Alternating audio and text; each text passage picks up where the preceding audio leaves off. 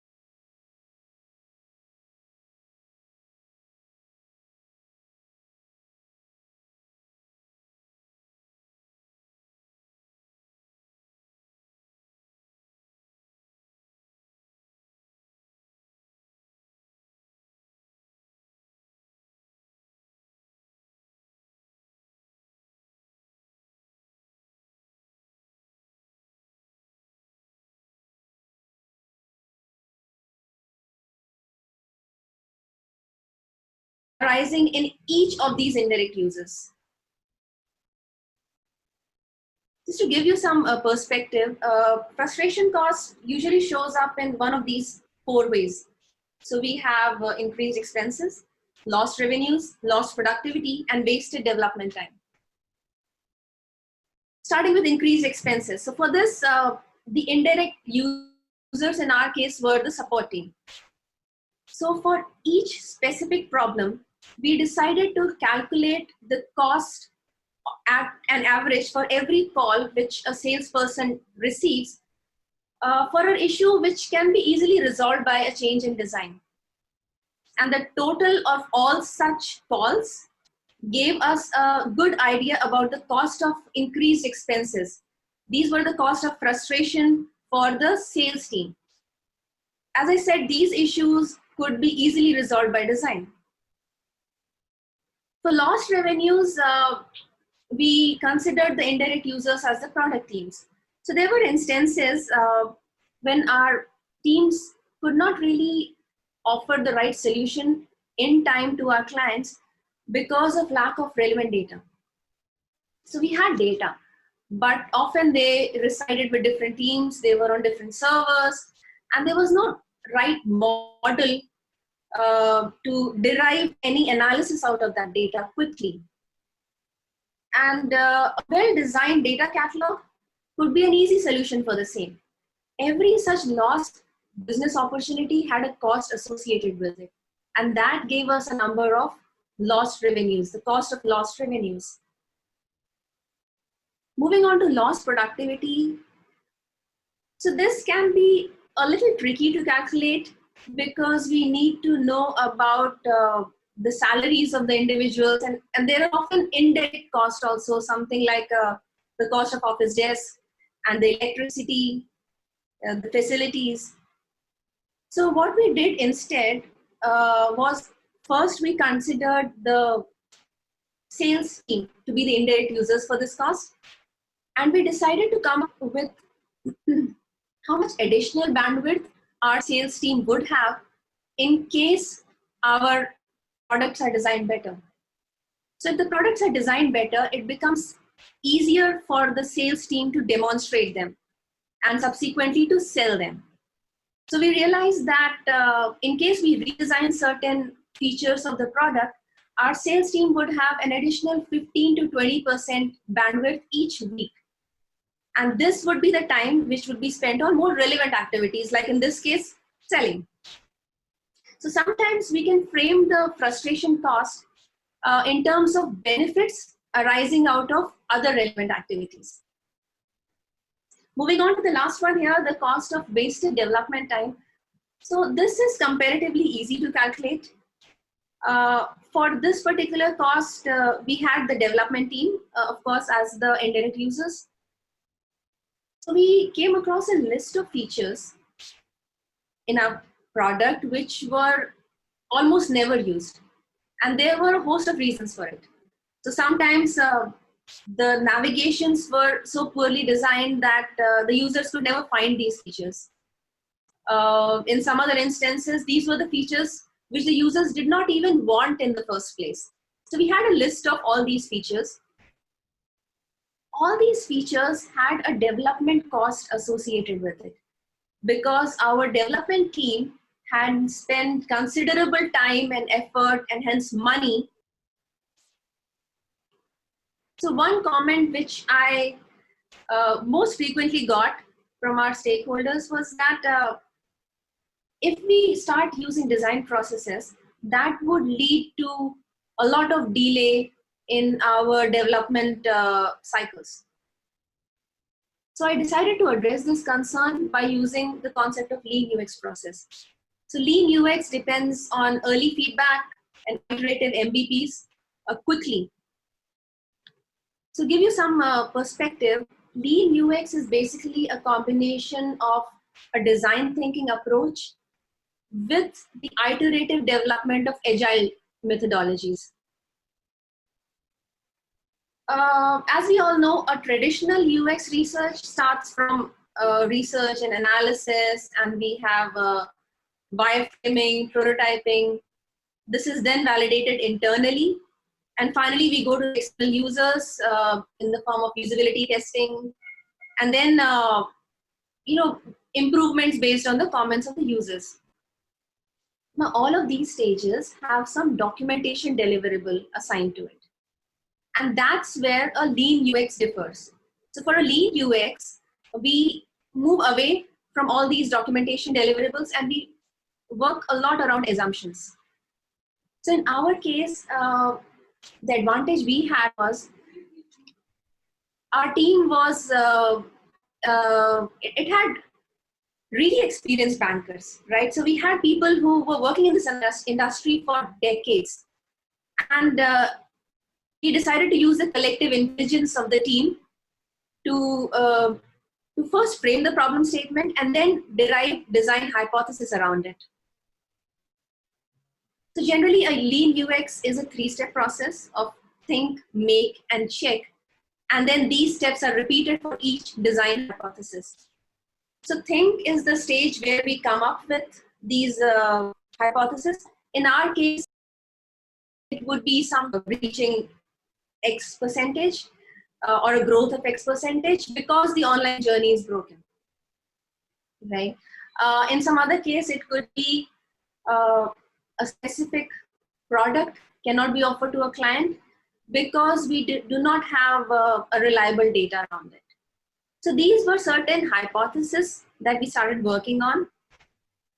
The make stage is where we come up with the wireframes, with prototypes. And the check stage is finally the usability testing, the A versus B testing. And all of these steps we keep on repeating multiple times and giving MVPs for continuous feedback. So this was something which aligned really well with our team specifically because of the experience we were carrying within the team. So just to conclude, these were the 5 processes that I have discussed. The first one, corporate clients are different. Think beyond interfaces. We need to spend some time understanding the whole service model, and only then can we really improve the experience of the clients. The second one is design thinking workshops using real business problems. I think it's high time that we move away from designing wallets in a workshop. And let's do something which strikes a chord with your particular audience.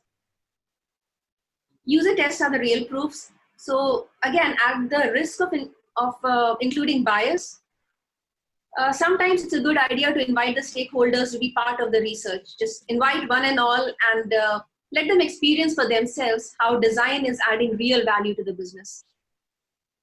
The fourth one is money talks.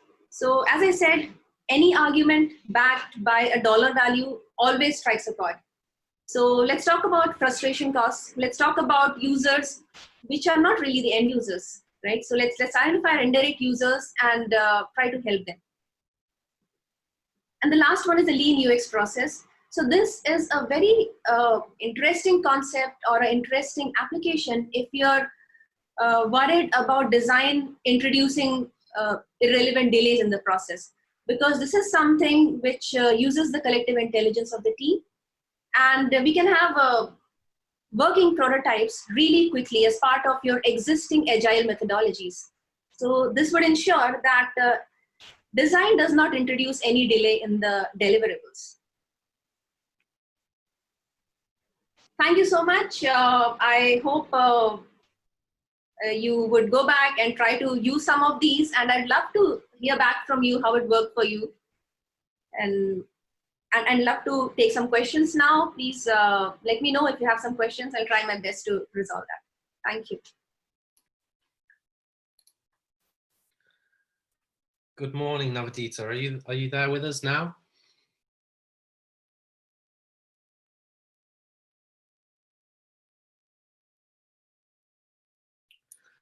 Just while we wait for Navadita to come through, I do realise that there are a few technical issues happening right now. The joys of trying to stream this from a home environment is it's very much apparent. We managed to run it without any hiccups yesterday, and we had our fingers crossed that everything would run okay today. But just having a few issues with connectivity. Rather funny that the first presentation was all about connectivity in a different sense, but we are working to increase the latency on the signal here. So apologies if in that presentation that there was a cutout for you, and if the quality of the screen is diminished a little bit. We are working to get that fixed, and we're also we'll be able to share some of the slides if things weren't clear there. So we will work on that and get that shared for you. Also, we've got all these the presentations recording, so we can share that with you as well. So don't worry, you won't miss out on anything. But I think Navadita is here with us now. Are you there? Hey, hi Chris. Can you hear me? Yeah, perfect. Sorry about the issues we had with your presentation there. A complete error on our end. No worries. I'm just not able to start the video. It says I think the host has stopped it. So maybe some setting from your end. Okay. Just bear with me. I'll just change the setting there. Sorry, all the settings have reset on that outage. So you should be able to do it now if you give it a try. Okay, yeah. There we go, perfect. Yeah, hi. Hey Chris, how are you? Hi, thanks, and apologies again. Really nice presentation. Great to hear the work you're doing, and it's nice to hear from a corporate bank about innovation from within. With regards to questions, how's your user experience strategy and project management changed due to COVID-19? Okay, so yeah, that is a very relevant question in the current times. So I think for us, the focus has always been on client and user experience. So that ways we were always sorted. I think the only, if I may say, a good thing which has come out for us in the recent times is that there is a lot of focus now on digital platforms. So banking as an industry relies a lot on face-to-face interactions, like for specific to maybe our business. There is a lot of documentations involved in any process, and there are a lot of meetings and interactions which happen. Now, because of the changes which COVID has brought, there is increased focus these processes digital without losing the quality, like within the regulatory frameworks which we have to abide with. Keeping those in mind, we have to look for ways where we can make these processes more seamless and more easy for our clients. So that is definitely something which we are talking about. A lot of discussions are happening on how to make those modifications in the current processes. But user experience wise, our focus has always been to provide the most usable experience for the people, and that stays. Nice.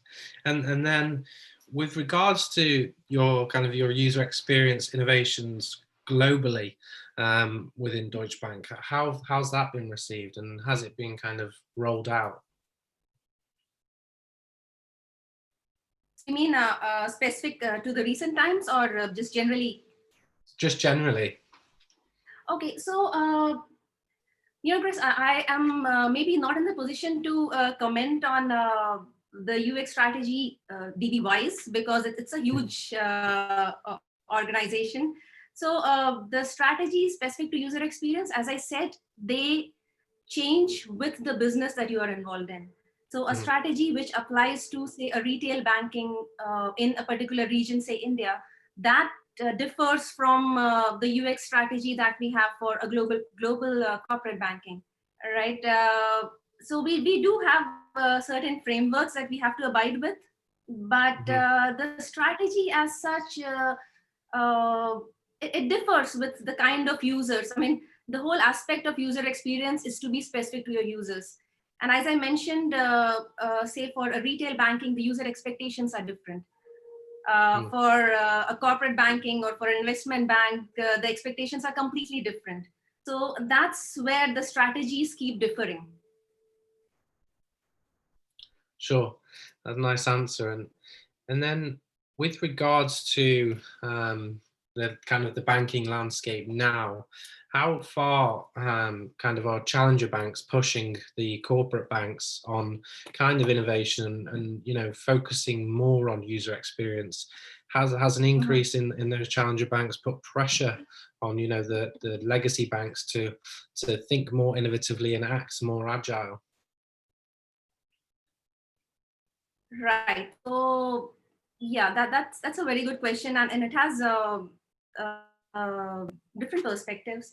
So yes, technology wise, and user banks and other fintechs are definitely something that we can look up to.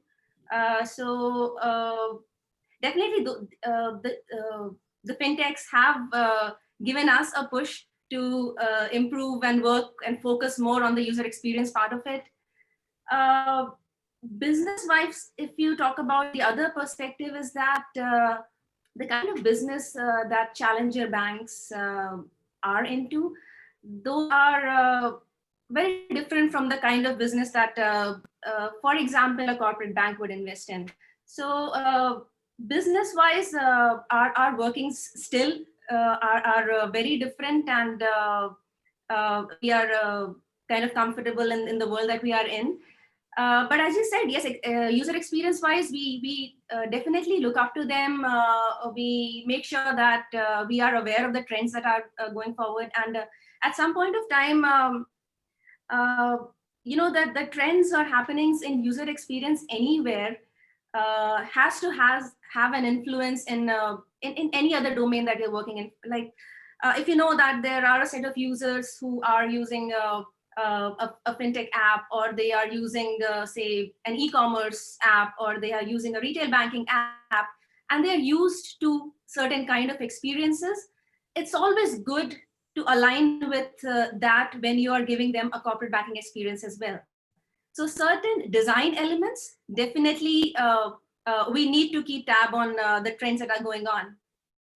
Business wise, and again, strategy wise, it might differ. There might be instances that we are not very particular about visual aesthetics. Again, a very specific learning for our set of users. So we might not really spend a lot of time in visual aesthetics compared to the overall experience and the feature set that we are going ahead with. So yeah, just to answer your questions, of course, in some areas, challenger banks and fintechs are definitely something that we look up to. But it's not a Apple comparison there.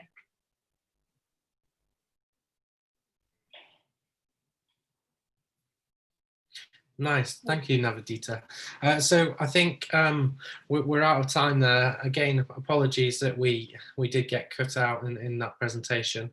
And if you're happy to do so, we will be sharing the slides with attendees after the event. But really appreciate you coming in.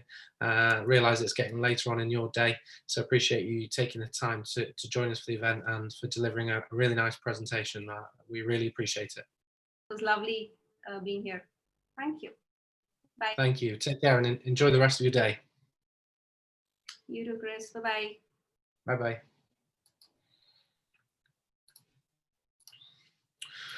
So apologies again for a few technical issues in that last presentation. As mentioned, running this in a home environment is a little bit different in terms of the setup in which we'd like to be doing it. But these things happen. We didn't have any issues yesterday, and hopefully that will be the only one today. If we do drop off again, just give us a slight amount of time, and we'll have things back up and running. But hopefully we won't lose that connectivity again. We're now joined by Tariq, who's digital product lead at Legal and General, and Tariq's joined us twice last year for both our digital transformation conference and also another event we run, the Disruptive Marketing Summit. He shows a genuine passion for his work in digital product innovation, and very pleased that we can have Tariq back with us for this session. He's a huge advocate of disruption and challenging processes and culture from within to enable digital innovation. And in this presentation, we're going to hear on an agile and product mindset during a pandemic. So without further ado, we'll get Tariq up and running and then be joined for a Q&A after that. Thank you.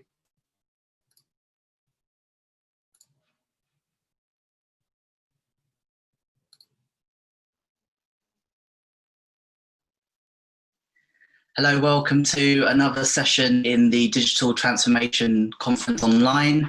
My name is Tariq Mayona, and I'm going to be going through Agile and product mindset during the pandemic and what we experienced at Legal and General. So the background, I'm a digital product lead at Legal and General, and my background's focused on technology, product and marketing, having various roles across those in various sectors from finance to FMCG. So moving forwards, looking at how we can use this experience to build a better future at Legal and General.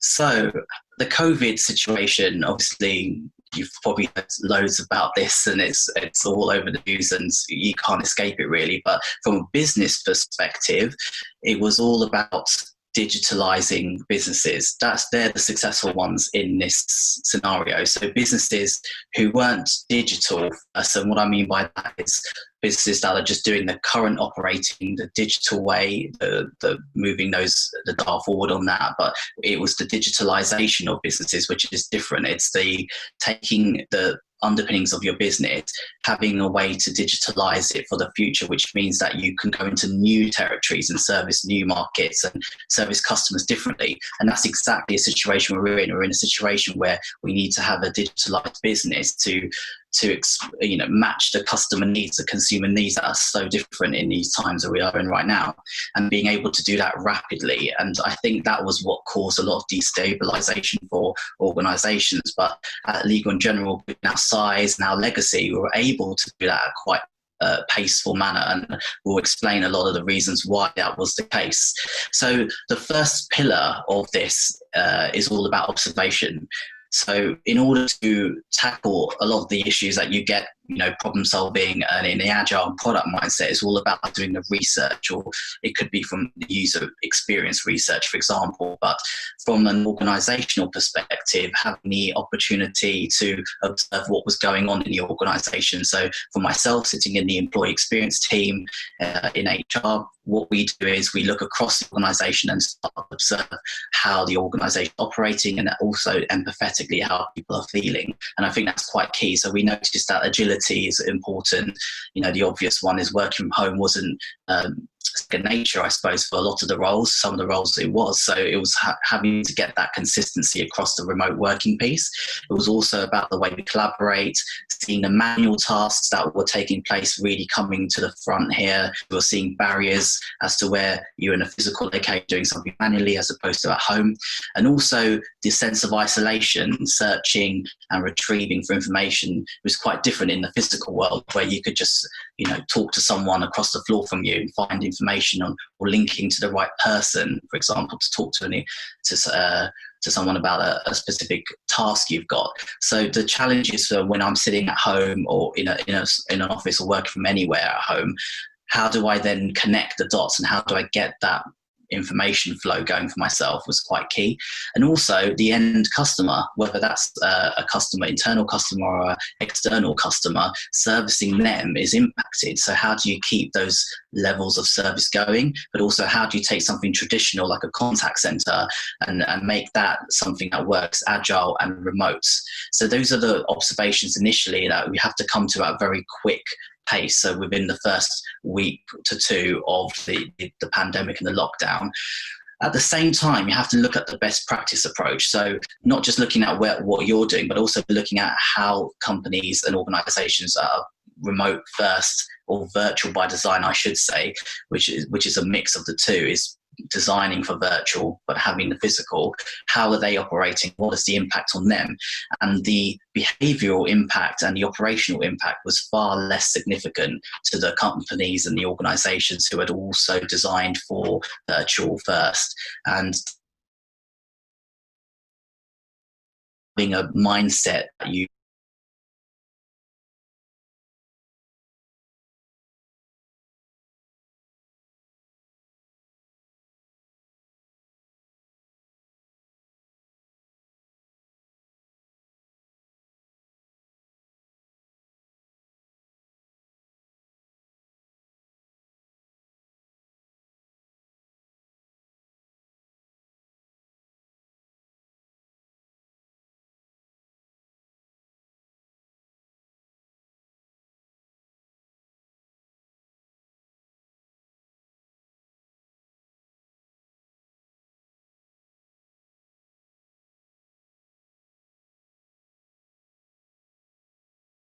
to help them feel that there is structure in this world. And that's the remote first behaviors piece that we put in place based on the feedback that we had. And the employee comms, and I think this has been a great case study for internal comms functions as a whole.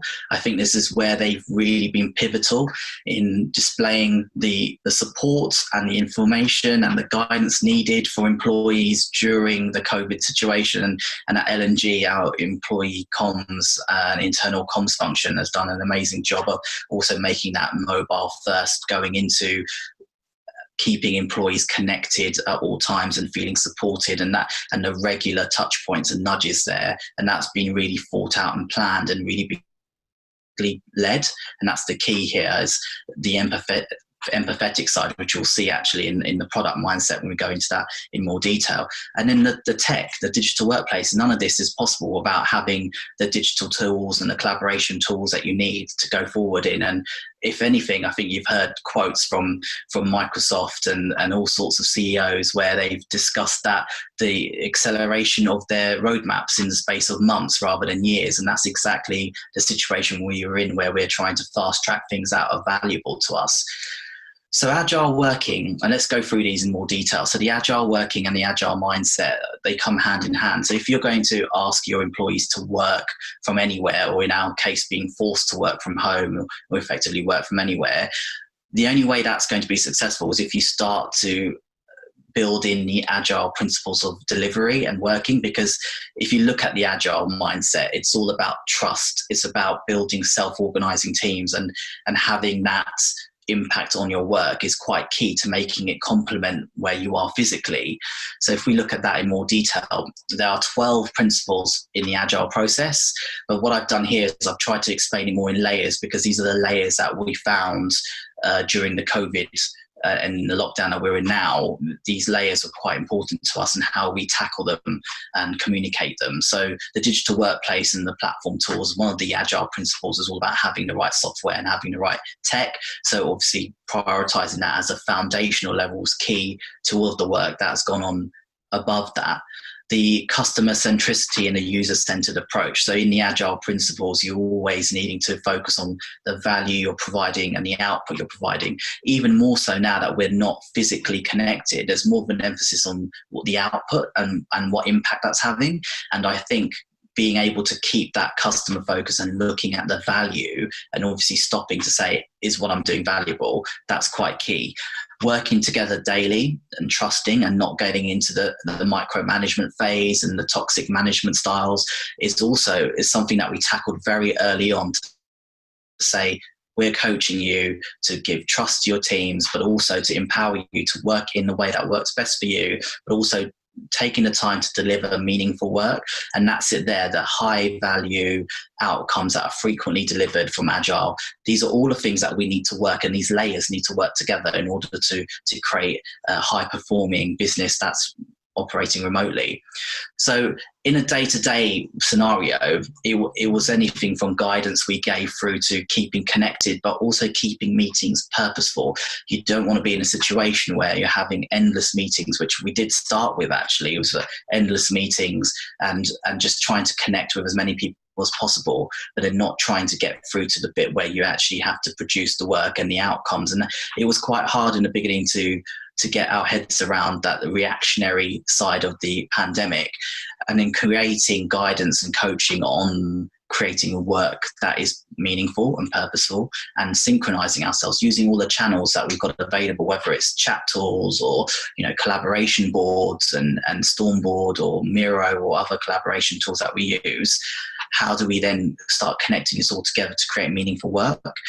Break your work down. If you're in bigger teams, it's break into smaller teams. Now that we don't have the physical barriers where you might feel uncomfortable with breaking into smaller teams because you're all physically located together, this is the time to do it. It's the time to reprioritize and reshuffle your team to focus around the work. So within your team, swarm around the ideas. And what we mean by swarming is take the idea, work out who's the best fit to help deal with the problems. I mean, collectively across your team, all of the skills you've got, reprioritize around that and start to reset the way you work. And that's the message that we gave and we drummed in from an early on in the pandemic, was to understand that this is an opportunity to reframe your work and break it down and become productive. So at LNG, we released the Hub, which is our digital workplace. So just talk a little bit more about and give you a bit of context. So the Hub was released before the pandemic, but it's also key to note that we released this as an MVP. So my role as the product lead was to break the barrier essentially, and to not deliver a slick 100% fully functional, all singing, all dancing digital workplace. It's the opposite, in fact, is to take something from a very small base that adds value, very core value, and then get feedback and feedback loops in place, and then start growing this into something that it should be for the organization, so not prescriptive as such. And that's what the digital workplace does at Legal in General. It's a mobile-based, any device-based Office 365 platform with an experience layer above it, essentially, and that's the interface to talking to the employees. And it's through multiple channels, whether it's through Teams, through mobile, and through your laptops or desktops, is connecting everyone and giving them the tools they need, but also that conversation and hearing from the employer, LNG, but also understanding how we're all forming communities. And that's what's really key, is to feel like you've got purpose in this time, because without that sense of purpose, that's where the productivity levels drop, and also where you feel that you aren't working at your best. and feeling and meaning in what you're doing. And that's exactly where the digital workplace is so critical to getting that message across, but also connecting people and helping them in their day-to-day. So with that, so we've got the agile mindset, and we've got the digital workplace tools and the hub, as we call it at Legal & General.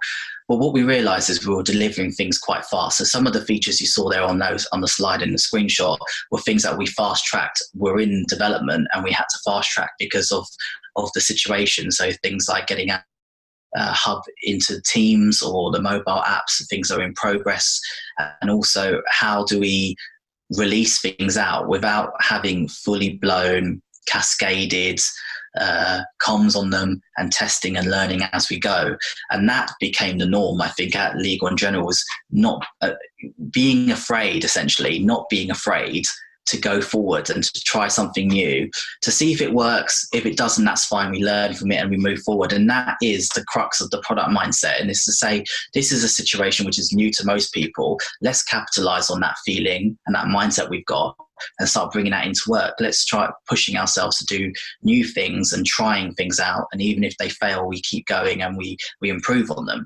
And that's essentially what we've been doing at Legal & General. The product mindset started with the digital workplace, but it's across the board now, no matter what job family you're in, whether that's, in the finance teams, or if you're in the customer service teams, finding new ways of working and also finding new ways to improve your processes. So this slide is all around the project and the product mindset, because I think it's quite clear the distinction, and it's clear to make that we're talking more about the product side of things, which is not around delivery timelines and schedules and getting a finite piece of work out. We're talking about adapting and learning to the customer's needs and their goals. That means completely pivoting if you have to, but also making sure everything you do is value driven. So in the work you're doing, even if you are in a project-based team, look at the work you're doing and seeing whether you're actually driving value, or are these thankless tasks that you're doing and they're not the killer tasks that you need to be doing to give that high impact. So the product mindset at Legal & General is articulated in this way, and these are the conversations we were having. So these meaningful conversations were all around, are we really solving a problem here? So the work we're doing, originally when you started and you got into lockdown, you're doing a lot of work, and it was just work, churning stuff out. But what's the meaning of it? Are we really solving a problem here? Are we really adding value to our internal or external customer? Understanding that we're not releasing a final product. This is just an ongoing, continual process. Am I being empathetic to the customer? Am I thinking about their needs? So for example, with the internal comms piece and the MVP around that, and building out the what we ended up being a guidance tool for employees during COVID, was really taking feedback along each step of the way and understanding that and really feeling what employees are going through. And keeping things simple and connected. So before we would do things, and likewise, this is just a normal way of doing things in organizations where sometimes you have a need and you go and you fulfill that need. But now we look around the connected element of it. Right now, because we feel so disconnected in our homes, essentially, how do we feel connected, and all of the work we're doing connects together cross-functionally? And that's quite key for us as well. We're producing work that is connected and flows. So those are the things that we were looking for from a product mindset, and how we went about bringing those into Legal & General.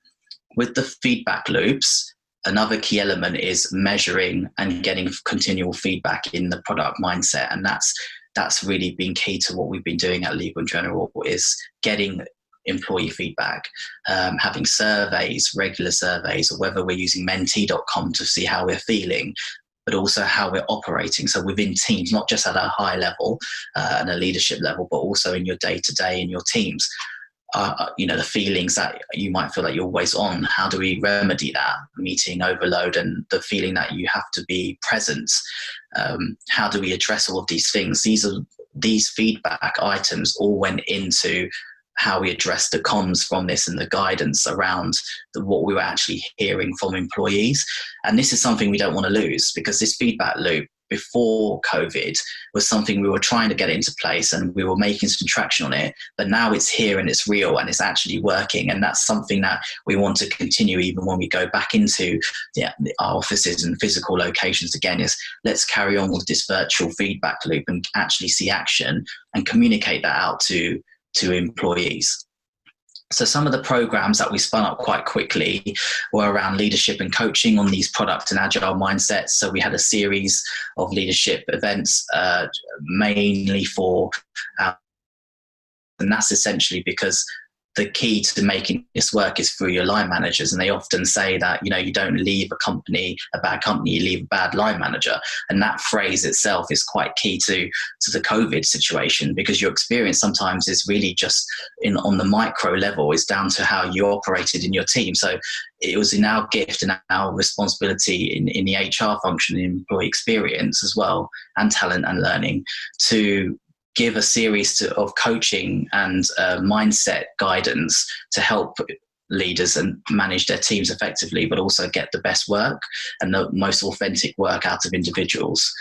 Adjusting the employee benefits is something we did as well. So when you look back at historically at benefits at organisations, you have things like cycle to work, gym membership schemes, and things like that. How are they relevant now in this day and age we are in right now? Being able to adjust quickly and repoint and allocate benefits in that way really showed employees that we are reacting with pace, essentially, to what's going on in the world right now.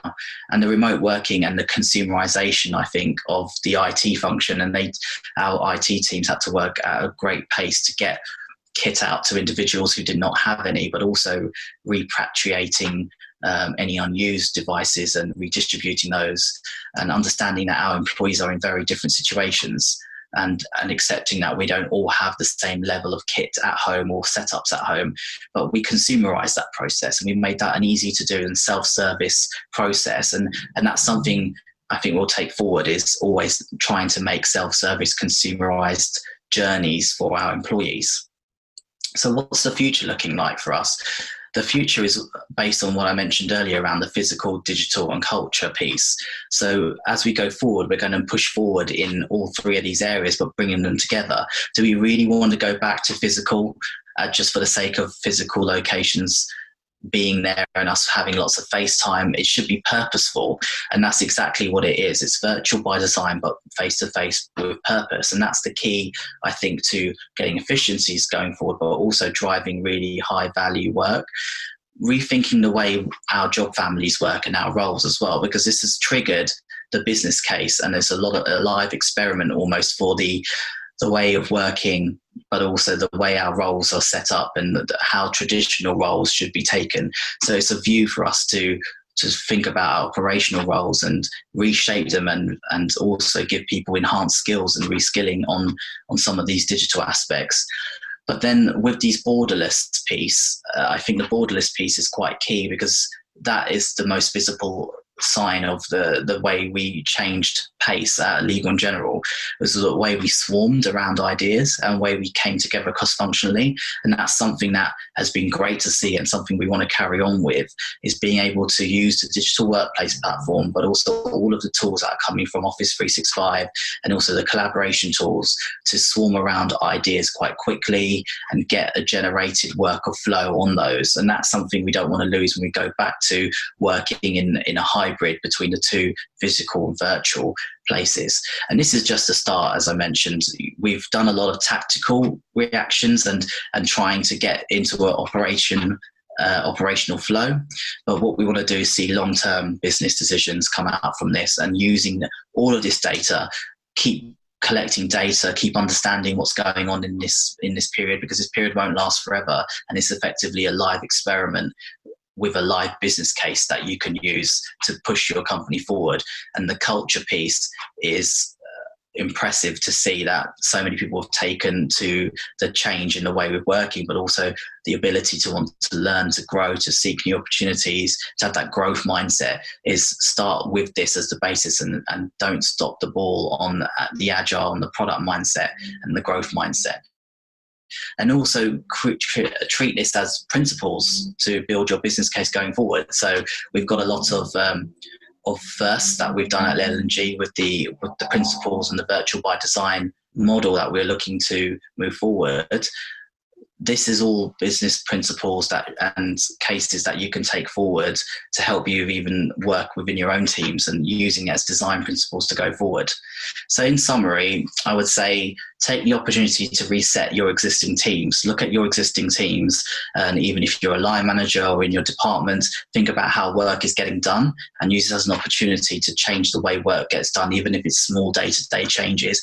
Don't think about big scale, large change. And that's effectively the L&G approach, is all around the day-to-day. Start with the day-to-day and change that. Really look into the frequency and the habit of prioritizing work. And when we mean prioritizing work, it's based on those principles of, is this solving a problem? Is this actually adding value? Am I doing work that's meaningful? And is it still a priority right now, 2 weeks from now even? So keep a habit of continually reviewing and changing that, and that's key. Don't get stuck in a loop of thinking you're doing meaningful work. The mindsets as well at all levels. So we talked a bit about the coaching, the leadership coaching, but also the communities of practice that we build, but keep those going even in the virtual world.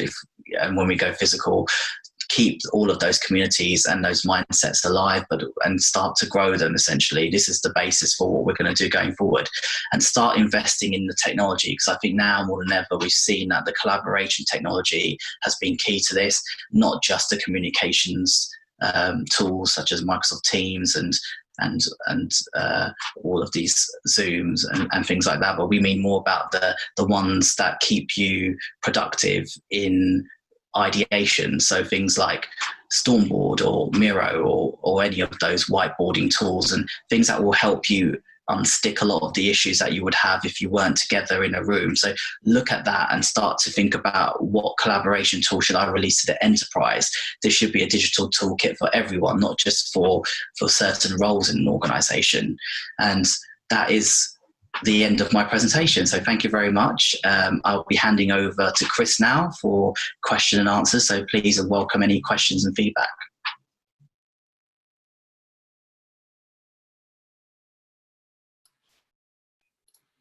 Hi Tarek, how are you doing?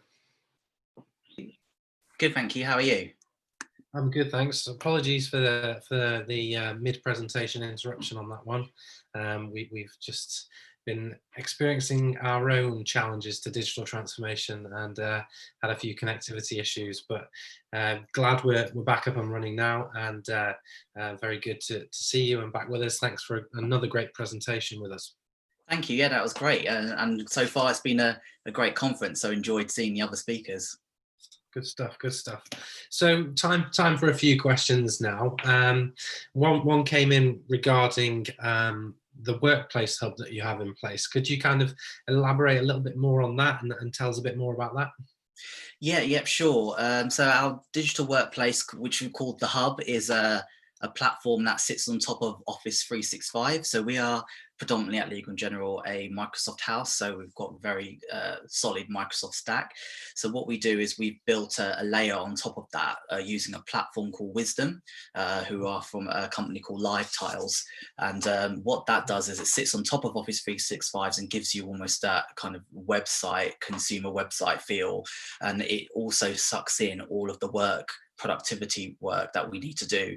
So what I mean by that is we're using microservices to link into third-party software. So for example, if it's your holiday booking system, your learning platform, or your IT ticketing system, what we do is we use microservices to suck all of that information into the Hub. So when I log in and when I see my dashboard on the Hub, I'm getting everything from how many days leave I've got to, what open tickets I've got. So it's really becoming your point of call to move forward with, the one point where you can access different systems, not just through single sign-on, but it's giving you the ability to do those quick self-service tasks all through one place. Nice. That's good. That's good to hear. And diving deeper into kind of the collaboration tools in place, someone's asked how these have helped during kind of work from home times, and if you can give some names of more tools that have helped, and how you kind of use them in this new way of working. Yeah, I think that to kind of start this, that's a good question. To start with, it's all about keeping it simple. So what happens is you end up with a myriad of tools that can overlap and do very similar things. And what we want to do is just keep it really based on what it is you're trying to achieve. So if it is a tool to communicate with, if your company already has one, so for example, we use Microsoft Teams, we're a big Teams house, and that's actually our digital workplace is merging into Teams. So we're using Teams as a workplace of sorts. So Teams already takes care of our face-to-face collaboration, but obviously other companies use WebEx and Zoom. But if you've already got one, don't reinvent the wheel. Use that as your main core channel for communication. So for the whiteboarding, we use Stormboard and we use Miro. So Miro is used for more of our design teams, but Stormboard helps everyday teams from finance, actuaries, through change, project management, etc., because it allows you to take the data out of the board and put it into spreadsheets and to PowerPoints and Word documents. So it gives you that whiteboarding space, and that's really key because now that we're all virtual, you need to have a view of all the work that's going on, visual view of all the work that's going on in the team, and we find the whiteboarding tools massively help for that.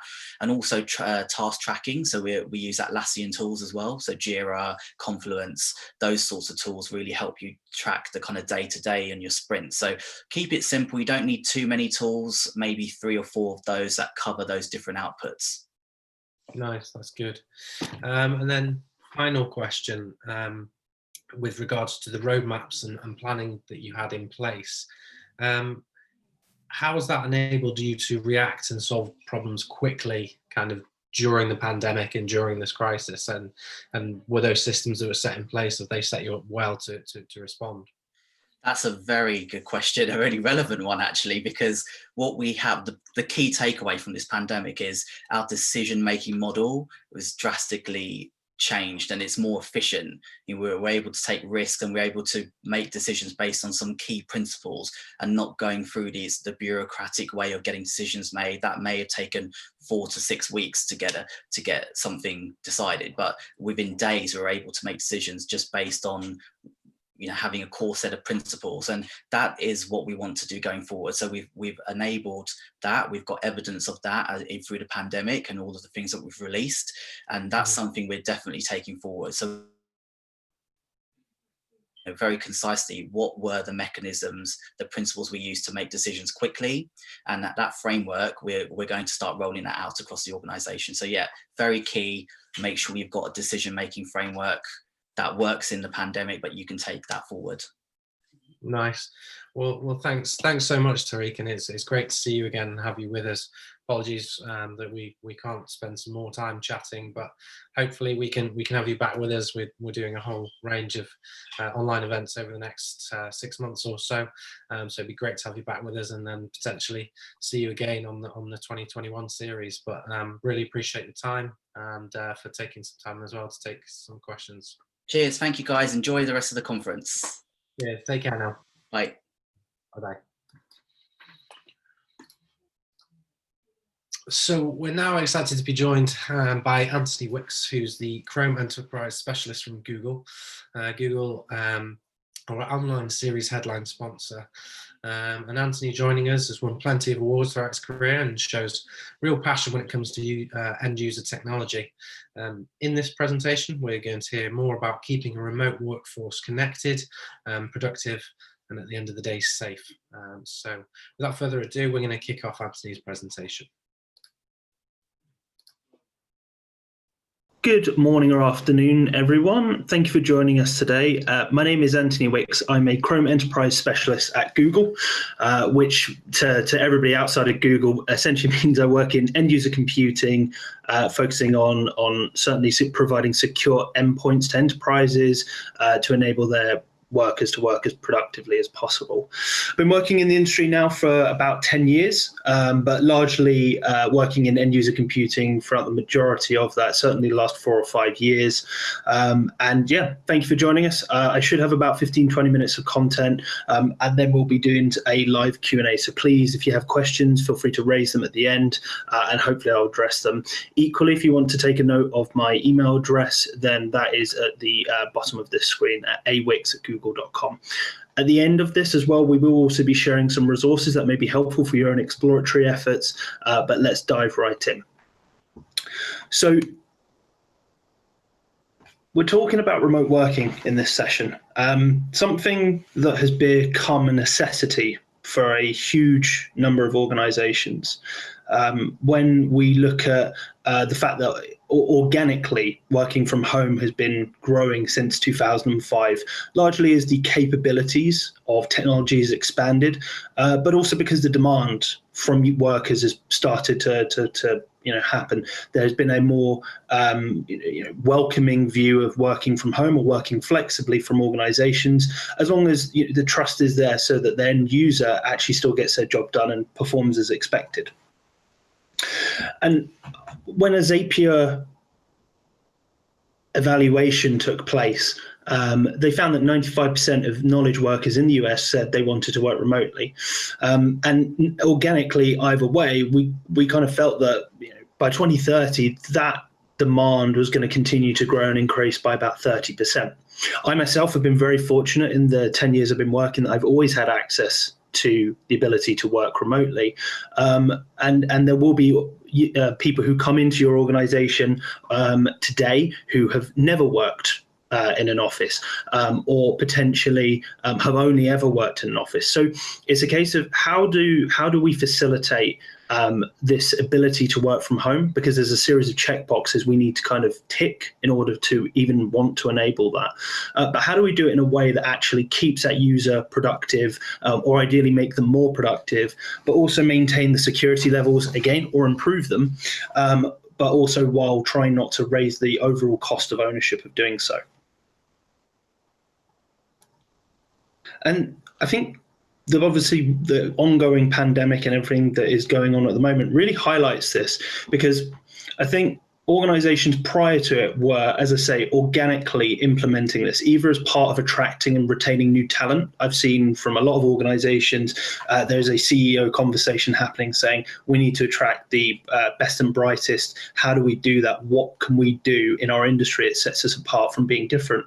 And one of those differentiators has been flexible working, because increasingly that is demands and expectations of a younger workforce. But obviously as COVID hit, people could no longer go into their office, either because there was, the risk wasn't able to be managed, or because there was government guidance put in to say, hey, you've got to send everyone home and enable that. And actually, when Gartner surveyed organizations, they found about 88% of those organizations were doing this. And again, I would suspect that number potentially has been revised upwards as the lockdown in certain countries was expanded or put into a more strict measure.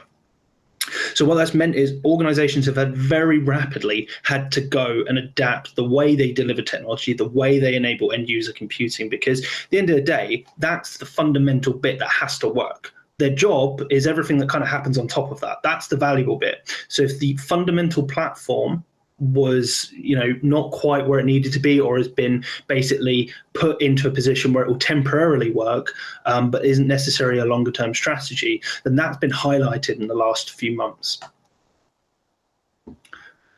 And the challenge you've got if you're an IT leader is all of those threats that were previously there, so things like ransomware and people attacking your users either individually or by doing large scale operations, that's still there. But the reality is there's new threats that are emerging at the moment, and actually you're having to work with your extended teams, your support teams, your security teams, your delivery teams to basically try and pull a coherent strategy together to get people online in the last few weeks, as well as dealing with these emerging threats that have only come out off the back of the changing of the way we work.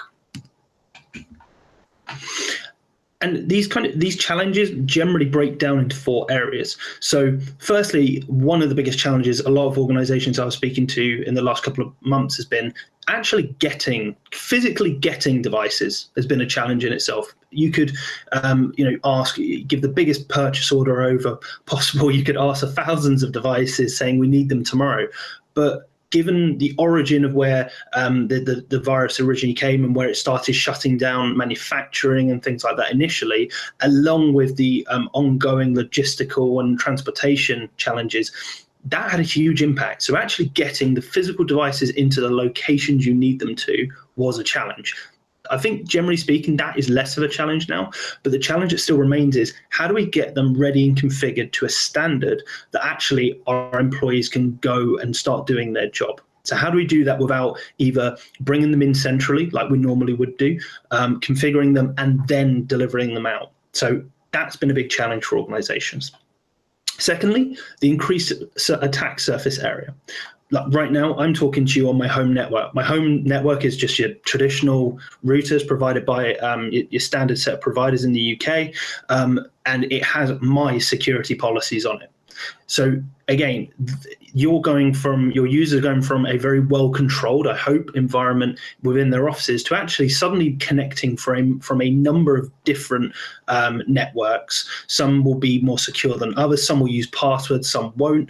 And ultimately, that there is a larger attack surface there, especially if there's targeted attacks happening.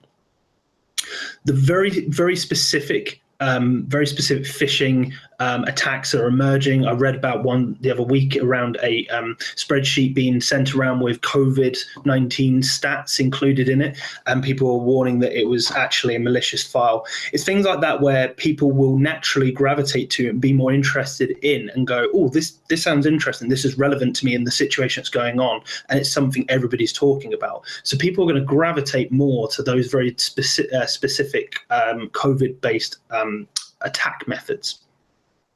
And then lastly, if you solve the first one, you get some hardware out there, you solve the networking challenges or the trust exercise there, and then you start educating users on what not to click and what not to do.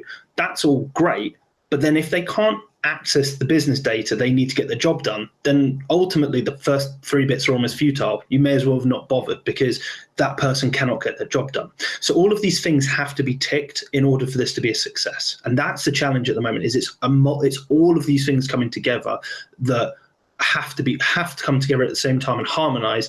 Otherwise it's work still to be done. So at the moment, that's where we focus. That's the focus for this session is, okay, well, how do we provide that secure employee experience that enables productivity?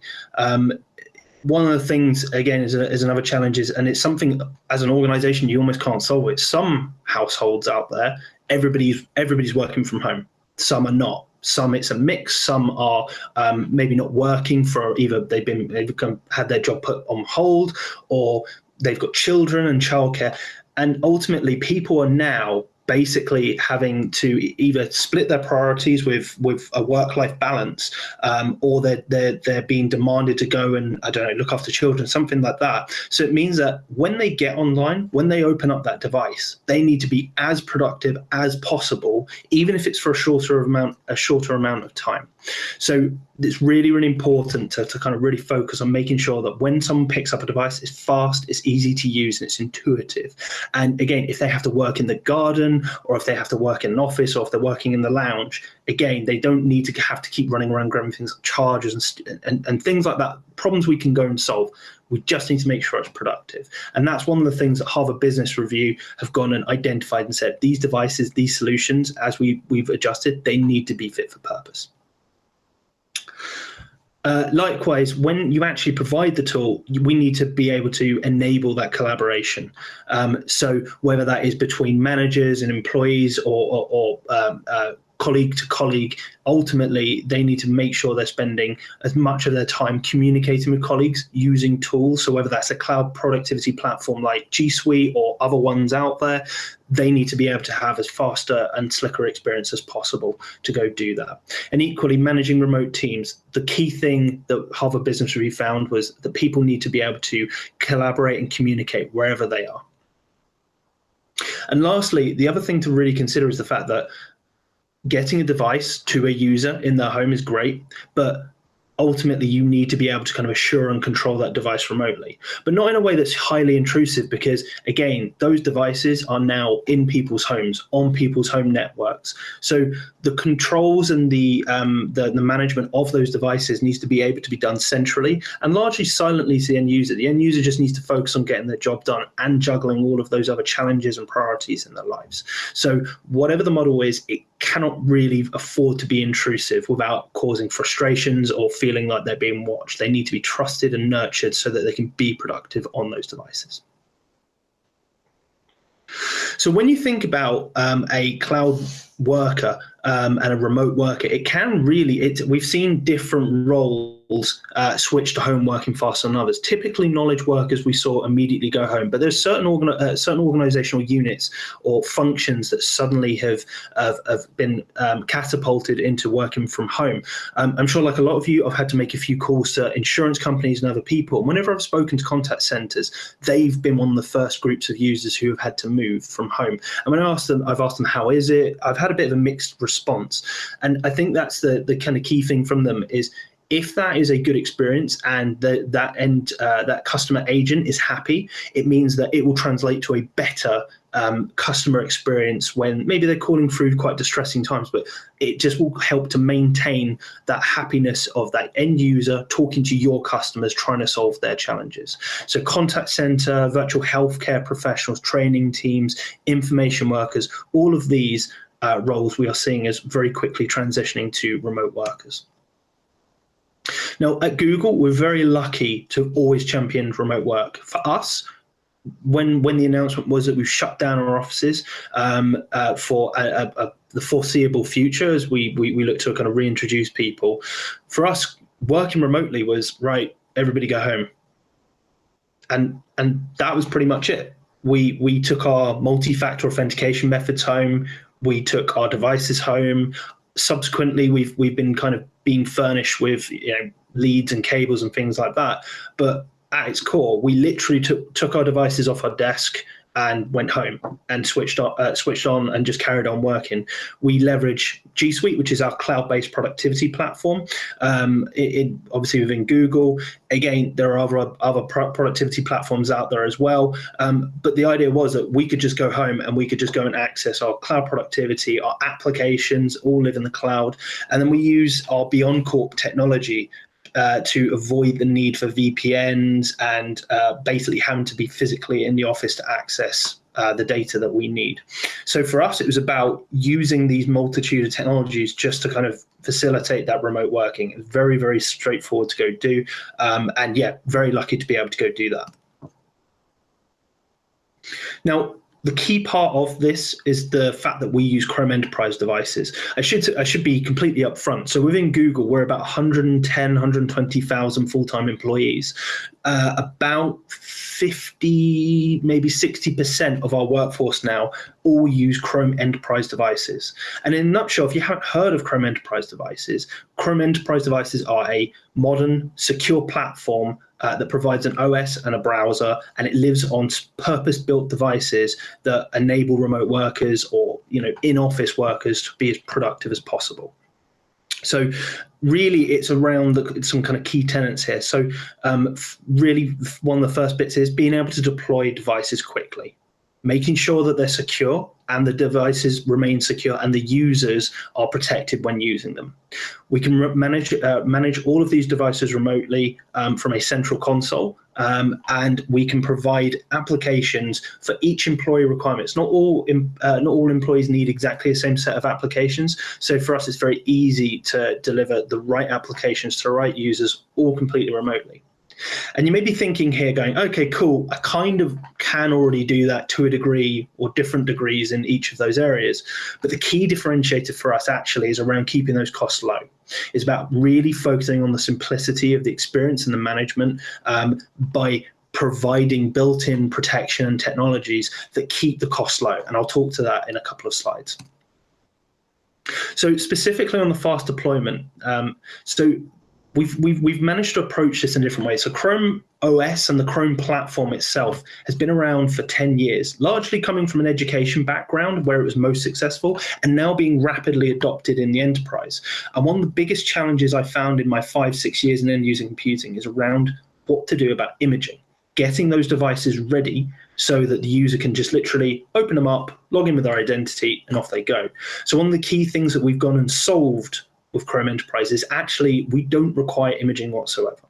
We provide a very clean, very lightweight experience that actually all a IT team would need to do is layer on some additional kind of policies and controls, again, all centralized or easily managed, so that when I take a device out of the box, say I'm a new home worker, open it up, log in with my identity, and then because my profile, my identity, my apps, my settings, my bookmarks all live in the cloud, they get pulled down, and within less than 5 minutes, I am fully up and running, and I've set it up myself at home. If that device, for whatever reason, needs to be reset, that's fine. We reset that device, we log in with the identity, and everything comes down again. And equally, it means that I could go and pick up any other device, also running Chrome OS, and log into that as well, as assuming it meets the security requirements of the business. The other really great thing I've seen other organizations leverage as well at the moment is using our partner ecosystem to go and deliver white glove service. So quite literally, when that device lands with the end user, all they need to do is put that identity in. There's no pre-registration required. It can just be shipped to someone's home, ready for them to log in. Again, an incredibly slick experience. One other thing that's really kind of critical, and as I say, it's one of those other huge tick boxes that we need to solve, is making sure that when an end user accesses their data and the applications they need to get their jobs done, they're doing it from a secure device. So for us, we take a very holistic approach that we look to kind of keep your remote workforce safe from external threats. So we use lots of built-in features. Largely, most of them are completely invisible to the end user, and that's by design, so that actually for them, they're not being notified about an antivirus scan. They're not being notified about security updates, every other day. So we take a handful of these technologies, tie them together, integrate them, and make them invisible. So to talk through these, I would probably start with the first one being we use a built-in Titan C security chip. Now, all you really need to know is that this is a piece of silicon that sits on the device that basically provides hardware-backed security to the device. It's what we use as our source of truth. It's what we use in our Google data centers, and we bring it to every single Chrome device that our OEMs and we produce. So that's the essential baseline. We then use encryption on the device. So the second that device boots up, the second the user starts inputting their information, that is encrypted by default. There is no turning that off. That is not an option for them. So when these devices get switched on, it's encrypted by default. We also then use sandboxing technology. So largely speaking, the platform is using a browser, and we'll have a handful of other applications. I'll talk to that in a second. But the idea being is that we isolate any threats that could come from those various sources within themselves. So there's no chance of them being able to kind of move between different windows and browsers without user interaction. So we try and make that as invisible as possible. It's built in by default. The other key parts to talk about are the fact that we use a fairly unique way of updating the operating system. And this ties into both a security feature and a productivity feature. So on every single Chrome device that we put out there, there are 2 copies of the platform, the OS on it. The first one is in the active session, which is what I'll be interacting in. This is what I'm viewing my presentation on, talking to you through. And then we'll have a kind of a passive session, which is there as almost as a reference. We will then, on a 6 weekly basis, provide updates. We do provide updates for security on a more frequent basis. They will then be pulled down from the active session. We will then apply them to the inactive session, and then you can either prompt the user to say, hey, when you've got a moment, restart the device, and then it will apply the security updates. If I then click that as a user, it will then shut down, and then it will boot back up within 10 seconds, and that update has been applied. So the idea of having these long 15-minute monthly updates, that goes away very quickly. When I talk to organizations in the UK and they've got 20,000 users, 15 minutes a month per user, that adds up really, really quickly. And then when you start thinking about the larger updates every 6 to 12 months on existing platforms, again, all of that adds up. For us, we keep it instant. All right, 10 seconds, but we keep it instant so that the users can spend more time just getting their job done, having a good experience. And actually, we see their appetite to take these updates has increased because they know they're not going to be losing a considerable amount of time. The other couple of bits to touch on this is we have built-in antivirus protection, and we actually kind of use a technology called verified boot, and it leverages those 2 copies of the operating system so that when the device boots up, we check the active partition and go, is this as we expect it to be? If it's not, we will then go and check the inactive partition and say, is this as we expect it to be? Has this been modified or changed since we last logged off? If it has, we will then contact the Google service, download a signed image from Google, check that signature once that's on the device, and if that isn't as we expect it to be, we will essentially lock that device and prompt the user to contact the IT team of the device it's owned by. And lastly, if for some reason the device is lost or stolen, we can securely disable that remotely. So it's all of the kind of key elements there as well. And as part of that remote management, it's worth noting, as part of the platform, you get access to a management plane that sits in the cloud and obviously can scale Google scale, and it allows you to push around 300 different policies. We're adding more all of the time, as you can imagine, but largely organizations are using that to well, at the moment everybody's connecting from home from their own funny name Wi-Fi's, but when they come into the office, they're going to essentially connect into a corporate network. So they're able to push a Wi-Fi profile down to those devices so that when that eventual time is they bring the devices back into the office, then they're able to kind of crack on as soon as they can go. Equally, you can push VPNs, single sign-on, all of these different bits and pieces.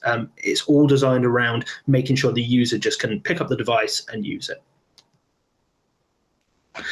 The other key thing to call out is the applications. Now, I think the thing to call out here is Chrome OS as a platform has been designed to be cloud-centric. So when it first launched 10 years ago, the first and only real way of getting access to applications on a Chrome device was via Chrome browser, which is obviously Google's browser. Since then, over the years, we've actually introduced new ways of accessing applications. So organizations who still have historic legacy Windows applications, they're using virtual desktop through Citrix, VMware, Cameo, and a handful of other providers to provide remote access into that, so it can be streamed directly to the Chromebook. Likewise, if you're using productivity tools that are either kind of moving to or are natively based in the cloud, so natively based in the cloud, I'd say would be G Suite. Office 365 has got a couple of different ways you can access that. Zoom, again, is another cloud-based application. We will be able to kind of access that via a Chromebook. If you are looking to install local Office clients, then that's where organizations will use the Google Play ecosystem. But typically we see most organizations either leveraging VDI or using web-based applications as part of their longer-term cloud app delivery strategy. And speaking of Citrix and VMware and VDI, so again, one of the primary use cases we see organizations using a Chrome device for is providing secure access into that via the browser or via the applications in the store. They get the same kind of management and control locally on the Chrome device as they would do if they're accessing it from other platforms. So really, it's about providing a really kind of cost-effective but flexible solution that can quickly be deployed and managed for wherever people are based right now. So that's kind of a key use case for it at the moment. Now, this is quite an interesting slide. again, I called this out earlier. You probably looked at this and said, I think my team can deliver this through what we've got to a degree. And the reality is it probably can do. And some organizations are better at it than others from what I've experienced and what we've seen. But the major difference for us is we really, really focus on delivering at a lower cost.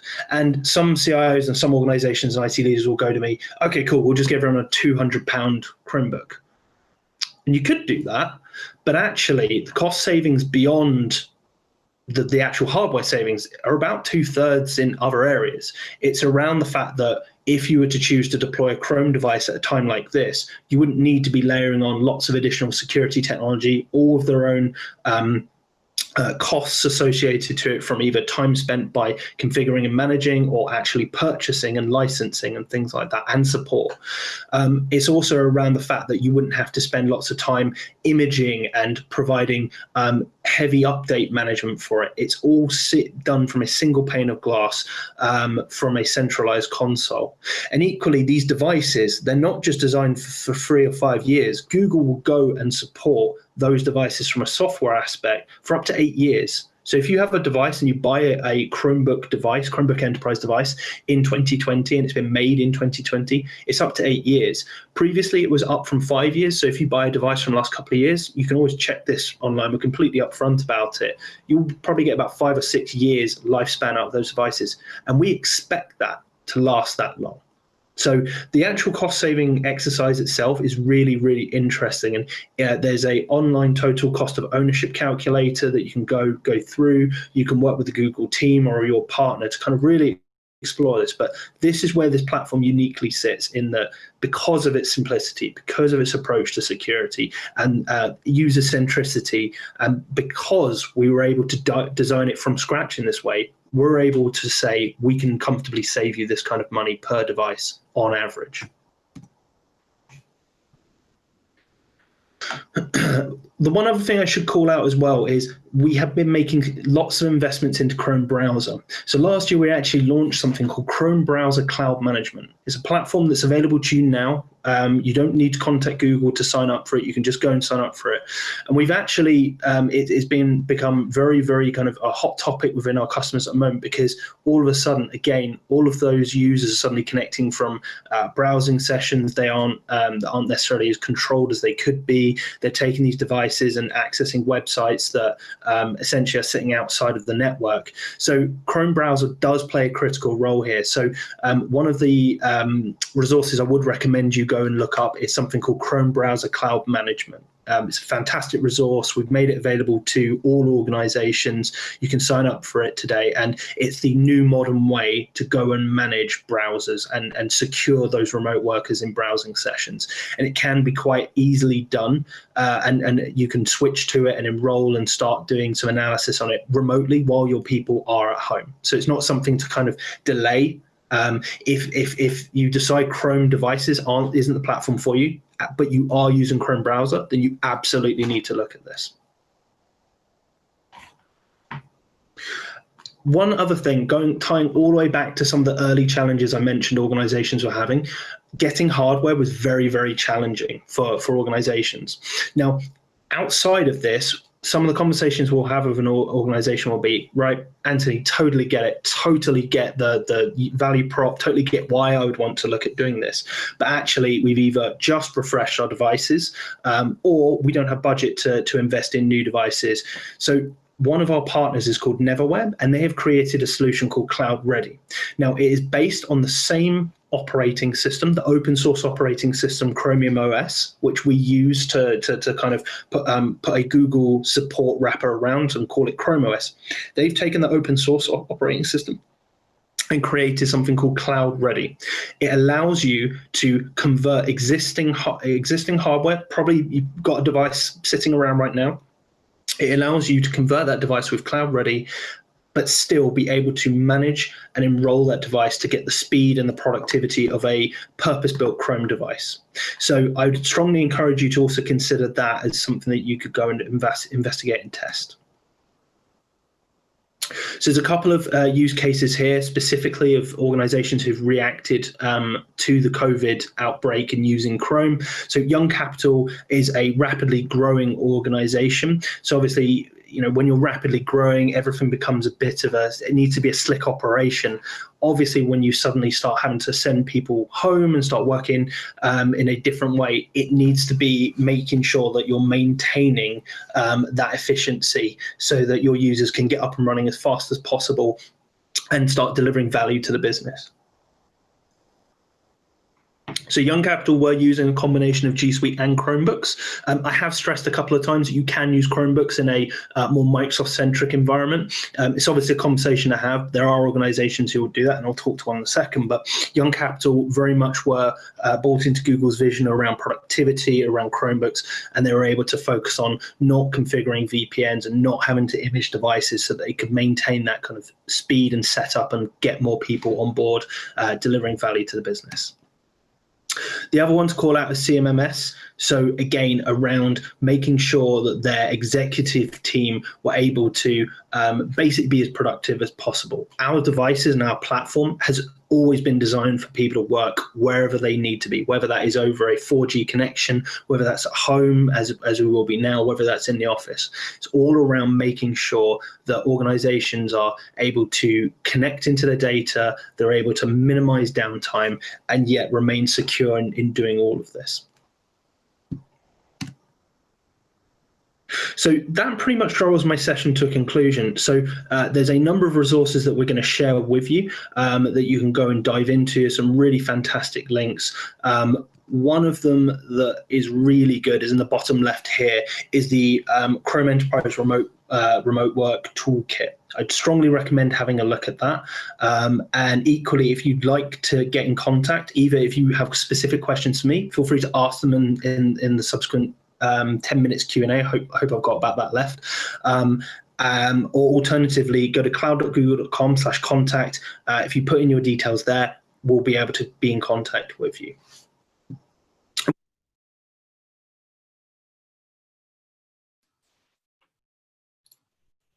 Hi, Anthony. Thanks for your presentation and thanks for joining us. Nice presentation on Google Chrome Enterprise. It was thorough and very well explained. So nice to see some insights on that. I think remote work has been a massive talking point across the 2 days up until now. So nice to see kind of the technology in place with you and what Chrome Enterprise is possible to do with. So I think a good place to start with regards to questions is, what should motivate IT leaders to switch to a new OS, considering that's a fairly big overhaul? Yeah, there we go. Yeah, hi everyone. Thanks, Chris. What should motivate people?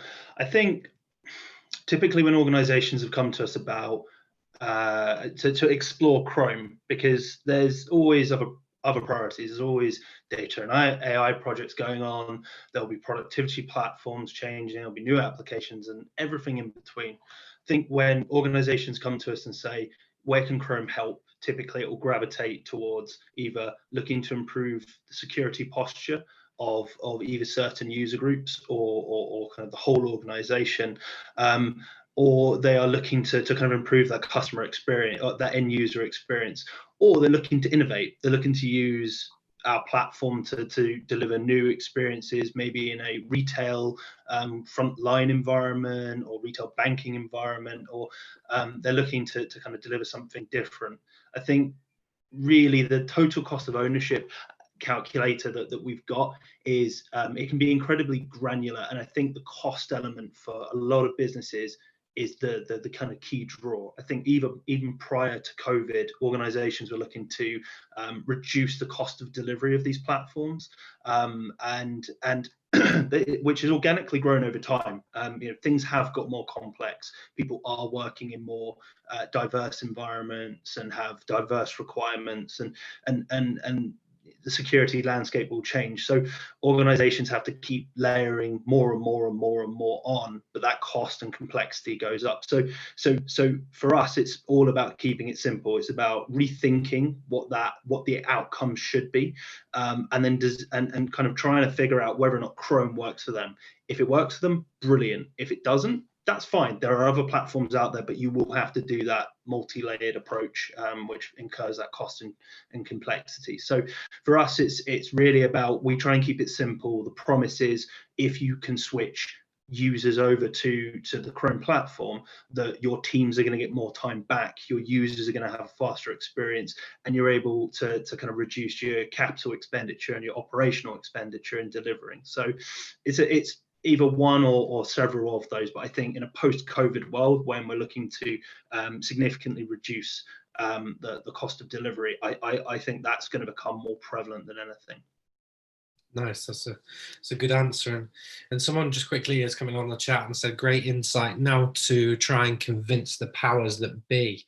Are there kind of resources available for anyone that does need to kind of put it to top level and encourage buying on this kind of thing? Or should people kind of just contact you? How should people go about that? Good question. So you certainly, I'm happy to kind of take those questions. I think we've as Google and the Chrome Enterprise team has grown, we've developed a fantastic partner ecosystem. It's still kind of evolving. It's still kind of growing as all these things will go and do.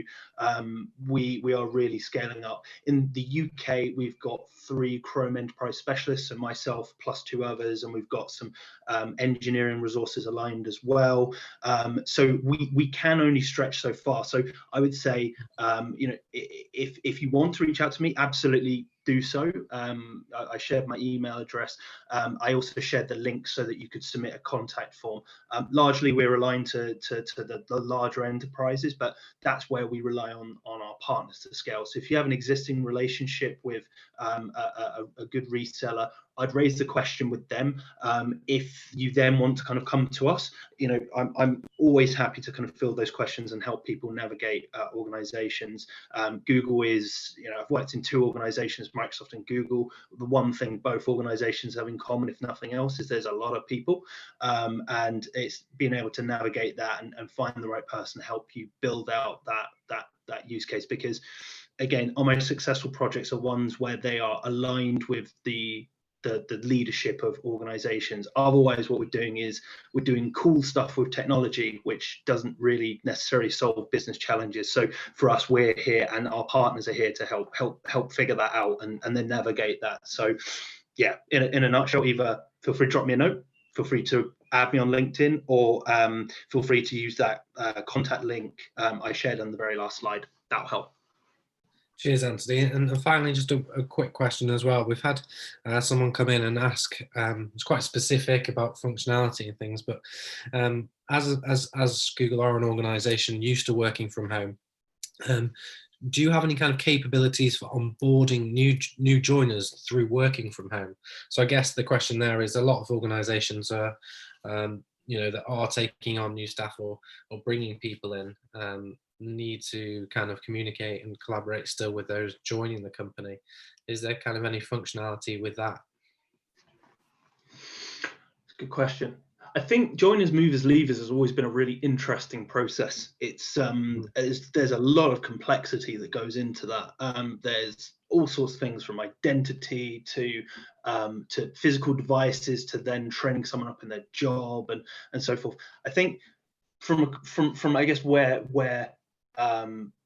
Google can help, Google can help across all of those. But obviously, if you've got a mixed environment, then there'll only be maybe certain parts we can kind of help with. From a device and Chrome Enterprise standpoint, I guess organizations, when they've been onboarding new people during this time, their whole mission is they will work with the reseller to send a device that is just ready for someone to log in with their identity, ready for them to log in with their multi-factor authentication, register that process so that they can just get up and running. And then the kind of the before and after bits is the HR process, the creation of identity, and then the bit after getting the device is very much around getting them ready to do their job, train them on their tools. So I can't quite remember everything that's in that remote worker toolkit. There may be something there.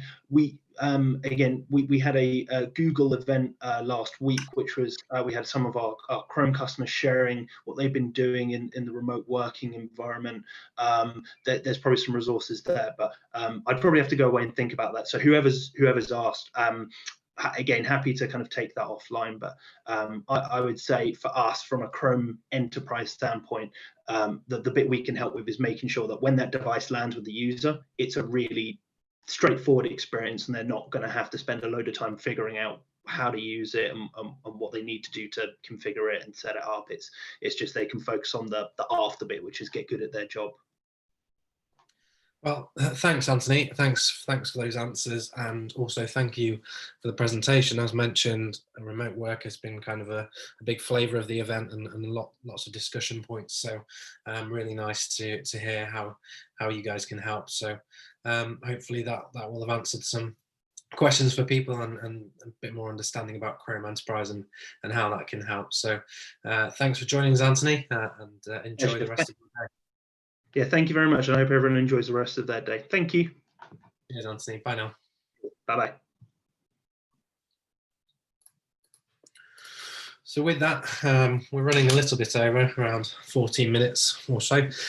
We are now into a break, so pop the kettle on, get yourself a coffee or tea or whatever that beverage choice might be. We're back in this session in 15 minutes time, just over 15 minutes time.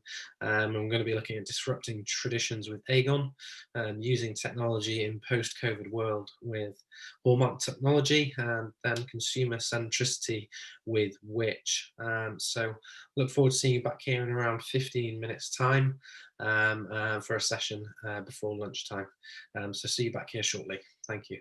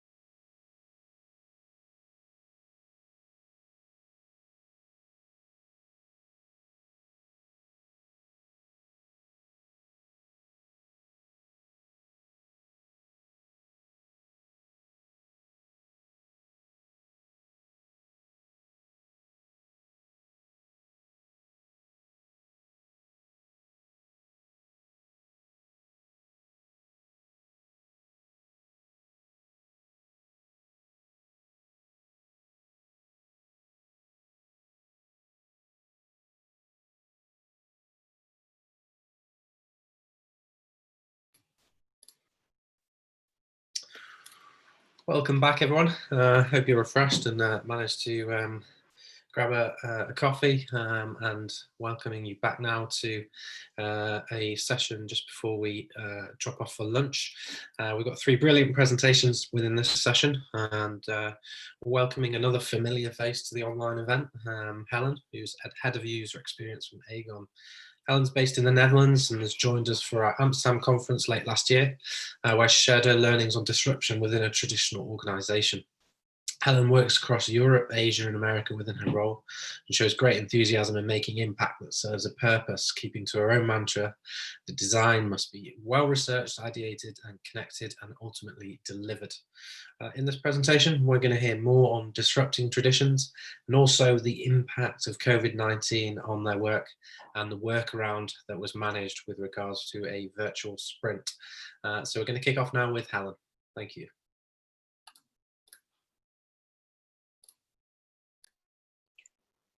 Good morning, everyone, and thank you for listening in today to my talk.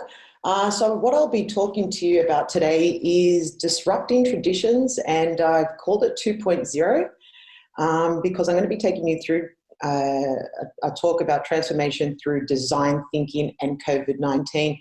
So this is just a little bit of an update of a previous talk I did while pre-COVID times, and also how our organisation has been able to adapt to this new thing that's come into our lives, and what we're doing to move forward with design thinking and digital transformation. So my name's Helen Arvanitopoulos. I work for Aegon, which is an insurance company out of the Netherlands. As you can see, my accent is Australian, so yes, I reside in the Netherlands working for Aegon. So let's get started. Look, I'm sure a lot of you organisations or people who are listening in are familiar with this quote, and I've always loved this quote, and I often use it when I'm talking to businesses or even people within my organisation. We've always done it this way, and I'm sure you're going to say, yep, I've heard it all before. And this is because a lot of the people within my organisation, and I'd more so say now, we've moved a little forward, and I'm not hearing this as much, which is great. So I think we definitely have come a long way. But the quote I was always hearing is, we've always done it this way. We don't want to change. And when you're going through digital transformations, and especially now amongst these times where you've been given a bit of a kick up the bum, you've got to move forward a little bit, and you've got to change this way of thinking. So a bit of a change into our organisation I started bringing into the ways of working is design thinking. I'm not sure if many of you are familiar with design thinking, but it's a process where we speak with customers or speak with people, and we're trying to get an understanding of their empathy towards certain products, certain services, and what we end up doing is looking further into how they engage with certain products, come up with some ideas, concepts, and then we nut this out. And this is a bit of a diagram of what design thinking is. So as I've just sort of mentioned, is we identify some of our customers that we are wanting to solve for, and we start empathizing. We start hearing about their problems. How are they engaging with our services? How are they engaging with our products? And we start defining the problems. We hear about what are these problems that they're having? How are they using our products? How are they using our services? And then what we're listening to, we'll start coming up with ideas, certain concepts that we can definitely prototype and design for our user based on everything that we've heard. And then as we're either going live or testing that in a testing environment, we are hearing more and more feedback, and then we're consistently updating that. So it's a never-ending process. As I like to say, design never ends. So that's why it's just continuous. It's all about understanding your user and designing for your user. So this is design thinking, and one of the great things about design thinking and my role, which is leading UX design in Aegon, is I've been able to take this thinking and incorporate it into many projects. So this project I'm going to be speaking about, which is Project Sparta, which comes from Spain, Again, I'm going to divide this talk into pre-COVID times and now what we're doing after COVID, or it's not even after COVID, is during COVID time, because this is everything that we were doing while we were able to travel, able to speak with other countries and speak with people. So what Project Sparta was initially about is Spain wanted a consistent digital experience, but also wanted to be mobile first. And the problem that they were having is they didn't have a great experience across all their digital platforms. And if anything, their brand was inconsistent. The messaging that they were doing was just well off the mark, and the organisation had to go through a little bit of a change to make sure that what we were trying to do for our customers was in line with what they're wanting from an insurance company. So one of the things that we first started doing is we spoke to the organisation. So before speaking to any customers, I needed to get a further insight into how the organisation was handling this sort of project that they were wanting to solve for. So when we're saying we wanted to create this digital service that was going to be for our users, I wanted to understand what was the problems that the organisation felt that they had. And well, they're just saying to me, we need more sales. We don't have quality leads. We need to fix the purchase funnel. I was constantly hearing these sort of feedback, which didn't exactly line up to what I felt, or what I would say as what the customer was wanting. It felt like it was quite sales driven, and felt like that we weren't answering what I knew was going to be a customer need. If anything, it was just a business need. And I'm sure a lot of you as well are constantly hearing that, where we're creating these products or designs or anything further only for the organisation, and never really going to the customer and understanding what it is that they need. So this was quite sales focused, and don't get me wrong, I was taking all the feedback and capturing all this data, but then what I needed to do was actually go out into and speak to the customers to understand if this messaging was resonating with everybody. So as I just sort of mentioned, if we don't listen to our customers, someone else will. So after hearing all this, it was like, guys, I understand your frustrations. I understand what you need to achieve. But if we don't listen to our customer, somebody else will. And this was, an issue that not just only happens in Aegon Spain. This happens, consistently across, did across the Aegon organisation. That we were doing a lot of changes or creating designs based on what the business was wanting, and not really getting to our customers. And I think we needed to change our mindset regarding that. So as I said, listening to your customers will always benefit the organisation. So as I mentioned, bringing in design thinking. So it's not that it's new, design thinking, but within the organisation, especially a traditional company, and this is why I titled this presentation Disrupting Traditions, is the organisations like an insurance company like Aegon are very familiar with the ways of working that they did pre-design or design thinking or user experience. And they're just like, what is this process that Helen's trying to incorporate? But I had to say to them, guys, I totally understand. I can understand you may not know everything about design thinking, but you have to trust me. You have to trust this process. I've done this before. It works. Obviously, comparing other brands that it's worked in the past, and you have to work with me because we have to trust this process. We will get out in the end in a positive light. I just know it. So we started with a 5-week discovery session. So if some of you don't know what discovery is, it's, as I said in the design thinking page, it's all about understanding our users and creating empathy. So what we did is, from this slide, you could see that there was a lot of focus groups. We went out onto the streets and spoke with people. We also sent out surveys nationwide across Spain. But we needed to understand and see how customers were engaging with our brand. And so when I say our brand, we would take the devices and show them our services, our site, and see how they would react in the focus groups, very similar, but then also show them the campaigns. And there was quite an inconsistent messaging or feedback that we were receiving compared to what we were hearing and what I showed earlier, which was all about sales. What the customers were saying was, well, I don't trust the brand. When you're showing the home screen, it was quite price focused, and it's like, I don't believe the price.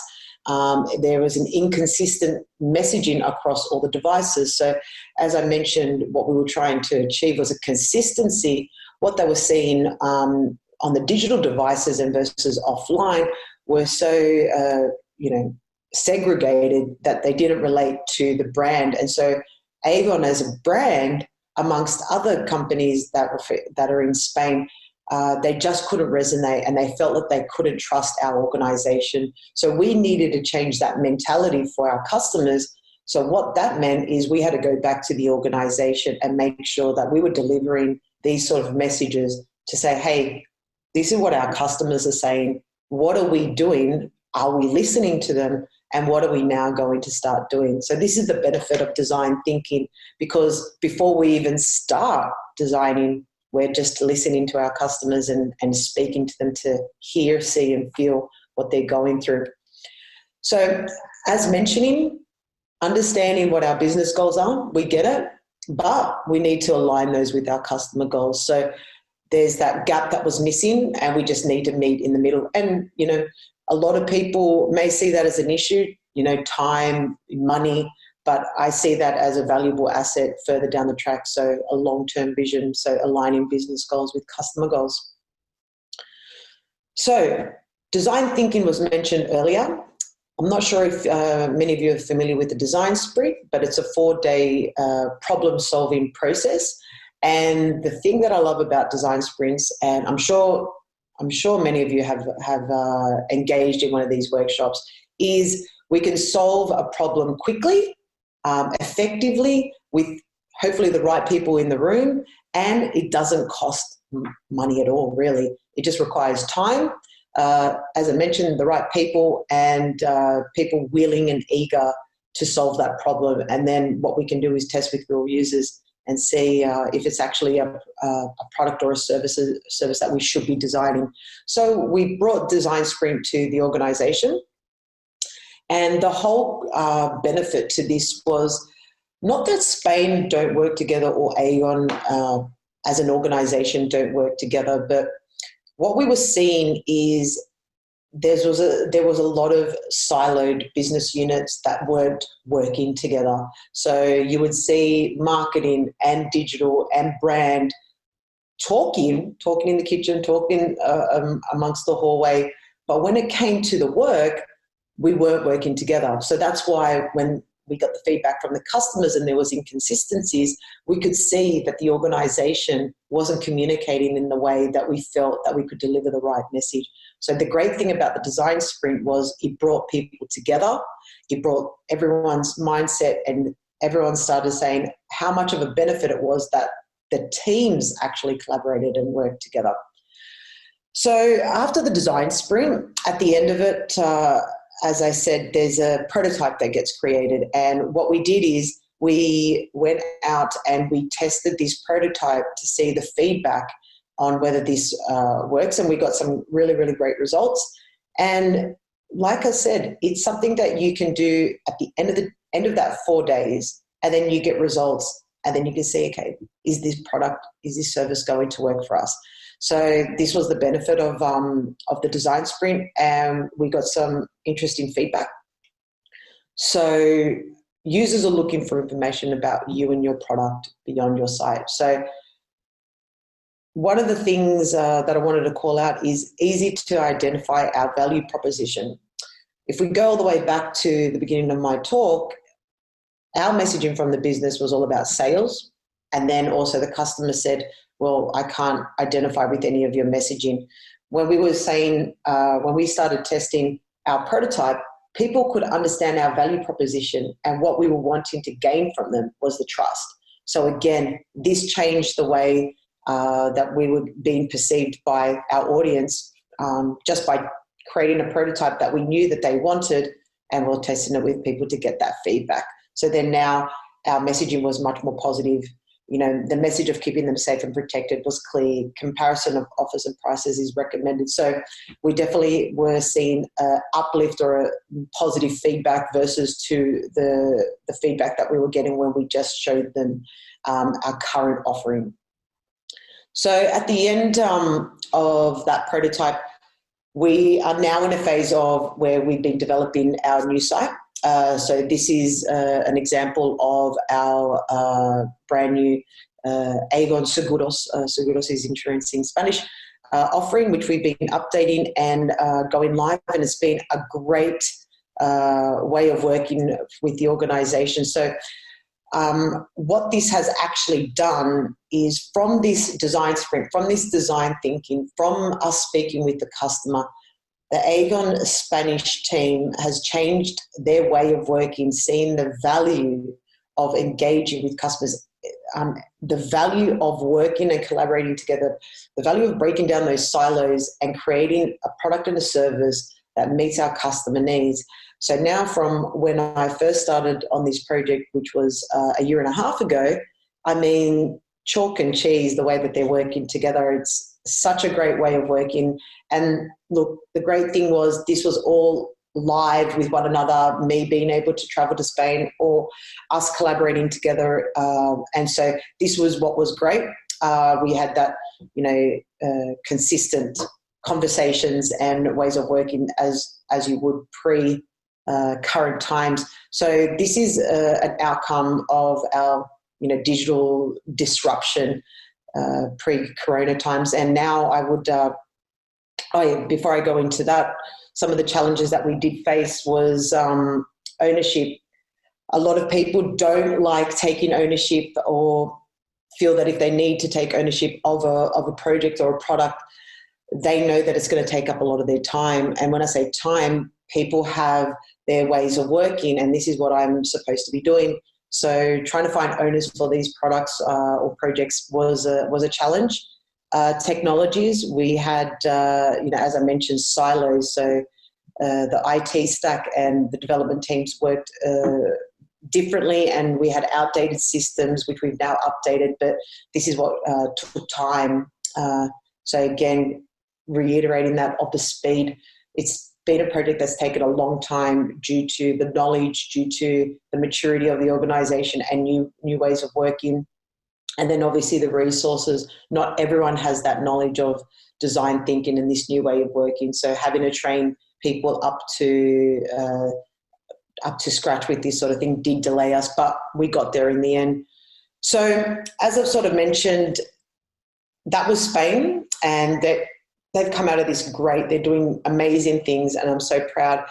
And then, funny enough, for 2020 digital transformation, COVID-19, I was assigned a new project which I was going to be working on, and we were planning on, as you do, traveling and working with my colleagues. So I spoke about Spain earlier. This is a broker platform which I was going to be working with the Turkish team. So you can only imagine what happened is we had organised all our design sprints, all our meetings, everything to go over to Turkey, had been conversing prior to this. And then we were told that we're not allowed to travel. And I've done many meetings or conversations virtually, but doing a virtual design sprint, which, as I mentioned, by going to Spain, and why I wanted to mention the previous project, is it's so much easier to be face-to-face with people, to do things live with one another, because the conversation is just so much more fluid. And then you're able to solve the issues, I believe, or much quicker. However, this is the times that we were faced with, and we had to move forward. So pretty much what happened is, from the design sprint that we had organised, we knew we had 1 week. We had to create 7 interviews across 7 countries with one goal. So when I say 7 interviews, we had 7 stakeholder interviews, and unfortunately, I can't share any screenshots or pictures of how we did. That's a bit confidential at the moment. However, in a week, we did 7 stakeholder interviews across the organisation, and what this was a benefit was for our organisation is learning on how we can communicate now virtually and capture the information that we still feel is necessary to get this job done virtually. And, you think to yourself, how are we going to do this? We're now stuck at home. I can't talk the way that I would normally talk or approach these people by knocking on their door or sitting in the office and getting that conversation happening. But you'd be surprised how great it was perceived and how keen and eager a lot of these stakeholders were in having these conversations, because firstly, we really did this design sprint at the beginning of Corona, and people were so receptive to just wanting to communicate, to wanting to engage. So I felt like we actually got better information from these stakeholder interviews than if we actually met face to face. So from the stakeholder interviews, we were able to capture all the information that we needed. So this is the business goals. So as I said, aligning business goals with our customer goals. So this is some of the feedback that we received from our broker platform. So what this broker platform is agents, so external agents selling insurance or selling life or non-life insurance products, have a platform, have a traditional way of working where they speak with their customers and they sell insurances. But what we were trying to create was a digital platform that would benefit or help the agents in doing their job further. And so from the stakeholders, and these are people within the organizations, we had a lot of questions to ask ourselves. Is a lot of customers are being underserved. And as you would know, the times that we live in, people are becoming more savvy. Agents only selling products they have in their portfolio, agents not being cooperative. A lot of the feedback from the stakeholders is some of them are not digital savvy enough, so they don't feel comfortable with technology. There was no claim handlings in these platforms, and is there a sufficient appetite for this? Is this actually something where are we wasting our time in creating? And agents don't really know they have a problem until you show them the solution. So again, are we really solving an issue? We don't know, but we will find out. So this is what was great about doing these stakeholder interviews before designing anything in the organisation and wasting time and effort. So what this broker platform, what we felt that what we needed to achieve is to increase effectiveness by offering leads, insights, advice, onboarding and service all in one platform for a multitude of products from different vendors, so not just from Aegon. So short of it, supporting agents with a digital enabled platform. So we're hoping that this platform would have all these features. So how are we going to achieve this from all this information we heard from the stakeholders? We had all these conversations with agents prior, and then, well, this is what we were going to do, a virtual design sprint. So something very similar, or a sprint that we did in Spain, but we were going to bring it virtually. So this was going to be, again, amongst the Corona times. And I've never actually done one of these, and I've done many design sprints in my time as a designer. I actually have not engaged in a virtual design sprint. So this was going to be a challenge even for me, who is very confident in hosting and facilitating these design sprints. But during these times, I felt that this was going to be quite complex. And how was I going to manage this? Because again, this was with the Turkish team. I'm in Amsterdam.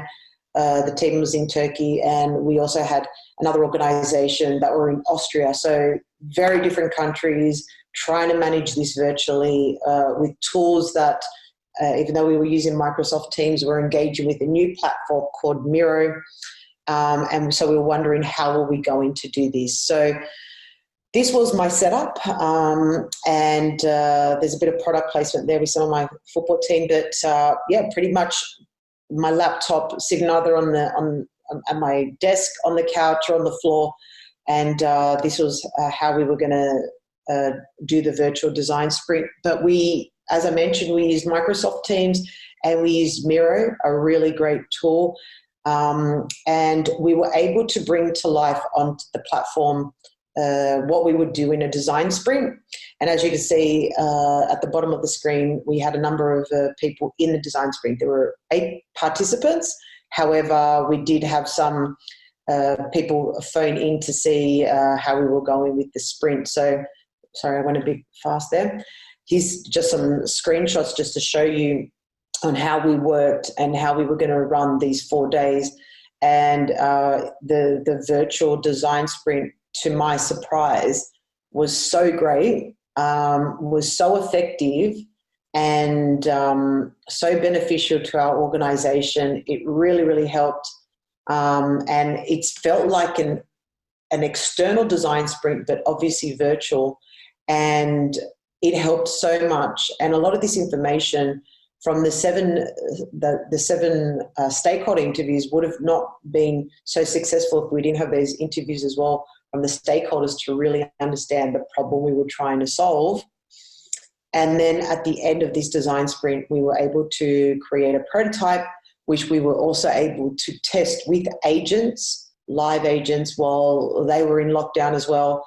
Unfortunately, I didn't take any screenshots to show how that played out. However, there was such positive feedback on the prototype that we created that there is now, this is the team that was part of the design sprint, just to give you an idea. It was received so well. If anything, I'm actually now more keen and eager, if we were to go back to a normality, to engage further with a virtual design sprint, because this organisation, this team felt the benefits and saw the need, and now furthering the want into creating virtual design sprints. And again, it didn't take up, it didn't cost us money.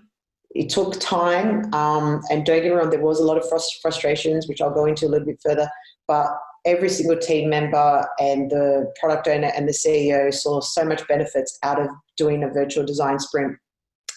So some of the challenges that I do want to point out is, as I mentioned, it was with Turkish team, and my first language is English, so I'm very fluent. However, not everyone in the room, especially if you're working on a project that is to start off with in the Turkish market, it's similar to what I was saying about Spain. There was a language barrier.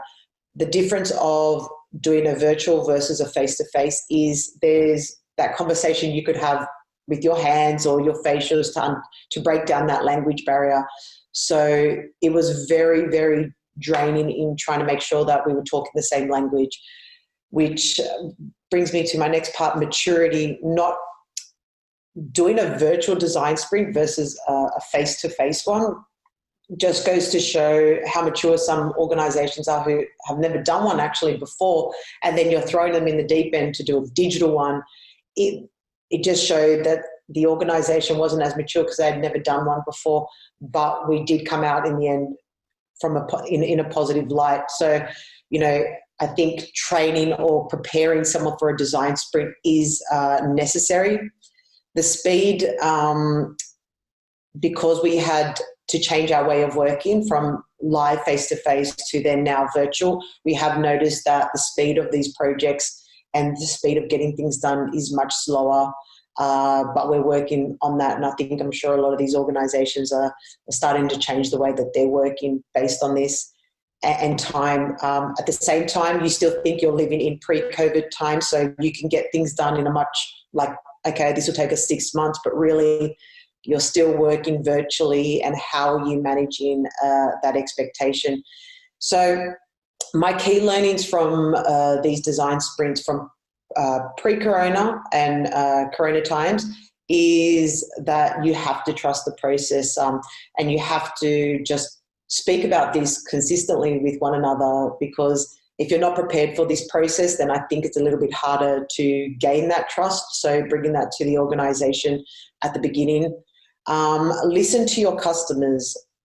There is so many ways to access customers these days, even pre-corona, on how you could speak to them virtually. Now you have the opportunity to really disrupt those traditions, disrupt that transformation, and find out how you can speak to your customers virtually. And we're now doing this even more so, and it's quite critical in achieving what you want to get out of your products and services. Align business and customer goals. So again, hearing the business, hearing the customer, merging those and coming to, a happy medium, working together. I would not be able to do half the things that I've done or achieve the things that I've done with Aegon if it wasn't for my collaboration with my teammates. So work together and you'll be able to, make a process, get shit done. Stop sitting there talking about it. Just get out there, just do it. It's not that hard. Once you start, you'll see how awesome it is to get it done. And while you're doing it, disrupt tradition. So that's it from me. I'm now going to be available to come online and take some questions. So thank you guys. Hope you enjoy the talk.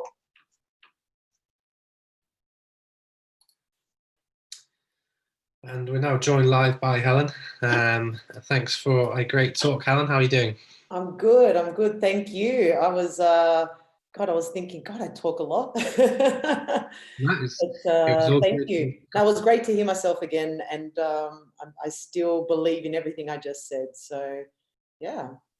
That's the main thing, and that's good. I think there was plenty of insights and into the work you're doing. And I think a question came in early doors about how can you do design thinking when working from home, and obviously the second half of that presentation completely covered that. And you made, I'm sure it wasn't, but you made it, despite the challenges, you made it look like a bit of a breeze. So yeah, kudos to you and your team for managing that. Thank you.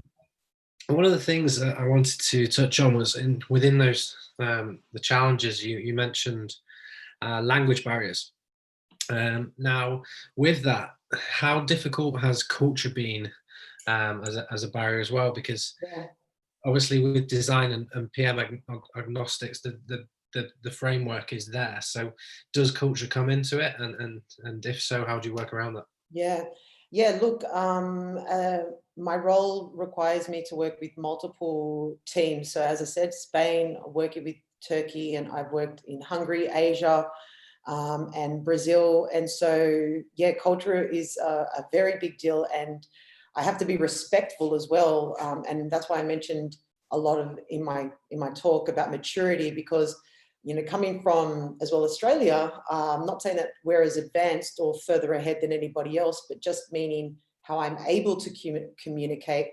I have to think of how do I communicate to the level that I need to be, engaging with my colleagues for them to understand what we're trying to achieve. So it comes from maturity of even understanding the process of what we're trying to do. So design thinking, design sprints. These are words that a lot of these organizations within the countries have never heard of before. So again, when we say language barrier, it's not even just the English, it's even understanding the maturity of different cultures. And again, when you said it was great that it looked easy when I set this up in a virtual timeframe, I had to be very conscious of people's time. That's 4 days when you're at home for 8 hours, to make sure that people have that time. They've got to be prepared to, give that time. And then again, being very cautious of how you're speaking, how you're communicating, because like when I just talk, and I'm sure you've got the same, Chris, when we speak English, we don't realize how fast we're going. And when you talk into another person that's English isn't their first language, you could sound very gibberish. So we had to be very careful of how we spoke as well. And so the virtual design sprints did take much longer, and hence why I said that it's not saying draining that they weren't effective. They were very effective. It's just it takes up a lot more time. And again, the face-to-face collaboration gives you that ease So there was a lot of learning. So yeah, definitely have to take that cultural differences into consideration. It doesn't matter, even if you are from both English speaking, everyone's very different on how they capture information and engage in workshops. So yeah. Definitely, that's a good answer. And then through design and projects in short sprints, it's often requested to switch off from work and not checking emails and doing other work during that time. Did you ask the members of the design sprint to switch off notifications from other work whilst doing this digitally over 1 week? Yeah. And if so, how did that go? Yeah, well, what we would do is, so first of all, with the design sprints, even when we would take breaks, it would even be like turn off your whole computer and then come back and then switch it back on. So that's from a design sprint perspective. In regards to my team, yeah, really great way of working with our management, just regarding on how you want to best manage your time in doing your work. If you feel that you want to do a workout in the morning, like do some exercise indoors and then start at a later time, but then finish a little bit later, but to really break up your time, because yes, screen time, I know that I think I'm spending a lot more time in front of my laptop. I'm not sure how others are, but when you are at home and sometimes you're just sitting at your computer, you don't realize where time is going. So yeah, really switching off and taking a lot of breaks. You have to. It's, even though we talk about digital transformation and moving into that world, it doesn't mean you have to be glued to your computer. So yeah. Right. And then a few times over the past couple of days, particularly in the panel session we had yesterday, that there was talks of kind of the environmental impacts of business.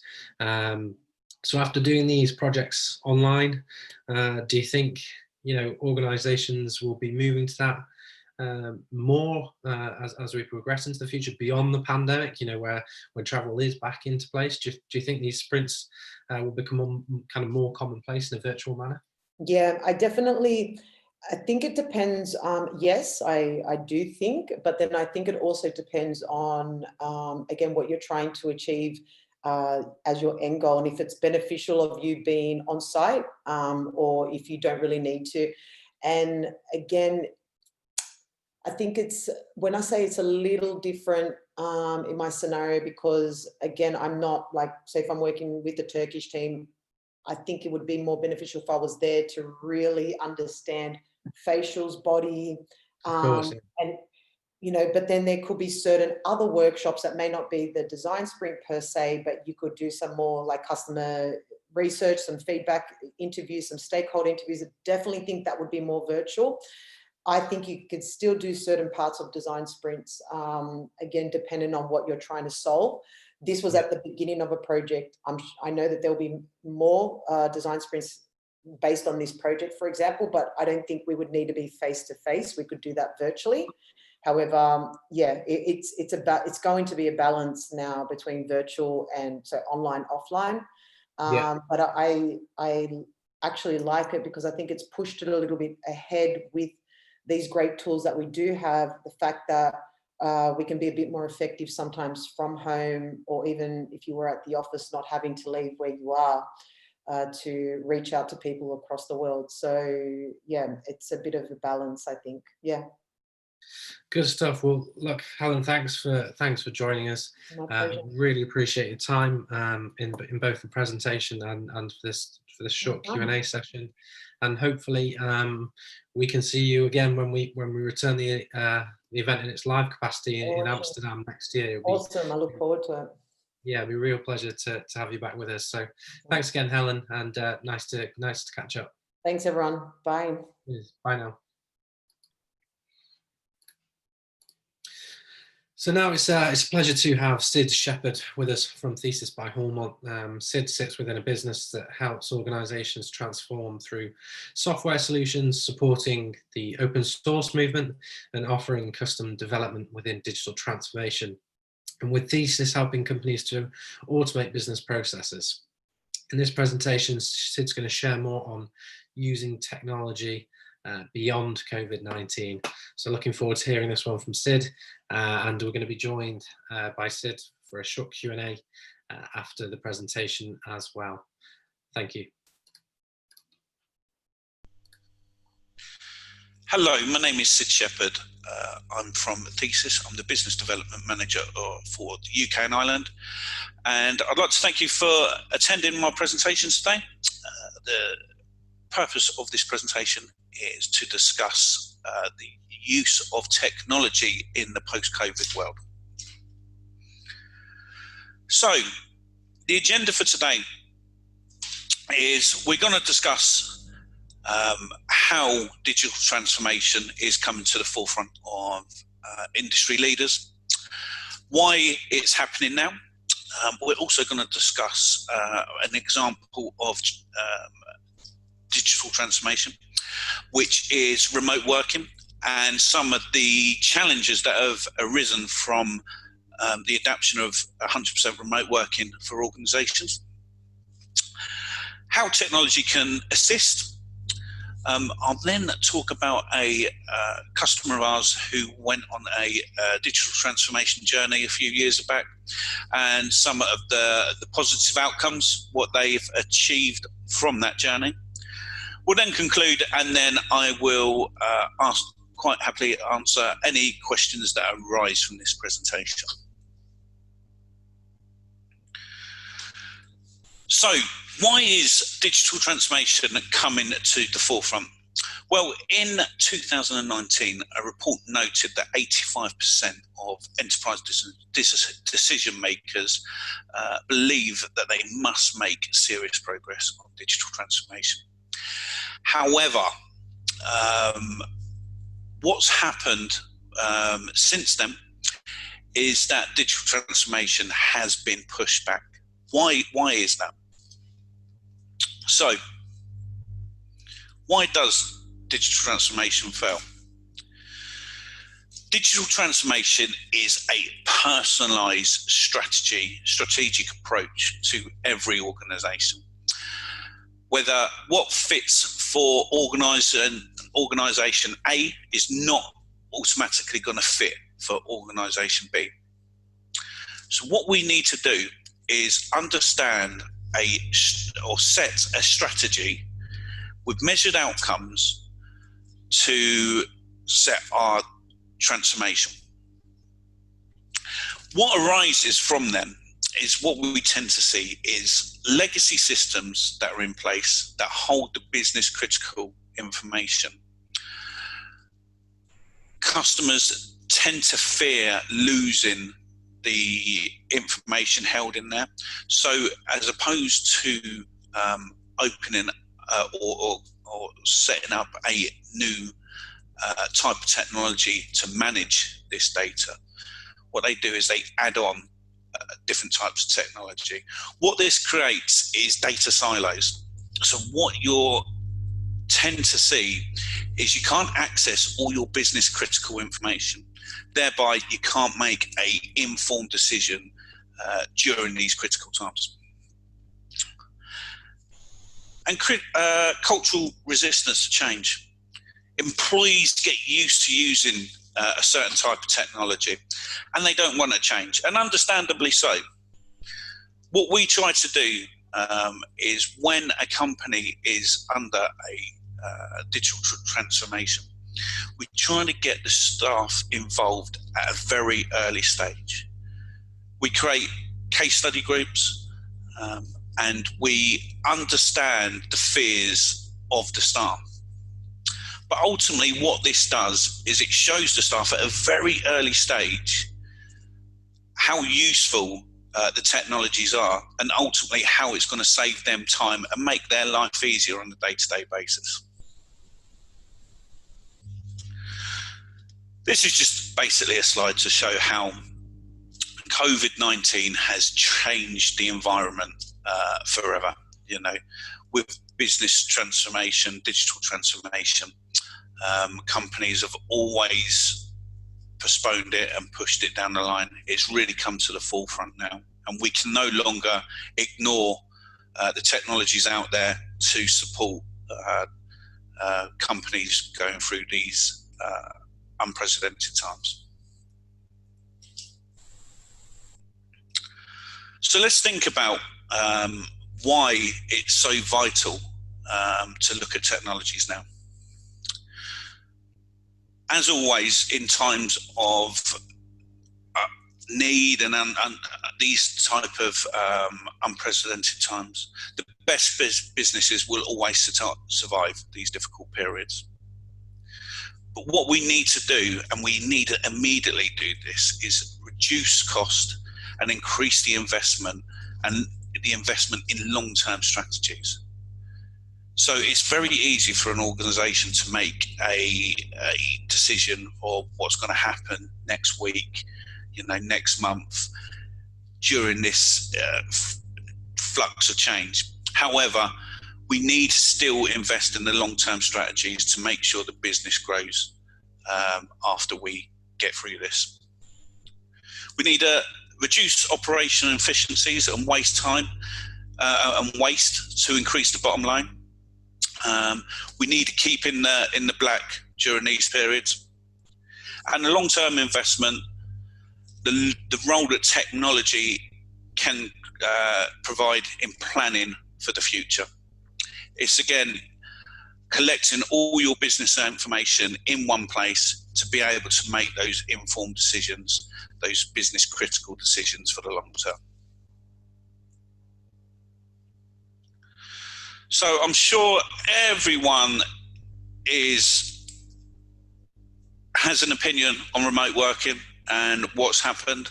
Organizations have basically been asked overnight to change the way that their businesses run. Some of the feedback that we've been getting from our customers and people who are inquiring about our product is that their remote workers are working really well. However, they need some form of technology to help them or assist them moving forward. And some of this includes access to documentation, and more importantly, easy to find and share documents moving forward. We need a platform that connects a workforce and fosters collaboration. If you think in the days of working in the office, it was easy to book some time in the boardroom and discuss action plans. Now this is much more of a laborious process.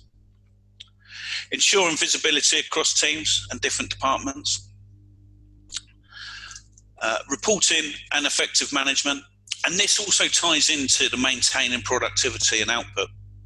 So what we tend to find is companies and middle managers are contacting us at the moment to see how, when they've been used to managing an office, and maybe only having 5-10% remote work or hybrid work, now the whole of the department is 100% remote working.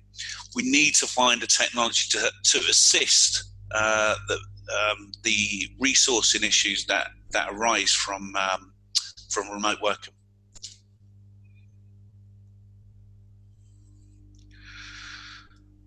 So today I want to talk about enterprise content management systems and business process automation tools and how these can assist in these times of change.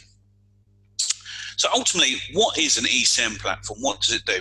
Well, an ECM platform digitizes all the documents, all the processes, meetings, tasks that are created within an organization. But because we digitize it, we can then provide a central repository of data. And then you can easily search through full text search to see exactly what's happening within your organization. We connect employees through one platform. So with API integration, what an ECM system does is effectively becomes middleware. So it will integrate with the finance system, with the CRM system, with any other system that you're using. But we become the single pane, and obviously it eliminates the repetitive task because you only have to complete the task once in one system, which is the ECM system. It uses task management and workflows to manage collaborative working effectively.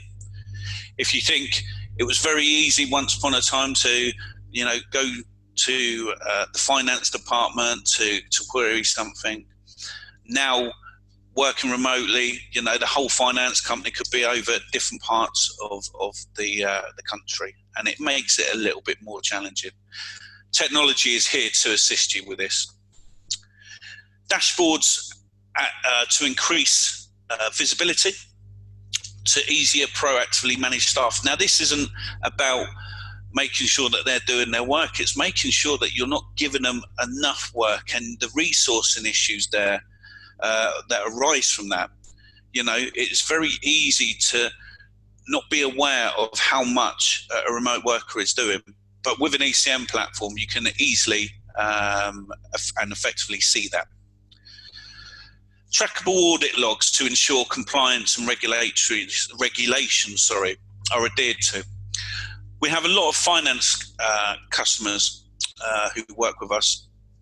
And the reason being, any form of documentation or task or meeting that is progressed through an ECM platform is automatically timestamped.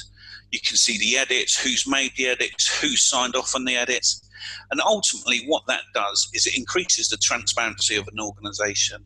And ultimately the regulatory bodies can see that you're adhering to those policies and procedures set by them. And process automation tools to reduce the admin-heavy, repetitive tasks. It frees up your staff to do what you pay them for, grow the business. So I want to talk about a customer of ours that went on a digital transformation a few years ago, and one of the world's largest shipping registers. And at the time of their digital transformation journey, they were processing 160,000 documents per annum, and they had 5,000 vessels in the fleet. Because they were a global operation, they had 146 offices globally. However, each office was manually completing the task slightly different. So the HQ had no overall view of what was actually going on, and it took a long time to process the regulatory documentation that's required for shipping fleets. They approached us and they wanted to see how technology can help or assist them in standardization throughout a global company. They rolled out the ECM platform, and what they saw is standardization across all 146 offices globally, easy accessible central repository, so you could see the information anywhere, and it was updated live, so it wouldn't matter where it is in the globe, it was updated and it was a live view that you could see. We automated the business processes, and it saw an efficiency saving of 80%, and this ultimately fed into their bottom line, and they saved the equivalent to £1 million per year in staff costs. A real win for the company, and how they move forward with their transformation journey. So in conclusion, digital transformation is the success in this post-COVID world. We hear about it all the time, the new normal, but remote working will become the new normal. The days of having most of your staff in 100% of the time are over. And forward-thinking businesses that invest in technologies will be the ones who succeed. I'd like to thank you for your time today. As I mentioned, my name's Sid Shepherd. I'm the Business Development Manager for Thesis UK and Ireland. I'd like to hand over to you guys now to see if I can answer any questions that have arisen. Thank you very much.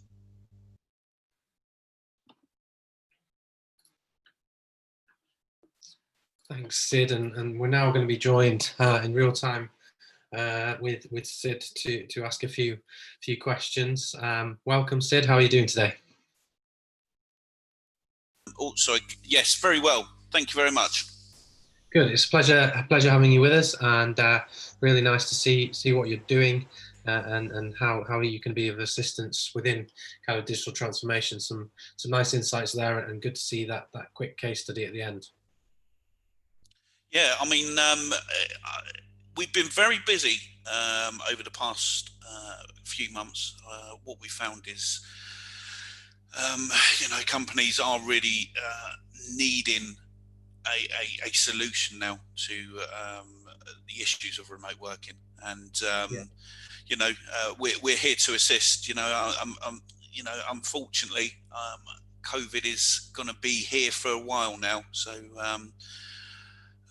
The positives are, the trust in workers, and being able to work remotely is a fantastic opportunity and benefit for these employees, and for the employers. Investing in tech to facilitate that is the next stage of the digital transformation journey. Yeah, 100%. And I think companies that get it right are going to have in the long run happier workforces, better work-life balance, and just that will in turn increase more innovative thinking, and the ability to have very creative thinking. So it's a good point. I wanted to jump back to the enterprise content management and ask a couple of questions on that. Yeah, of course. Can an ECM deliver similar functionality to an ERP system? Yeah, they are very. They're very similar. It depends on how an organisation wants to manage their data. So again, it's very important to be able to have an overview of what your business is doing, and the data in your business is going to feed back on that and be able to give you the informed decision. Ultimately, yes, we are very similar. We're built on an open code platform. So basically what the advantages are is that you basically have a truly bespoke product. So as your business scales, as it grows, the software ultimately grows with you. We give you the power to be able to develop the software yourself, to really make it an extension to your business. We're here to provide you with a solution that actually fits your business, rather than a software that you have to fit into your IT infrastructure. So ultimately, it's how you design the system to make it work for you. And typically, how long does it take to implement such? So again, it really will depend on the user case of the business. Sure. What we tend to find is we have companies that want to use us specifically for a specific role within a department. In these sort of cases, we have had systems roll out within days. It is just a matter of training the front end, the back end, and then activation and go live. So within a matter of days, we can get it going live. The more of the enterprise grade ERP type systems, more of a project managed role, these will take longer. But what we tend to do is we involve the customer from day one. Sure. So it's about engaging with the PM, the business analyst, identify the actual need of that customer, and then we can create a system build around the needs of the customer. We have fully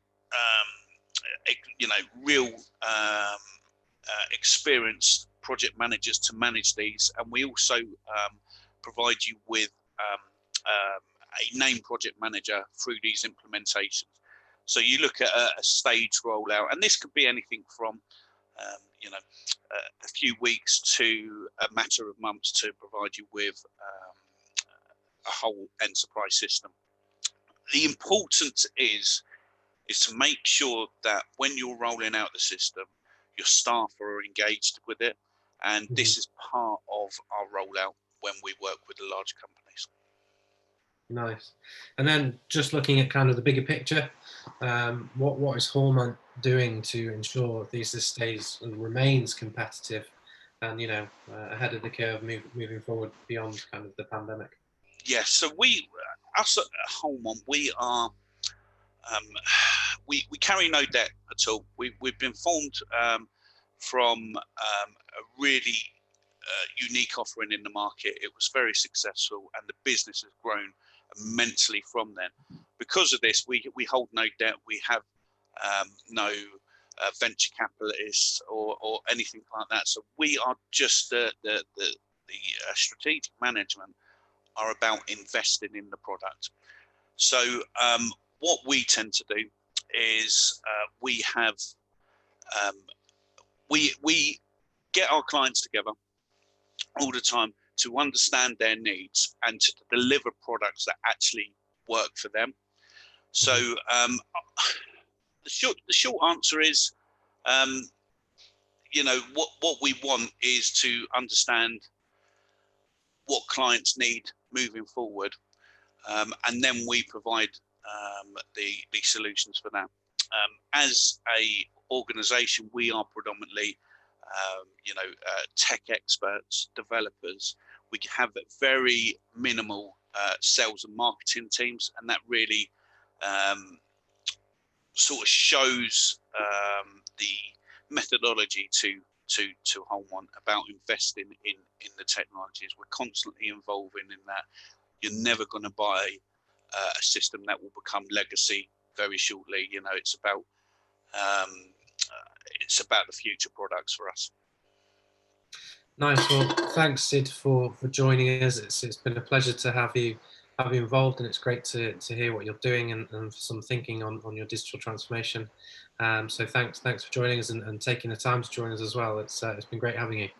No problem at all, Chris. No problem. Thank you very much. Cheers. Take care, Sid, and enjoy the rest of your day. Cheers. Bye-bye. Bye-bye. So we're now going to move on. After a great presentation there from Sid, there's some slides there that certainly resonated with a few of the delegates on the challenges of digital transformation. We're now with Katie Lips, Head of Digital and Scams Policy from which will complete this morning's session. And we're going back into the world of design. Katie works at the intersection of digital policy, strategy, innovation and disruption, and has previously held roles within EY, Boston Consulting Group, as well as founding some great startups. In this presentation, we're going to learn a little more on how businesses should go beyond just complying with regulations and meeting standards and making it more of a business imperative.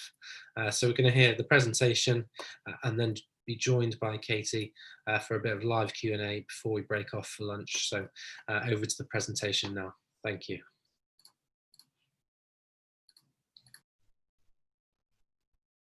Hi, I'm Katie Lips, and I'm here to talk to you today about good by design, or rather why consumer centricity really matters for your digital business.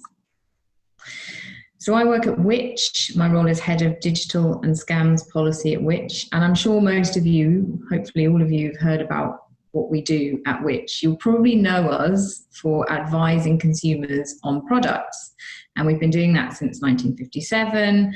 We've advised consumers on innovations, every innovation going, anything from the toaster to TVs, washing machines, cars, mobile phones, laptops, tablets, etc. And of course, now as everything pretty much is digital or has some digital component, our work in digital is growing rapidly and entering lots of new areas actually around data and consumer privacy. What else do we do? So in addition to advising consumers, we also influence and advise governments and policymakers and regulators on a whole bunch of issues affecting consumers in the digital space. And this list is just an example of some of the kind of work that we do. So if the government puts out a white paper, we respond to it, always championing the voice of the consumer.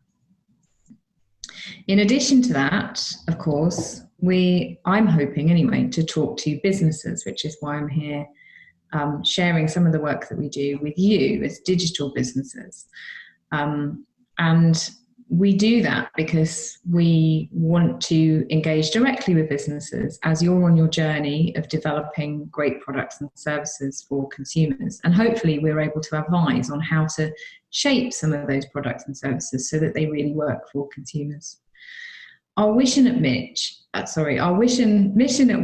is, of course, to make consumers as powerful as the organisations that they deal with on a daily basis. And it's fair to say that there's asymmetry at the moment, mainly because organisations are processing huge amounts of data about consumers. And unfortunately, consumers are starting to feel rather out of control. So why should digital businesses go beyond compliance with regulation and adopt principles around good by design? What does that mean? Why should you go over and above the things that you have to do by law? So, of course, we all know GDPR. It's been around for 2 years already, and I hope that we're all familiar with it and using it in our products and services, and certainly complying with the regulation that you need to. And of course, the 7 principles really cover consumer data and privacy thereof, and it's around lawfulness, being transparent with consumers, limiting what you do with their data, being accurate, making sure that you keep the right data and use it for the right purposes, and increasing your kind of integrity and confidentiality. But really that's about security, so you make sure you store it safely, and then being accountable. So in the event of something goes wrong, you let your users know. So we all know those principles, and we're all hopefully abiding by them, or at least doing our best to. So why go over and above that? I think compliance isn't quite enough. And I think that that's because consumers are starting to feel quite worried about the amount of data that's out there about them. In fact, our research shows that there's a widespread sense of disempowerment amongst consumers and an increasing mistrust of digital advertising. And this affects everybody. So it's not just the fact that this affects a digital advertising business. The fact that consumers across the board are generally more concerned means that they're potentially turning off, they're potentially going to extreme lengths to avoid sharing their data with you guys. And also it's creating increased risk, so that you might not be conforming with all the regulations that you need to in order to protect them if we're not sure what to do. So we have some research that we work on at Which, and I'm sharing with you some stats actually from a report we published back in 2018. So it's slightly old, but we have some new updates to it, which I'll share with you today. And that was called Control, Alt, Delete. And really it was about exposing how consumers feel about data and trust. And interestingly, we actually found that at the time, 35% of people were tolerant of sharing their data with digital businesses. We have some other segments that we studied, and those are tolerant, concerned, anxious, and liberal. And we have that shared on our website. So if anyone's interested in those and digging a little bit deeper into those and consumer attitudes towards data sharing, we've got all of that available. But what I find more interesting about this stuff is that between 2018, when we first took that test, or understood the sentiment amongst consumers, and 2019, just a year later, things really, really changed. And so those 35% of people who were tolerant actually turned into 21% of people a year later. And the people that were liberal, who were really happy for their data to be shared, went from 13% to 8%. At the same time, anyone who was concerned increased 29% to 38%. And the people who were anxious increased as well from 23 to 33%. So you can see that in a short space of time, in just 12 months, the feelings of consumers about how much they trust digital businesses with their data has kind of gone down. And I would bet money on the fact that when we do these tests again, these surveys again in end of 2020, we find that the trend line has continued and that trust is further eroded, which is unfortunate.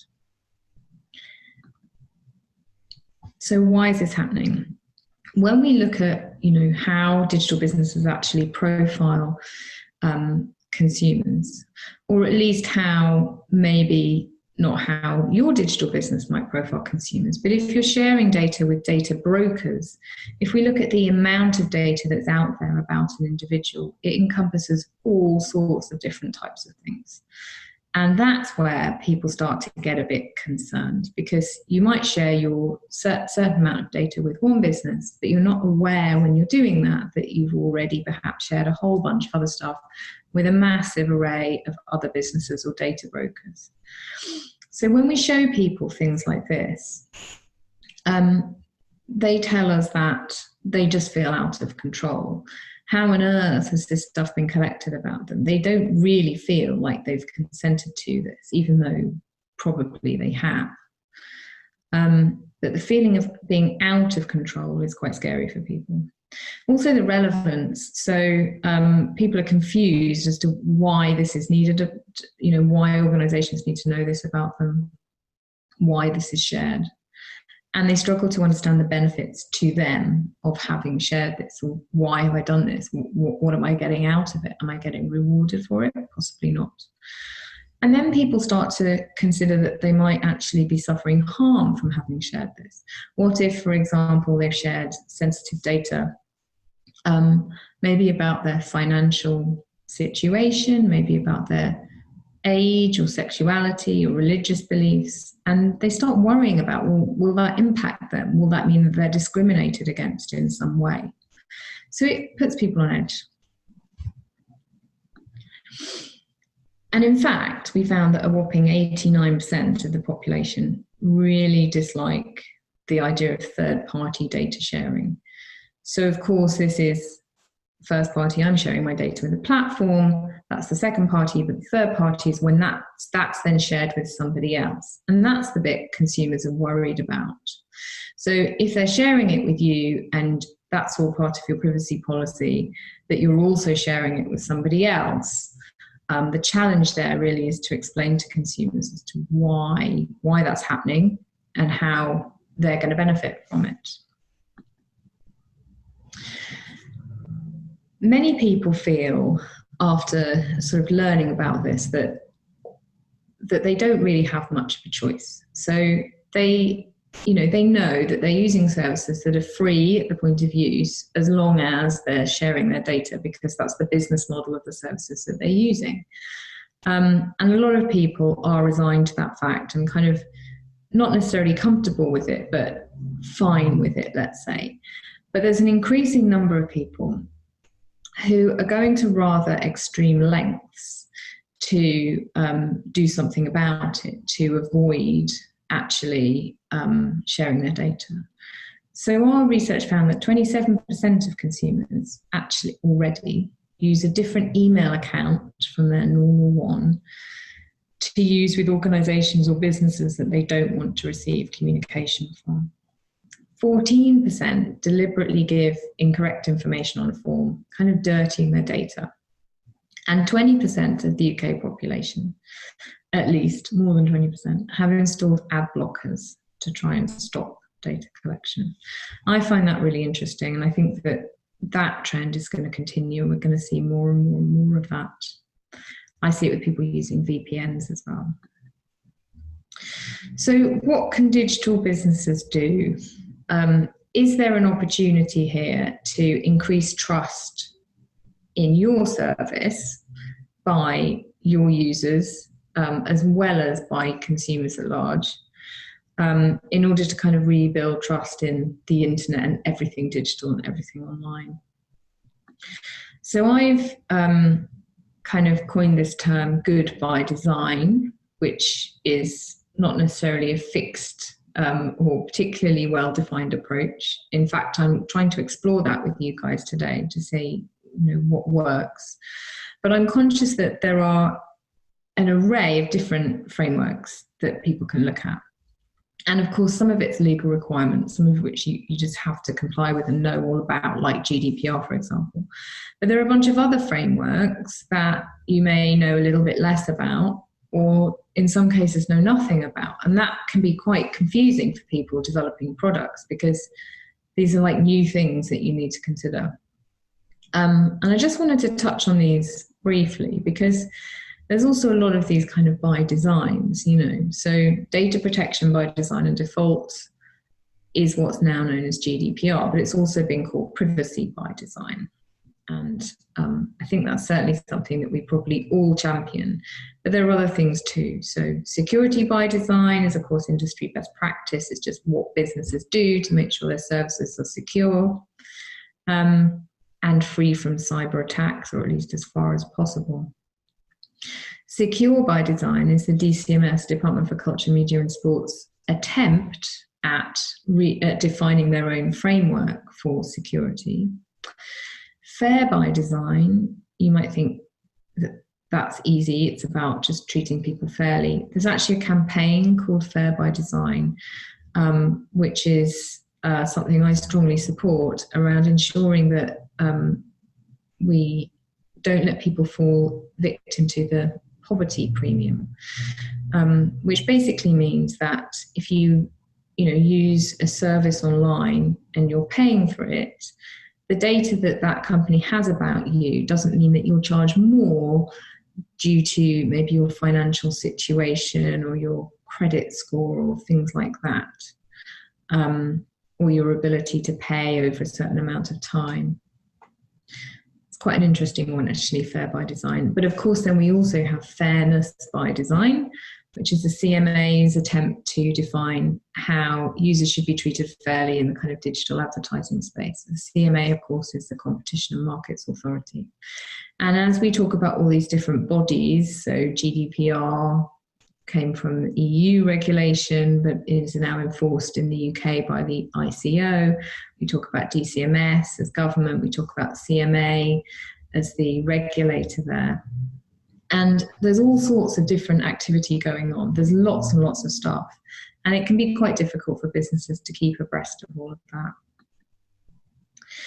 So I'm proposing that people think about their own kind of what's good by design. What should people be doing to develop their own rules that go beyond just complying with GDPR to something a little bit more exciting, and that engages consumers or their own customers in a way that really, really builds trust. I think it's about being transparent and making sure everything's consumer-centric, as well as, of course, treating data with respect.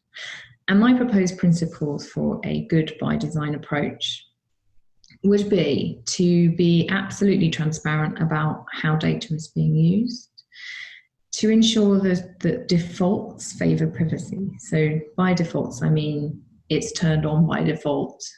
Whatever's turned on by default, rather, favours privacy rather than doesn't favour privacy. Giving control to users at all times so that they really are in control of what's shared and what's not. Don't mislead consumers. And consider unintended consequences. And of course, solicit feedback. And we'll go into those in a tiny bit more detail. So on transparency, I think this is about having a really easy to understand policy. And Twitter has quite a reasonable example of one of these where it's actually in plain English and works for kind of humans to read, as opposed to being really, really intense and long and in a difficult font, etc. And it's amazing how just laying things out nicely, as if this was being designed as a product rather than something hidden away, can really increase a sense of trust and understanding in what's being presented. So in addition to having a privacy policy that people can easily read, I would say that building some of this into even the kind of user journey, the customer journey, is also important. So if you have a new product or service and you have an onboarding journey, it could be wise to share some of that information about how data is being used as part of that journey as well. And then you're building trust in kind of right from the outset. Defaults. So as I said, if a user can opt in or opt out of a particular service, that the default state for that is that it favors privacy. So my example here, I found on my iPhone the other day as I was putting this presentation together, and it was actually off by default. So I wasn't limiting ad tracking, etc. So you might think about this the other way around, about opt-ins to things. You have to actively get your users or your customers to opt into something rather than just sort of opt them in by default. And again, that builds trust hugely, and not doing that really, really erodes it, because people are like, well, you're just almost tricking me into signing up for something. So I think this is important. And control in the same way. So as we talk about control, this example of Facebook having recently implemented, quite recently, importantly, the ability for people to manage their off-Facebook activity, for example. But again, it's about being able to turn things on and off at any time, not being stopped from doing that because you're further on in your journey as a user or whatever it is. So these things are also, can be classed as dark patterns, and I'm sure many of you will be aware of those, which is basically the idea of, when you're in a product design phase, sort of designing things in a way where it's none of it's privacy centric, so that people, are sort of opted in automatically, and that you're hiding the ability for people to opt out. So it's a hugely interesting area, but I think one that's growing in importance and in focus when we talk about kind of product management. And then don't mislead. So I've included this mainly because Which has recently done lots and lots of research into fake reviews. And we're also advocating that fake reviews shouldn't really be allowed to exist, or should be moderated in a way that they're not currently. So our research is finding that, interestingly, fake reviews have the impact of lowering trust in an e-commerce environment or platform. It means that consumers just feel like they're not trusting what they're seeing, they're not trusting that brand, and that's a sad thing. But also at the same time, they do have an impact. So they do encourage people to buy products. They inform and influence purchase behavior. And so we're calling for fake reviews to be stopped, because we think that it does, ultimately it doesn't help consumers, and therefore ultimately it doesn't really help businesses. And then considering unintended consequences is an area that I'm really, really interested in, because sometimes, sometimes consequences can occur that we just hadn't ever imagined could happen. And that can have a huge impact on consumers. And I have an interesting example of that.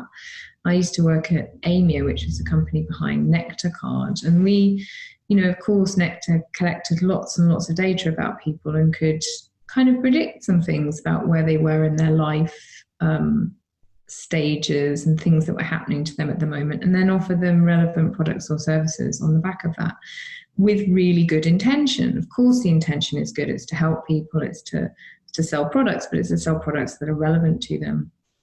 And we often told the story or use the example of how a woman, a particular Nectar user, was making certain choices, or browsing certain things online that told the business that she was perhaps pregnant. And then she was offered a whole bunch of services around that seemed to be relevant and certainly well-intended. But that news, as she was sent these vouchers for a whole bunch of baby stuff, it just didn't land well with her family for whatever reason, and we received complaints. So you can see that sometimes, even if you're trying to do something good or that you think is going to be positive, it can really not be, and it can affect people in a really, really bad way. And that was a rather frivolous example, but considering unintended consequences, I think, is really important, at which we're doing that in our work on 5G. So, of course, in the telco space, 5G is the next thing that's going to really impact consumers and how we connect online, but also how we use anything mobile. And we see that as hugely exciting in terms of the great opportunities that will bring. But also, of course, it could bring some consumer harm in some way. And maybe that's around people being charged differently for it, or certain people getting access to better connectivity than others. We don't know, but we're trying to think about that at the moment, because it's not just thinking about, the super positives, it's also about working out what else might be needing to be considered. And then, of course, the final point really is to solicit and act on feedback. So if you have a platform where people are posting content, being able to allow people to report things that they don't like, whatever it is about your product, giving people the ability to feedback so that you can learn from it, specific to sort of data privacy and how consumer data is being treated, is of course really, really helpful. And just so that you're aware of our future upcoming research at Which, we're currently working on new stuff around attitudes to online safety and protection from cyber threats and scams. So it's about how people feel they need to protect themselves online, what the measures that they take. We're also looking at attitudes towards social media platforms and their responsibility for content moderation, and we'll be able to produce a report on that in coming months. We're looking at the role of fake reviews, as I mentioned earlier, and also some fresh research on this topic, on consumer attitudes towards towards data collection and consent. So that's coming really soon.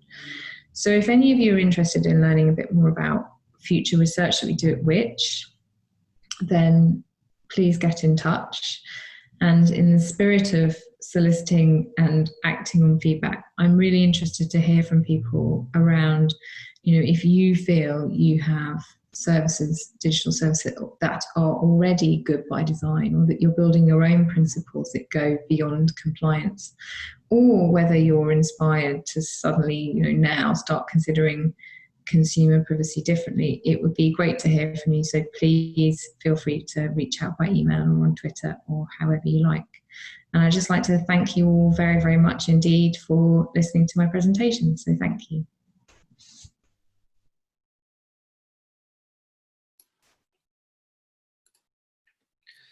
Thanks, Katie. And we've got Katie with us now, joining for the live Q&A. And I think Katie's just coming through now. So just give us a few seconds, and we should have Katie with us. Are you there, Katie?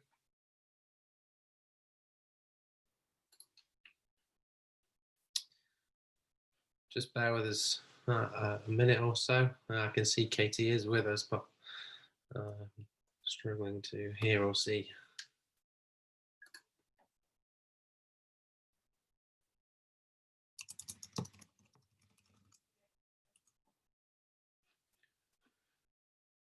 Oh.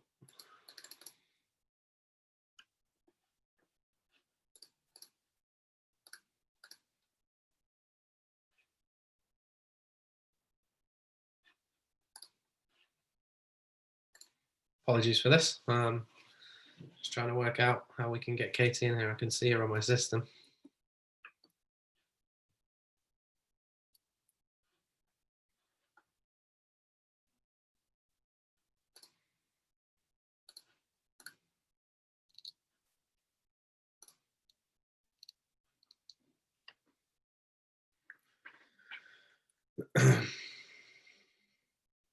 Here we go. Looks like we're getting somewhere now.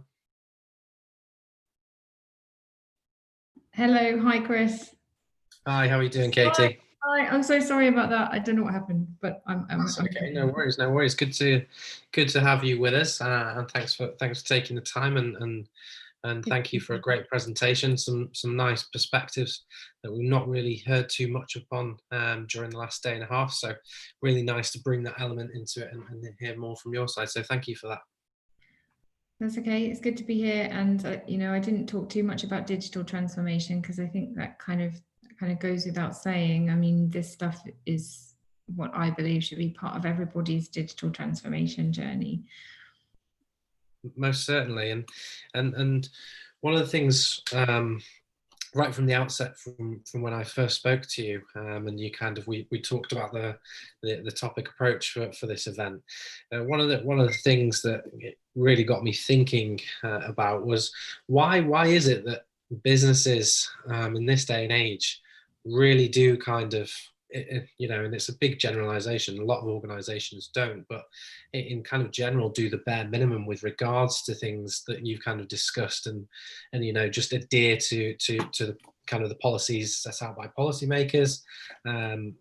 Why aren't businesses off their own back going about good by design, as you call it? I think that often when we design products, and I spent a good part of my career in kind of product management roles. When we're designing products, we absolutely design them with great intentions. We think that the stuff that we're doing is going to be loved by all our users, and we don't really think about any of the kind of unintended negative consequences of sometimes what we're doing. Often also we sort of bolt in some of the digital advertising technologies, perhaps as an afterthought or perhaps as a kind of extra thought. And we don't sort of consider all of that as part and parcel of like the product design phase. And then, I think we're missing an opportunity really, because if our research is anything to go by, then consumer trust is being eroded. And even if you believe people trust your brand, there's certainly opportunities there to help your customers trust your brand more. And building in that kind of good by design approach or compliance plus to your customer journey is, I think, a really strong opportunity and a way in which you can sort of engage your potential customers and your customers in that data exchange with you. Because the backdrop of this is that more and more we're going to hear stories about data breaches and about people not being comfortable with how their data is used, and we're going to keep hearing those headlines, and over time that consumer sentiment is going to keep going down. People are going to become less and less happy with their data being shared with third parties, with the way that data brokers work and share their data with thousands of third parties in some instances. And as consumers, as we get less and less comfortable with that, we're going to really want the brands that we trust to, we're going to want to know that we trust them. And I think building some of this stuff into our product design is going to be more and more important. Sure, and I'm going to play a bit of kind of devil's advocate on this next question or statement, and not necessarily something I kind of believe, but on the flip side of things, obviously, when marketeers now do have a handle of our data, and we do get such personalized experiences online, and when we're looking around, and a lot of our decision making and purchases are through our data being used to target us in terms of the products that we probably would want. Is there a limit to putting up more governance on these kind of things, and in the end, is that going to slow down kind of our access to the things that we might want? Does that make sense? Yeah, absolutely. And in my job at Which, in policy, I have kind of three things to do. One, I work with policymakers in government. Two, I try and work with businesses, which is why I'm here talking to you guys. And three, I influence our output for consumers, so helping consumers understand what's what. Now, if businesses, worked in a way with consumers where they were transparent about the data they were collecting, they gave customers control over it, etc., then there wouldn't need to be regulation kind of coming down hard and heavy on businesses and telling them how to do it. And a third of my job I wouldn't have to do it. So it'd be great if, if digital businesses treated consumer data with due respect, and many businesses do. And endless regulation isn't a great thing. I think nobody wants a situation whereby things get so bad that we need more and more laws, and we need GDPR plus something else, etc. But we're knowing a lot about the regulations that are being developed at the moment. There are all sorts of things in the pipeline. The government's looking at regulating social media platforms through online harms regulation, etc. And there are other things going on too.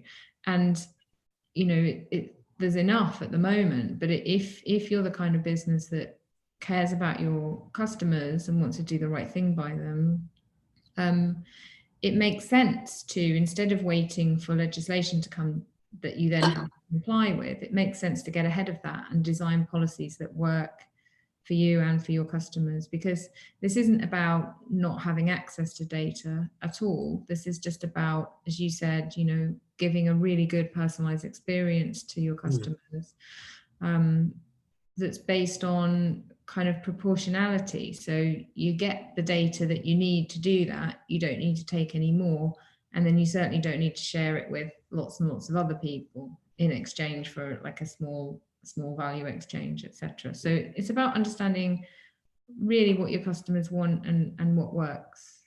Yeah, no, that all makes perfect sense. Then going back to things like GDPR, I think there was a lot of confusion when GDPR first came about, and I think a lot of businesses kind of used the excuse of not fully understanding it when they were making data breaches beyond GDPR. How can businesses, when policies do come in effect, kind of limit their excuses in terms of abiding by those new rules and ensuring that they're compliant in that sense? It's a challenge, and it's a challenge for most businesses, big or small. When legislation comes in, there's a whole bunch of stuff you kind of need to do, and for some businesses that naturally can be harder than for others, and some still struggle with it. And how do you keep abreast of the sort of changes? I think probably getting ahead of it and going beyond compliance is a good way to stay ahead. Why is it hard? Well, sometimes you need to change your systems and processes, and that is a real challenge. And I know that probably there are plenty of businesses that comply in theory with GDPR, but maybe there's aspects where they're not quite there yet. And actually the regulators, the ICO, are not really able to police everything. So it's not as if they're looking at everybody's websites and systems and checking that they're all okay, and nor should there be. It should be more that it's up to businesses to kind of do the right thing. Yeah, no, that's good. And then looking at Which and kind of COVID-19, Which going about any future research or collecting any insights on companies' response to COVID-19 at current? Yeah, so we're doing loads of work on COVID, mainly, on the consumer side of stuff. Our website, magazines, etc. is full of advice for consumers on how to so that they know that their rights. So people have booked holidays, or what's happening with pensions, or like financial issues, what scams to watch out for. We're seeing loads and loads of scams at the moment with a focus on COVID, because it's a hook, an easy hook. People are panicked. Also in terms of what other, what we're seeing other people are doing. I think that we're seeing businesses in general responding really, really well. Lots of people giving advice to their customers about what to expect, helping them understand if they're ordering things online, when things might get delivered, etc., etc. So generally, we're seeing the business response to COVID being good, and that yeah, absolutely, consumers need lots of help at this time. They, you know, need to feel that things that they're buying are safe and secure, and that they're getting value for money, and that hasn't really stopped. I talked in the session about our work on fake reviews. We've actually published a report in the last couple of days on fake reviews. If anybody's interested, I can share the link, which shows the extent to which sort of fake reviews have impact on purchase decisions online, which I think might be quite interesting. Yeah, if you can, saw you pop a few things in that chat before, so if you could pop that in there, I think that would be great. And like you say, it's about businesses remaining transparent. That's the challenge right now in terms of you know, even delivering that customer service with staff furloughed and customer service agents thin on the ground and relying on their own kind of technology systems at home and stuff. It's a difficult climate for everyone involved on that front, but generally we're seeing is a good response from business. I think it has been a good response, and which recognises that it's been a good response from business. We've seen, you know, businesses going over and above what they need to do, working in very difficult circumstances. And I think also consumers are, you know, in the main quite open to that. Like, we're all human, and we know that people that work in businesses are human, and you know, people can see people trying. It's sad, but at the same time, there are lots of sort of COVID related scams out there, which is something which is really hot on. So we're also putting lots of advice to make sure that people don't sort of fall prey to scammers, and that the businesses that they're dealing with are bona fide ones, and that they know who they can trust. Yeah, kind of see it's in the press at the moment. A lot of the track and trace kind of scams that are flying around at the moment, which is unfortunate. But yeah, no, I think it's good to hear from your side that, you know, the opinion of business is good and the reaction's right. And I think the point about being human resonates extremely well at the moment. I think we realise how fragile things can be and are at, you know, times like this. So it's good that that's also reflected in business, and I think people understand that. So Katie, it's been a real pleasure having you with us. Thanks for taking the time out to prepare and put together that presentation, and for delivering it for our audience. It's much appreciated, and also for stepping in for this Q&A session. It's been nice to kind of chat further about a few things and then have you involved. It's good to get involved. Thank you very much, Chris. Thank you. All right, enjoy the rest of your day, Katie. Thanks. Thanks. Bye-bye. Bye-bye. So we're now slightly delayed going into the lunch break, but fortunately this isn't a live event, so it's not going to have affected things too much. We're back this afternoon for the final session of the conference, and we're going to be joined by Beano First Group and Citizens Advice, hearing more on Beano's digital transformation journey. He certainly, as a kid, was a big fan of Dennis the Menace and all his pals within that. So it's always a great story to hear. We've had Beano with us a few times across the UK over previous years at the event. So it's a fascinating story. And then we're going to hear more on customer mapping journey with First Group's head of digital. And then how Citizens Advice are responding to COVID-19. So moving back to the public sector transformation. So see you back in here at 2:20. That's 2:20 UK time, GMT +1, and look forward to the final session of the day, which promises to be a good one. Thank you.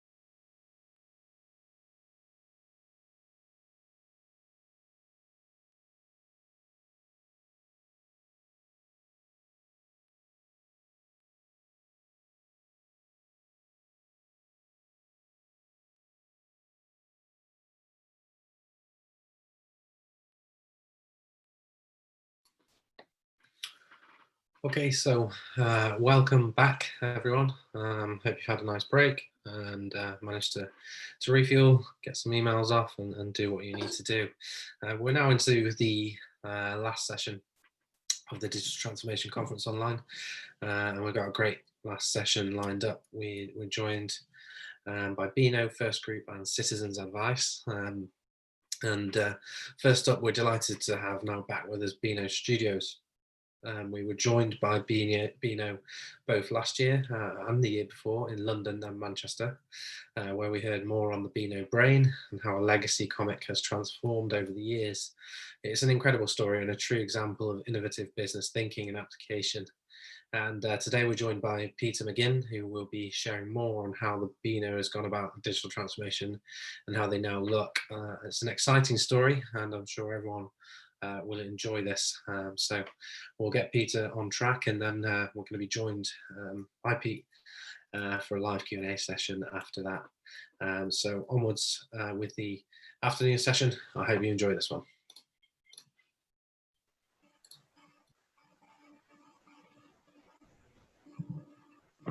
Hi, and thanks very much for attending our session today from Beano Studios around how we digitally transformed the Beano business.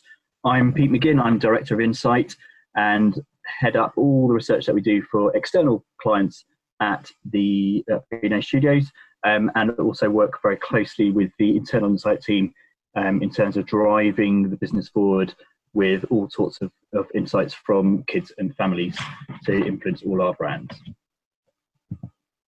So, as many of you will know, maybe from your own childhood, Beano is really a British icon. It has incredibly high level of awareness amongst parents, and over 3/4 of 6 to 12-year-olds know it too.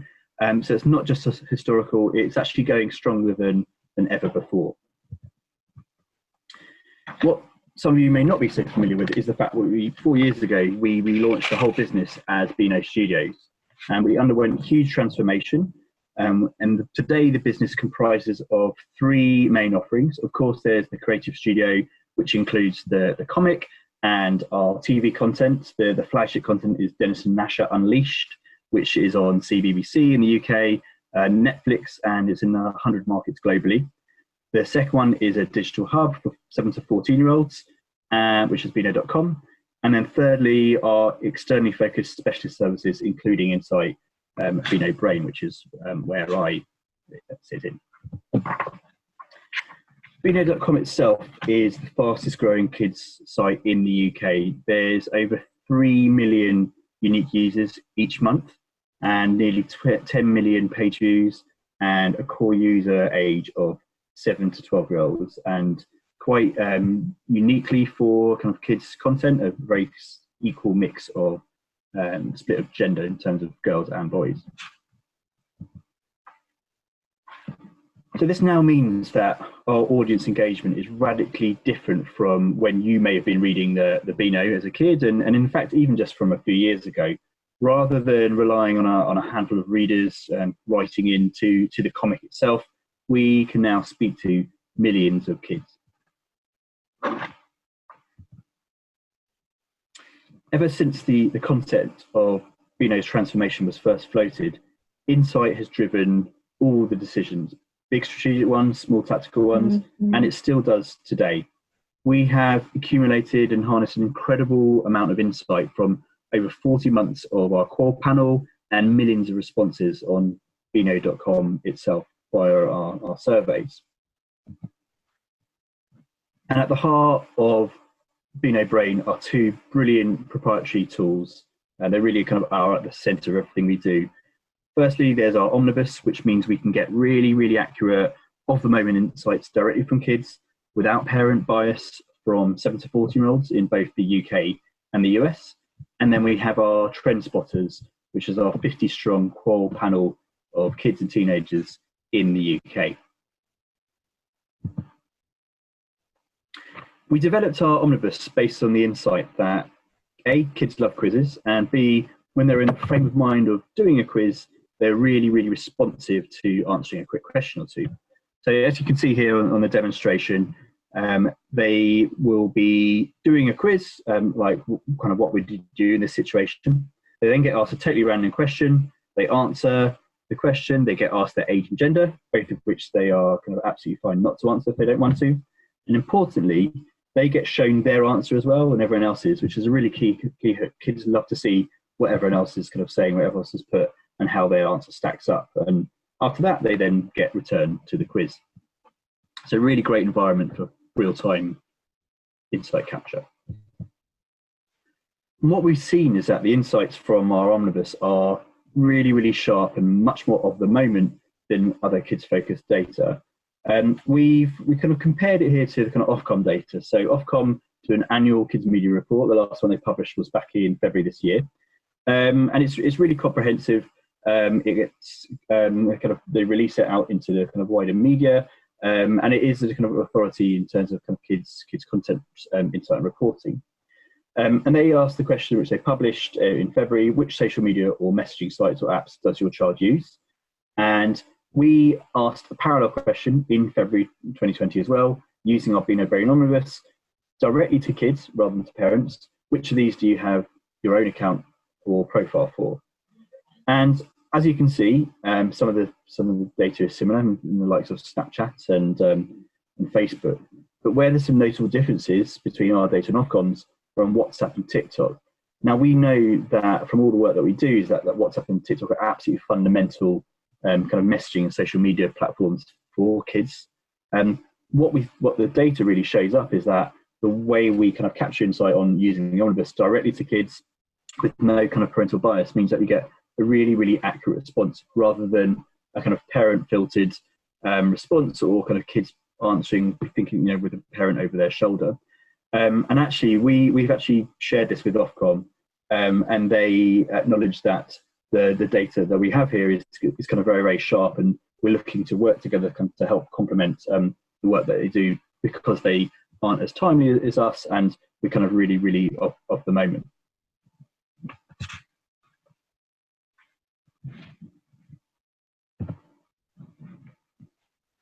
So that's the omnibus. The other key part of our toolbox are the trend spotters, and they are an amazing, really diverse group of kids and teenagers across the UK, comprising of different SEGs, different household setups, as well as age and gender.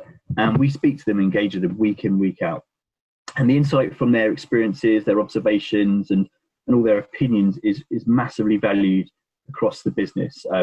Whether that's the marketing team, the content team, even the finance team kind of know what's going on in our trend spotters' lives, what they've been doing whilst they've not been at school, what's their favourite thing on TikTok at the moment. It really, really pervades through the whole business.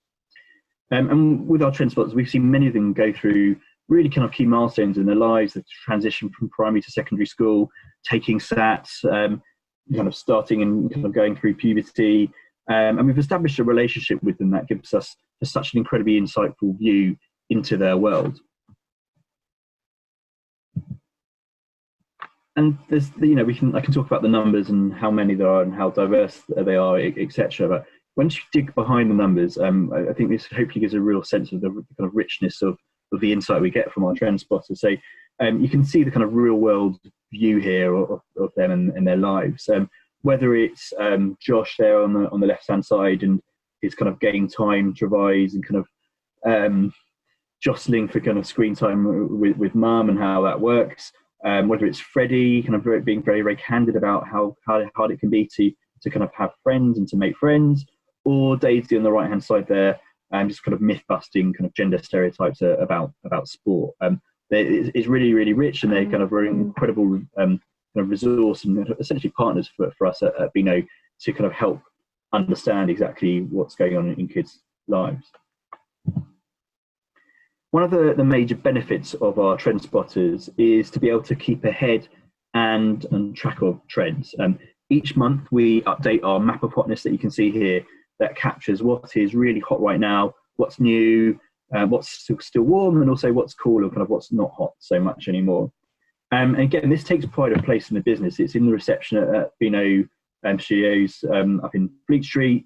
It's in our meeting rooms, and it's presented across the business. So all parts of the business are up to date with what's big right now with our audience. So just kind of picking out a few ones here, to show kind of how sensitive it is and how of the moment again it is. I'm sure everyone's familiar with Colonel Tom there in the kind of top right, just in general. But at the moment with kids, he is a real hero in their eyes as well. I mean, even though he's 100, and they absolutely relate to him, they think what he's done is absolutely incredible, and he is kind of top of mind for them right now. Imagine not so many of you may be familiar with the Norris Nuts on the kind of bottom left here. They're a group of Australian kind of family of kids who do kind of different challenges, do pranks, kind of really, really high octane, high energy, massively popular with our kind of core audience of 7 to 12-year-olds.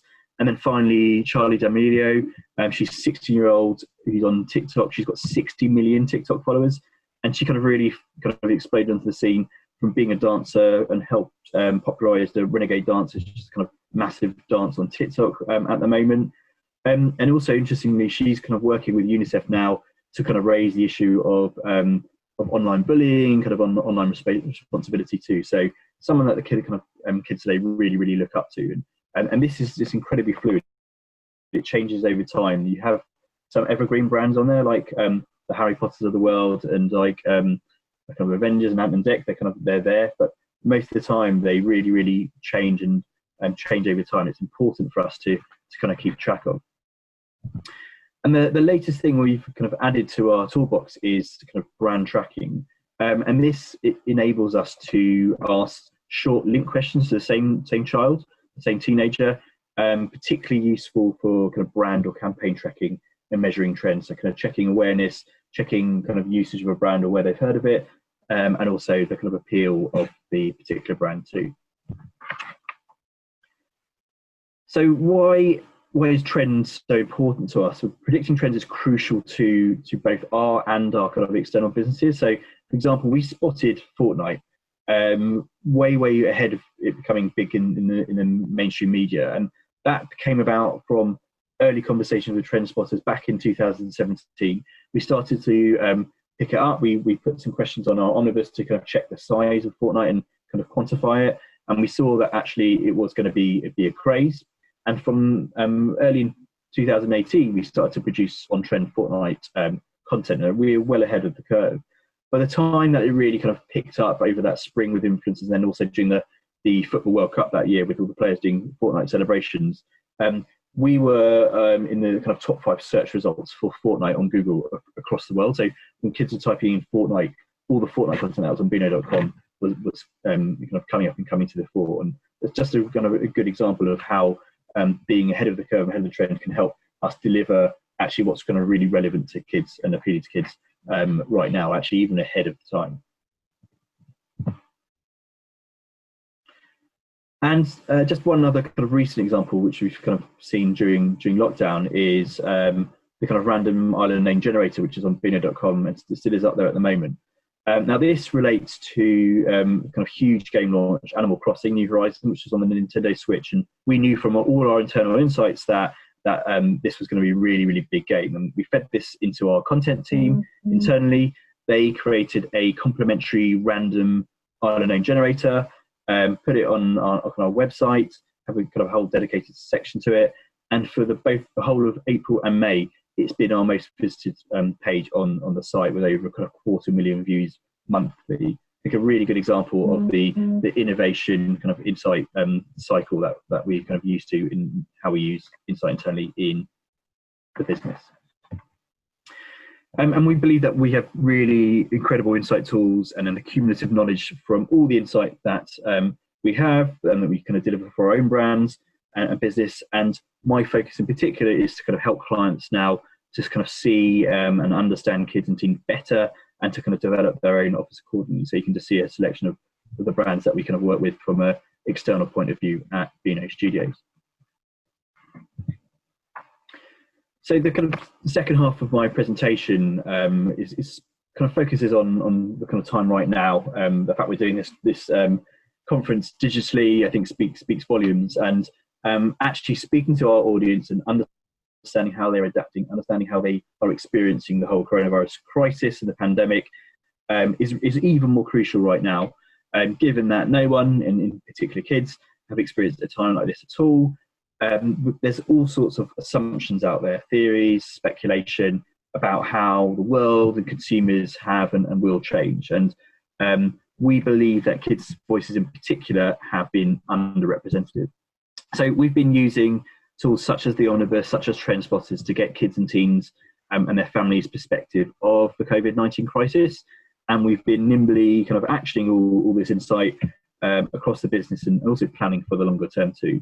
And I'm just going to kind of show some examples of what we understand about kids' experience at the moment from all the digital tools that we have, and also how we're actually kind of making a difference with that knowledge.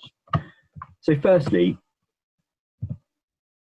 from very early on, way back in March, even before the schools shut down originally in the UK, and we're already closing in the US, we've seen that boredom, rather than worry, is the overwhelming feeling that kids had during the crisis across both markets, even kind of particularly pronounced in the US.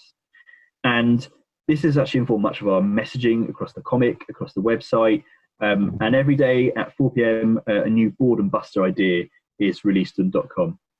And it's been essential to kind of inspiring us and kind of driving us on as a business to help bust that boredom in the most amount of ways possible.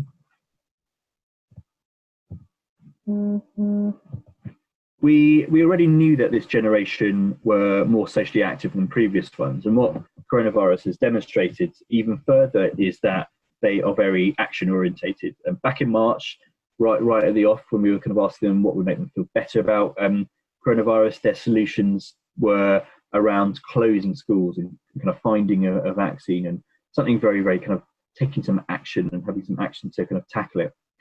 And what we've seen with a lack of engagement from brands is that they can kids themselves, they fuel the rainbow trend. A kind of young teenager came up with the idea for the yellow hearts and windows for those who families who've had someone who's died during the crisis, to kind of let people know that that's kind of happened to them and that they're going through that. And also kind of most recently, kind of kids and teenagers themselves have started to kind of take it upon themselves to kind of raise money, kind of inspired by Colonel Tom, but also just kind of doing it themselves. So kind of being able to do something active to kind of help them, make them feel better is really, really important. And at Beano.com, we've created Britain's Funniest Family, that you can see at the bottom there. It's currently in the kind of voting stages, because actually having a laugh and being able to have something to laugh at came out as being really important for kids. And there's a kind of key action to be able to take to kind of help them get through it. And by creating Britain's Funniest Family, we've given them another way to do this. As lockdown has gone on, Gen Alpha have evolved how they use tech to communicate and play. What's been so interesting is the kind of changes that have happened within lockdown itself. So back at the kind of beginning of lockdown, in March, actually things like FaceTime were the most common, but that's actually declined as we go into April. And what we're now seeing is that platforms which allow gaming and connection and something else are really thriving. So you take Roblox on the left-hand side there as an example, which is essentially, or kind of was a gaming site. At the moment, that's such a key way for 7 to 10-year-olds to message each other, to communicate with each other whilst school's out. And House Party on the right-hand side there has shot onto the scene as well. Kind of pretty much unheard of at the beginning of the year, kind of a little bit of uptake in March. Now kind of a quarter of kids had used House Party recently. And then lastly, Fortnite, which is a really fascinating one, the combat game, which I already referred to, actually has now created a non-combat area, kind of party royale, where kids hang out, they watch live concerts, they try on different outfits. They're not kind of fighting, and they're not combating. It's actually a physical space to kind of hang out, and it's kind of substituted the real world. And this is a kind of digital and virtual as a place where kids are thriving, and really, really reflects the kind of the evolution that's happened in coronavirus. And I think the expectations of how things will be when we move out of the crisis too. There's definitely been a change of routines and activities, with a lot of falling back on old-fashioned, kind of more traditional activities such as board games, physical arts and craft, and baking when flour is available and you've got some in stock. And it just seems some examples of activities that have kind of grown and increased during lockdown itself. At Beano ourselves, we've seen comic subscriptions grow exponentially in the last few months, as well as several more traditional categories on our e-commerce, such as kind of Beano Monopoly, just kind of basically go through the roof in terms of year-in-year increase. So understanding what's going on in their world through all the insight that we have, and then translating it into something kind of tangible and to kind of deliver against what kind of kids and families really, really need at the moment. And then in the UK in particular, although team and competitive sport has kind of been really, really curtailed by all the restrictions and social distancing, there's been a huge surge in outdoor exercise, which I imagine a lot of you have noticed. And we've kind of seen this also from our trend spotters, heard about all the different things they're doing, and all the omnibus data has kind of been showing that up. And again, what's interesting is in these changes that we've seen isn't just before and then during lockdown. Even within lockdown, we've seen massive increases. So in the UK in particular, kind of scooter bike riding, going for walks with family has gone up within lockdown itself. Interestingly, this is part of a wider picture and a wider theme in the US that's been less pronounced in the US. US kids quite sadly have been kind of more restricted in terms of the availability to go outside and going outside too. But still kind of really important to understand and to kind of see that US kids are actually spending more time indoors, a huge amount of them on Beano.com, and kind of how we can kind of deliver against that.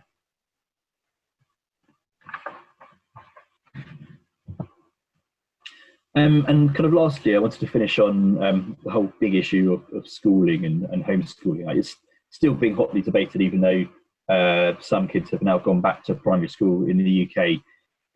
What we've seen from while kids have been at home is the likes of Kahoot, again, something that a lot of kids hadn't really heard of even 2 months ago, and Zoom, kind of equally too, play a really crucial role in homeschooling. And one of the things we've identified is that boys in particular are generally happier at home school rather than in school. Now this isn't because they're kind of lazy and kind of want to bust that kind of stereotype. Actually, it's just because it fits them better. They're less structured, they're kind of more flexible form of schooling, when they can get up and run around when they need to, when they don't have to put their hand up to go to the toilet. And that's the kind of they are reacting better to kind of homeschooling, having that freedom. They're still doing work as well. We've got huge amounts of data about what they've been doing. But in terms of what we've seen here, we believe there's got huge implications for the future of the education system. Again, internally, we have a Beano for Schools team, and we're exploring kind of what this might mean in terms of suitability of kind of current education system for kids. And we're also in several conversations with education sector clients, and also kind of provide our own homeschooling Beano branded content as well for kids and families to use as homeschooling has gone on and kind of the boredom has increased. So hopefully this has given you some inspiration around how digital transformation has really catapulted Beano into the 2020s, and how much of a positive impact that insight can make across an entire business. So thank you, and hopefully we've got a bit of time for some questions. Hi Pete, how are you doing? Yeah, good, thank you. And just shutting my window as the ice cream van's gone by. Fair enough. Well, good sound. Hopefully you can hear me well. Yeah, no, perfect. Thanks so much for joining us, and thanks for a great presentation. As I mentioned at the start of your presentation, we've had Beano with us on this event in years gone by, and it's always a fascinating story to hear, and I think it's always a big kind of discussion point amongst attendees on kind of the innovative and forward thinking that's in place within Beano Studios. So big credit to you and the team for that. Thank you. So I guess a good place to start would be around, and if you can answer this, would be around the kind of the start of Beano Studios. Correct me if I'm wrong, did you say it had been 4 years? Yeah, it's kind of 4-ish years now since the kind of idea crystallized, and essentially the kind of proposition went to DC Thompson, who owned the comic and kind of own actually quite a lot of other publishing brands as well, to start from the beginning. Say if Beano was starting afresh as a brand today in 2016, what would it look like? And that was where it really started. And without completely tearing up the rule book, we kind of knew that the comic was really important still. and actually kind of buck the trend in terms of comic readership. And we didn't want to lose that, but we very much knew that kids in the 21st century access brands across multiple touch points. It's kind of in their DNA, really. It's their expectation, and that's where Beano.com in particular kind of started its journey, and right from the off. And that's hopefully what's come across in today's presentation previously, is that insight and getting insight from kids has driven that all along, whether that's the content development, that's the comic development, whether it's the kind of the quizzes and the features that are on .com. That's all fueled by what we know about and what we hear from kids themselves. Yeah, sure. I mean, it's amazing to see how far it's come. I remember when I was a kid, I was a member of the club and wore my Dennis the Menace badge with some pride, but very different kind of level of engagement from then compared to now. So it's quite incredible to see what's been done. Yeah, and I think what's really important to underline, and this is something that was really I'd been watching what Beano doing from the outside, and had the assumptions that it was still based around the comic with that kind of core comic audience. But what .com's done is actually expanded the kind of target audience. So firstly, there's a million kids in the US who don't know the Beano comic, who are engaging in Beano.com monthly, which is really quite staggering considering the kind of lack of buy into the brand from the comic. But also the age range kind of moves up into 13, 14, even 50-year-olds who are really engaged with the kind of the content on .com, and we believe that we've hit a sweet spot of kids and tweens of that age who have moved out of the very kid-focused content and aren't quite ready for the adult content, and there's something in between, and we seem to be hitting that spot really, really well. Nice, yeah. And then we've had a few questions come through. Someone's commented, amazing to see these insights and how Beano has evolved. Also helpful for sharing with my kids during lockdown. How do you protect the children whilst on your website?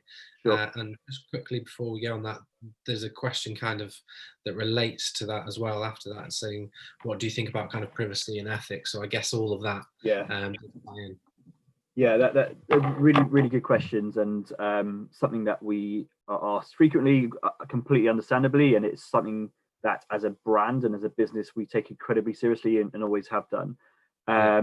So from a website specific kind of point of view, we have incredibly strict editorial policy about what goes on that website, and that kind of pervades into the insight as well. So we select what questions we put on there, particularly internally, but also with our external clients who use our omnibus. We have a very strict editorial policy about what can be asked and what can't be asked on there as well. Secondly, there's no advertising on the site. And thirdly, in terms of insight and kind of information, there we are kind of GDPR compliant. We are COPPA compliant, which is the kind of United States kind of legislation around kind of websites in kids specifically, and we do not collect any identifiable information. So even though we have this great insight from kids, and we are able to know their age and gender, and also to an extent the region they're in, we don't know who they are specifically. We don't know any names, we don't know any addresses, we don't know any kind of local IPs, and therefore we're kind of confident that we're not kind of breaching any privacy rules and kind of keeping a safe distance, whilst importantly being able to ask kids direct what they think. Parents, because it's on the site and it's not via a kind of traditional survey, we don't have to go through parents, and my background is purely insight. I'm a massive insight and research fan, and have always been, and have always focused on kids and family stuff. And again, the kind of ethics and the kind of privacy questions are at paramount importance to me. And I believe the way we kind of do things at Beano is a kind of appropriate for kids, and getting that balance of kind of really getting their points of view, but without pushing things too far and without kind of breaching any confidentiality rules as well, and kind of privacy rules. Sure. And I think it's amazing to see as well how I think when Hayley Granston spoke with us, the MD of commercial, spoke last year with us, she was talking about how engaged kids are with current affairs, particularly with Donald Trump, Boris Johnson, and obviously now COVID-19 you touched upon. how kind of, you know, how does that look in terms of even with, you know, events happening in the last week with Black Lives Yeah. Matter and things like that? How engaged, are engaged are these children in these current affairs? Much more so than before, and that's one of the key defining traits of Generation Alpha in particular, who kind of born in 2010 onwards, but also younger Gen Z compared to the previous generations. And I don't know how well you can see me on here, but I've got a few grey hairs. I'm used to engaging with kids and have done for decades now. And the difference between kids today and even 5-10 years ago in terms of how on it in terms of their own current affairs, how aware they are of what's going on not only in their local environment but around the world is markedly different. And I think COVID has just been another example of that, obviously in a very negative way. Just to give you a bit more, again, an example of how we know that, not just from speaking to kids through our trend spotters and omnibus, but even the data and the analytics we see from our website, we can see obviously which areas are getting the most hits. And particularly in that first month of the coronavirus crisis, quizzes around geography went through the roof, as we knew that kids were hearing about what was going on in Italy and Spain and France, and then also in the US as well as the UK. So it kind of it adds into the cumulative kind of puzzle of understanding what's going on in kids' lives, and they are super aware of what's going on.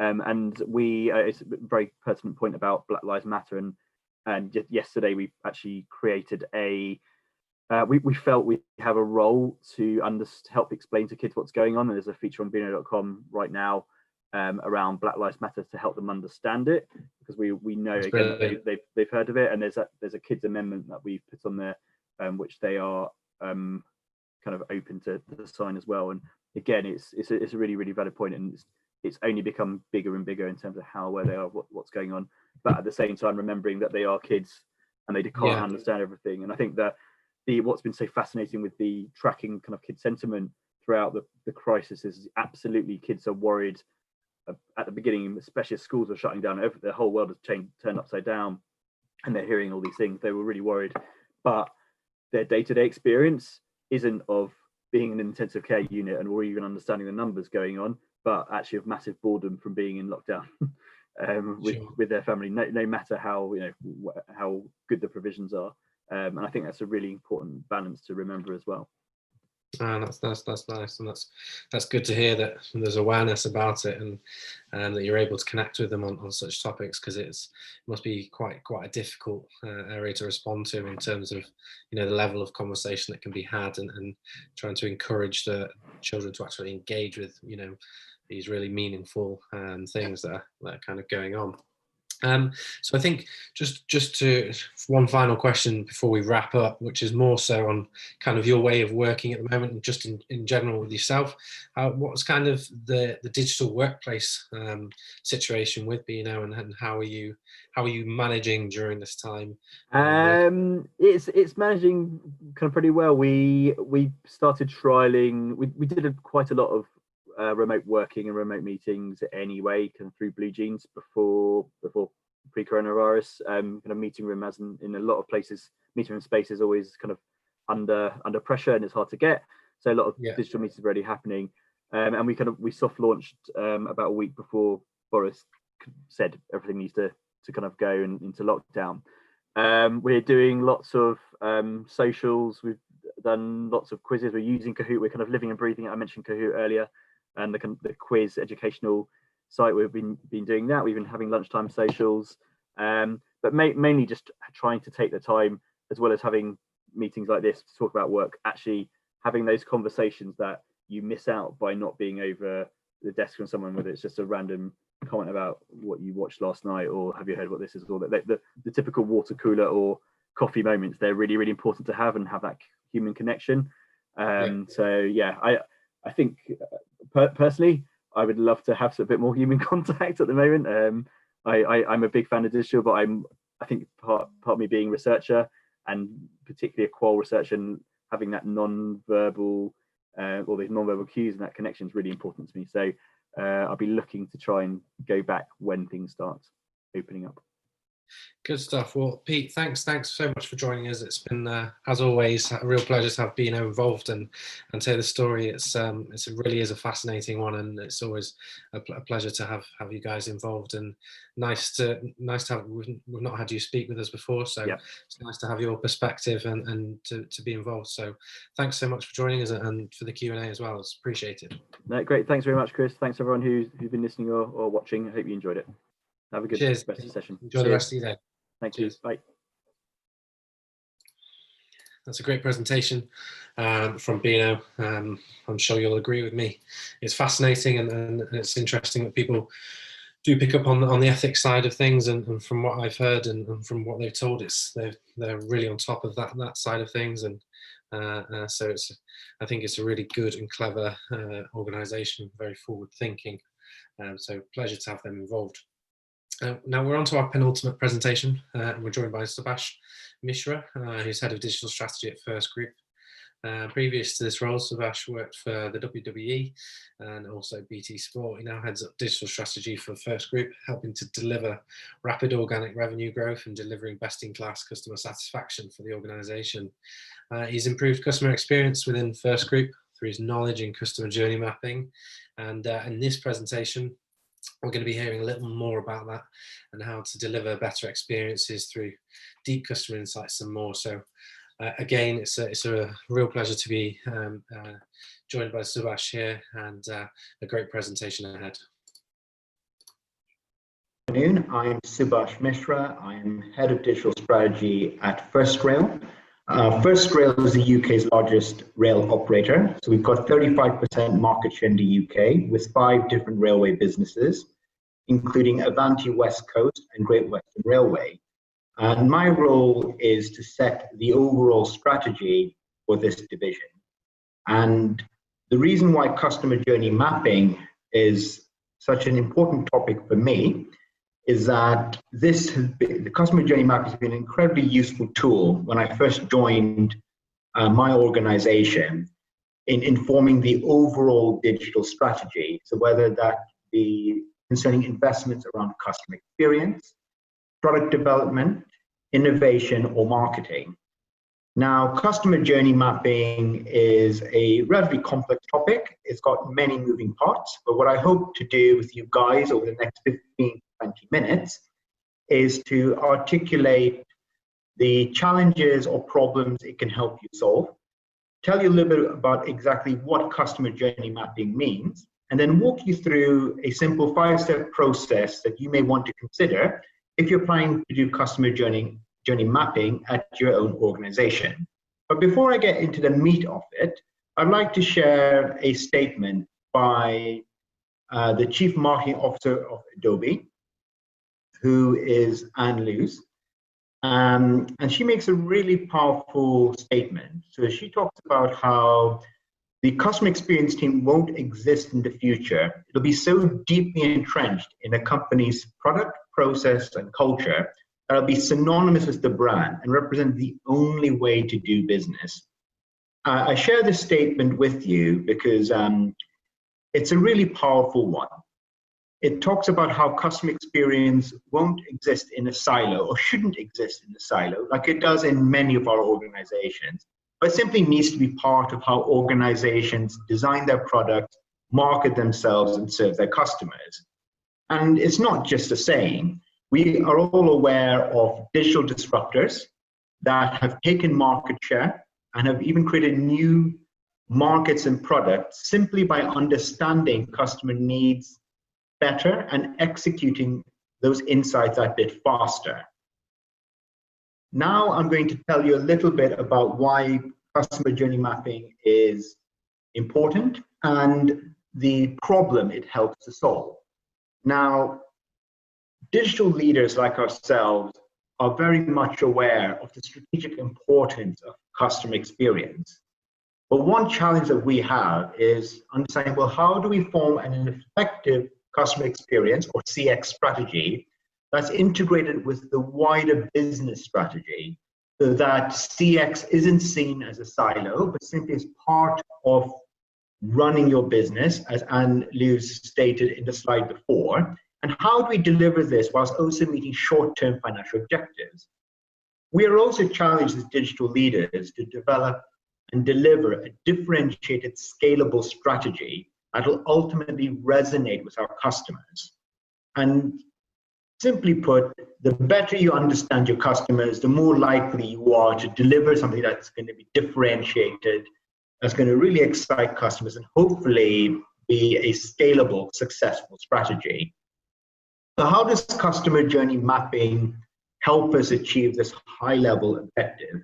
Well, a journey map is a visual representation of your customers' interactions with your brand, covering every step of their purchase process. So from when they're thinking about making a purchase through to searching a short list of suppliers, right through the actual purchase journey, and then hopefully onto the loyalty and advocacy stages.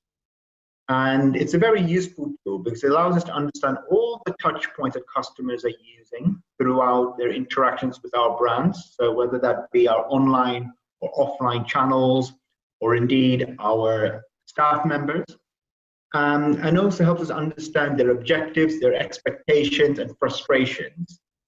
And the really interesting thing about customer journey mapping for First Rail and for other organizations that I've seen this implemented at is ultimately what you get from customer journey mapping is a really clear understanding of the top 5 to 10 opportunities and pain points at each stage of the customer journey, and helps you understand how well is your organization doing against the things that matter the most to your customers.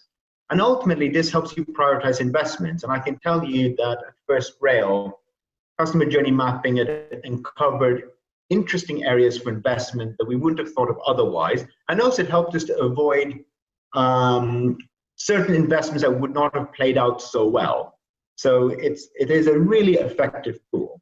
So what I'm now going to do over the next few slides is to show you a couple of examples of what a customer journey map looks like, and then walk you through the 5-step process of how you could do this for your own organization. So I said that I had 2 examples. I've got one up front, and then I've got another one later on the presentation. Here's a quick one I've put together for today.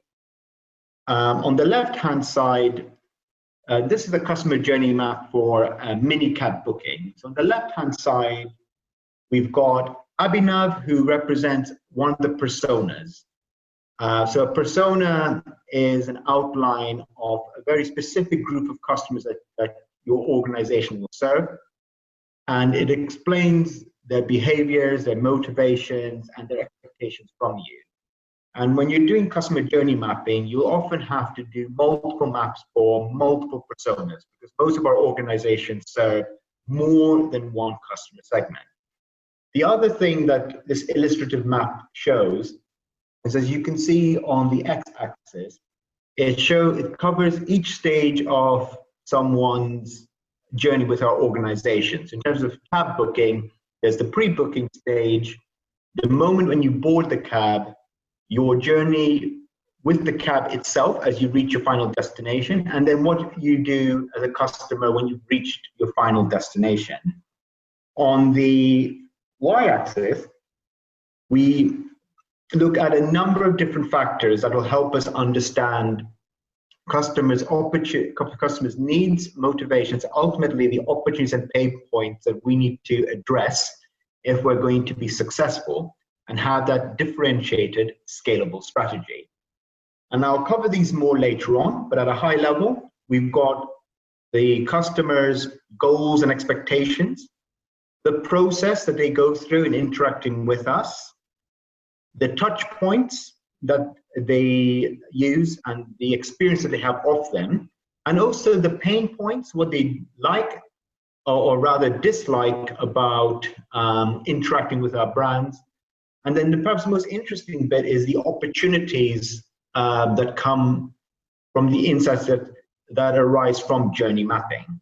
So hopefully that gives you a visual indication of what a map could look like. And what I'm going to do next is talk you through the 5-step process of how we get there. So the first step is a critical step. It's about setting the objectives and agreeing the journey scope up front with your stakeholders. As I mentioned earlier, journey mapping is a complex project with many moving parts. I say that because to do customer journey mapping really well, you're going to require a number of different stakeholders to be involved. So you need your board, the customer experience and marketing teams, your analytics teams, customer service teams, and so on. And so it's really important before you start such a major project to meet with all the relevant stakeholders and get that cross-functional buy-in really early on. Governance is really important as well. So you need to have a regular cadence of meetings, and I would also suggest a RACI matrix and a working group. A RACI matrix, if you haven't used it before, is essentially stands for responsible, accountable, consulted, and informed. So different stakeholders will play a different role within RACI at different stages of the project. I guess I stress this point because at First Rail, when I was doing this project, we were 5 different railway businesses. Each one had with their own digital team, website and app, each one with their own management team. So a lot of time had to be invested up front to ensure that everyone was on the same page, everyone was committed to doing their bit with the project, and most importantly, that people were committed to actually delivering upon some of the recommendations that might arise from the journey mapping process. So some of the key topics that need to be agreed up front is, well, what is your organization's objective from journey mapping? Is it to simply increase customer satisfaction? Is it potentially also to increase revenues, to drive competitive differentiation? For example, which personas do you want to map? As I mentioned before, your organization is likely to serve multiple different customer groups.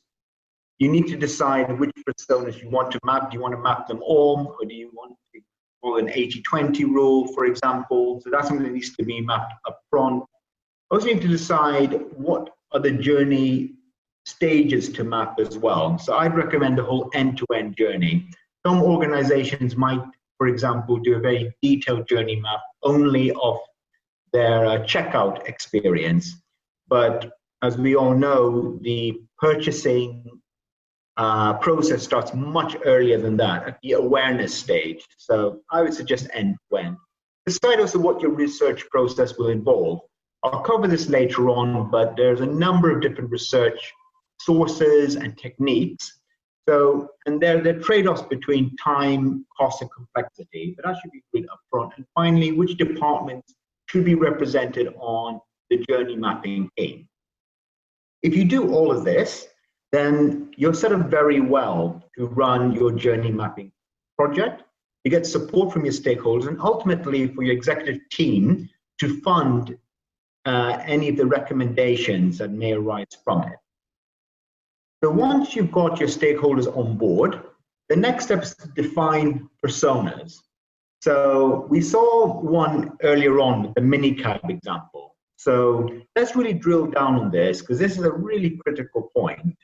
Because simply put, if you don't know who your customer personas are, the journey mapping project will not be that effective. So a persona is a collective image of a particular group of your customers. It represents their very specific behavioral patterns, goals, expectations, and frustrations. Now, your insights and marketing team may already have a view of what these personas are. If you're starting from scratch, then there's probably a lot of existing research within your company that you could develop personas from, such as customer surveys and focus groups, first-party data from Google Analytics and Facebook Insights, as well as your contact center. So what does a persona look like? A persona needs to articulate the needs and goals of a specific customer, their expectations and frustrations, socio-demographic groups, and their behavior. So what sales channels do they use? How mature is this customer? Is this a customer that you're nurturing? Is it a mature customer? Is it a customer that is at risk of lapsing? The frequency of their transactions with you and their average order value. So when you have your personas defined, the next step is one of the most interesting steps, which is that defining the journey stages and collecting the data. So let's look at some example end-to-end journey stages. So with COVID, we've all been watching a lot more Netflix. So what does a really high-level end-to-end journey look like for a Netflix customer? The first stage is the inclination stage. So you're wondering what you're going to do with the evening ahead. And at that point, there's multiple options. You've got regular broadcast TV, YouTube, Netflix, going out for a run, having a meal. There's an inclination stage of what am I going to do as a customer to fill up my time in a specific evening. The second stage is then, assuming that the customer has decided to watch something, to log on to Netflix and choose a program. Third stage is watching their program. And then it's interesting because it's also interesting to understand what a customer might be doing whilst they're on a specific journey stage. So whilst people are watching their Netflix or Disney Plus, they're often commenting on social media, chatting with friends, or eating, for example. So it's really interesting to understand what else customers are doing, especially with e-commerce, because we often see a significant drop in the conversion rate across the sales funnel when we're not able to hold that customer's attention properly. Then the next stage in Netflix case is then after you watch the program, do you watch another program? Do you post a review online? And then what does the ongoing engagement look like? So do customers want to learn more about the show, attend fan events, for example? So when I was at First Rail, I had to really build these journey stages from scratch and properly inform myself in terms of collecting the data. And here's a few that I found particularly helpful. And so sometimes it'll depend a little bit from industry to industry, but the ones that I've suggested are pretty much cross-sector. So the first one is Google Analytics to get a good idea of your traffic volumes and sources, the devices used, and the sales funnel analysis. This, especially the devices used and your traffic sources and the sales funnel analysis, that will vary, from my personal experience, considerably from different persona groups, depending, for example, on their age or their previous engagement with our brands. Hotjar is one of many tools that provide interactive heat maps that helps us to visualize how customers are navigating the pages of our websites. A/B testing, especially results that you may have got from previous testing rounds, are also incredibly helpful. Net Promoter Score is also a useful one.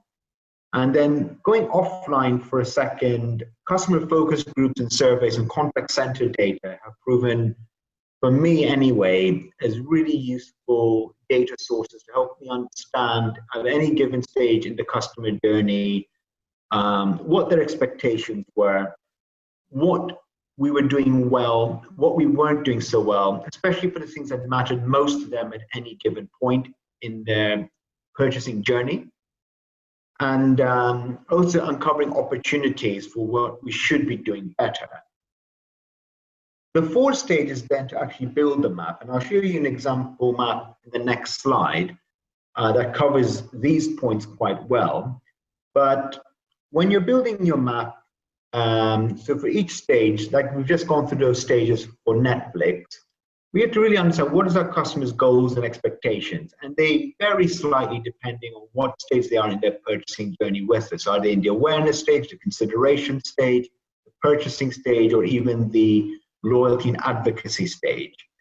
And it's also really important to be able to prioritize the top 3 to 4 goals or expectations so that we're sure that when we action any recommendations, that we're prioritizing delivery against the most important objectives first. Once we understand what the customer's goals are, we have to also understand, well, what are the touch points and the process involved? So by touch points, I mean some of the research, sales, and delivery channels that your organization might have. So our websites and apps, customer service agents, and for many of us, our delivery drivers. By process, what I mean by that is, well, what is the steps that a customer has to take to either find information, to make a purchase, or to request further information or assistance. But to put it really bluntly, when I'm looking at process, my key exam question is as well, how easy do we make it to transact with us? And it's amazing to see how much variety there is in terms of process. So if I look at the world of online banking, First Direct, which historically has had very high customer satisfaction levels, but is perhaps now seen as a relatively established brand compared to the likes of Revolut, Monzo, and Starling. Well, this I thought was very interesting. So Revolut requires only 24 clicks to open up an account versus 120 for First Direct. Imagine how much higher the conversion rate for Revolut must be compared to First Direct. I suspect it's probably a little bit better than what First Direct are experiencing. So it's really interesting. Well, how easy do we make it for a customer to find out about our services or to transact with us? In terms of pain points, it's about understanding what are the frustrations or what is it that our organization is doing to make it an experience less than seamless for our customer. This will vary a lot by organization to organization, but some common ones include site navigation information, the checkout and payment process, and also the availability of real-time customer support. But perhaps the most interesting or surprising thing from journey mapping are the opportunities. Are there new insights that could support the business case for new or improved propositions? So in First Rail's case, we learned that the refunds process was definitely an area that customers were very frustrated by, but then it inspired, and they were frustrated because they had to fill out online web forms, and they had to wait up to 28 days for a refund on their journey if their train was delayed. So what we were able to create as a result of this insight was auto delay repay, which only exists in the rail industry. It doesn't exist in other industries like the airline industry, whereby if your train is 15 minutes late or longer, without the customer having to do anything, thanks to our single customer view, we know that a customer's train has been delayed and that a refund will automatically be credited back to their bank account. And this definitely gives us a strong USP versus digital disruptors like Trainline, for example, and helped us to grow our digital revenues considerably and also our customer satisfaction. So before I look at the last step, let's have a look at what an example customer journey map may look like. So I talked about a lot in the last slide about some of the different factors we have to consider, such as the customer's goals, expectations, touch points, pain points, and opportunities. So we see all of that on the left-hand side of this indicative customer journey map. And then on the x-axis, as seen with the minicab example, we can see the end-to-end customer journey for a typical e-commerce retailer. So when they're researching a purchase, when they're doing further product discovery, selecting a product, and then ultimately purchasing it, and on occasion having to return an item back. I quite like the doing section of this slide because it goes into great detail of the process involved. And when you look further at this slide, and I appreciate there's a lot of words on this one, but when you look further, from analyzing the doing of the process stage, this particular organization was then able to identify and prioritize the top pain points and opportunities from their particular e-commerce website. Now, speaking of, sort of opportunities, the next slide is quite important because by this point in the process, you will have a lot of interesting information and insights, but it's time to then prioritize them. And so it'll differ slightly from organization to organization, but we at First Rail prioritized the long list into a short list by looking at the importance of the challenge or pain point, the commercial ROI, strategic and brand impact, as well as operational and technical feasibility. And it allowed us to grow revenues at a very rapid rate during the last 3 years, and has allowed our websites and apps to be reviewed as the best rated rail websites and apps in the industry, which is great because we have 30 competitors, and to be seen as the top one there is really good. And I hope that this process could help you potentially achieve something similar. And the final thing I should touch upon is some of the challenges of customer journey mapping. So the journey is seldom linear. Some customers will skip certain stages. Some customers will get a last minute recommendation and head somewhere else. So it's best to think about a journey map as a working document. It's an important tool. It's not the only tool you should be using, but it's definitely an important one to ultimately get your organization to view itself rather than a product or process-driven company, become a more customer-centric business. And as your CX maturity grows, more data and insights are going to come to light. And it's important for us to be open to these changes, because if we refuse to adapt, it won't serve us well, and our competitors will seize that opportunity instead. So I hope that this has given you a good summary of what customer journey mapping is, and I am around for the rest of the conference to take any questions. Thank you very much for your time.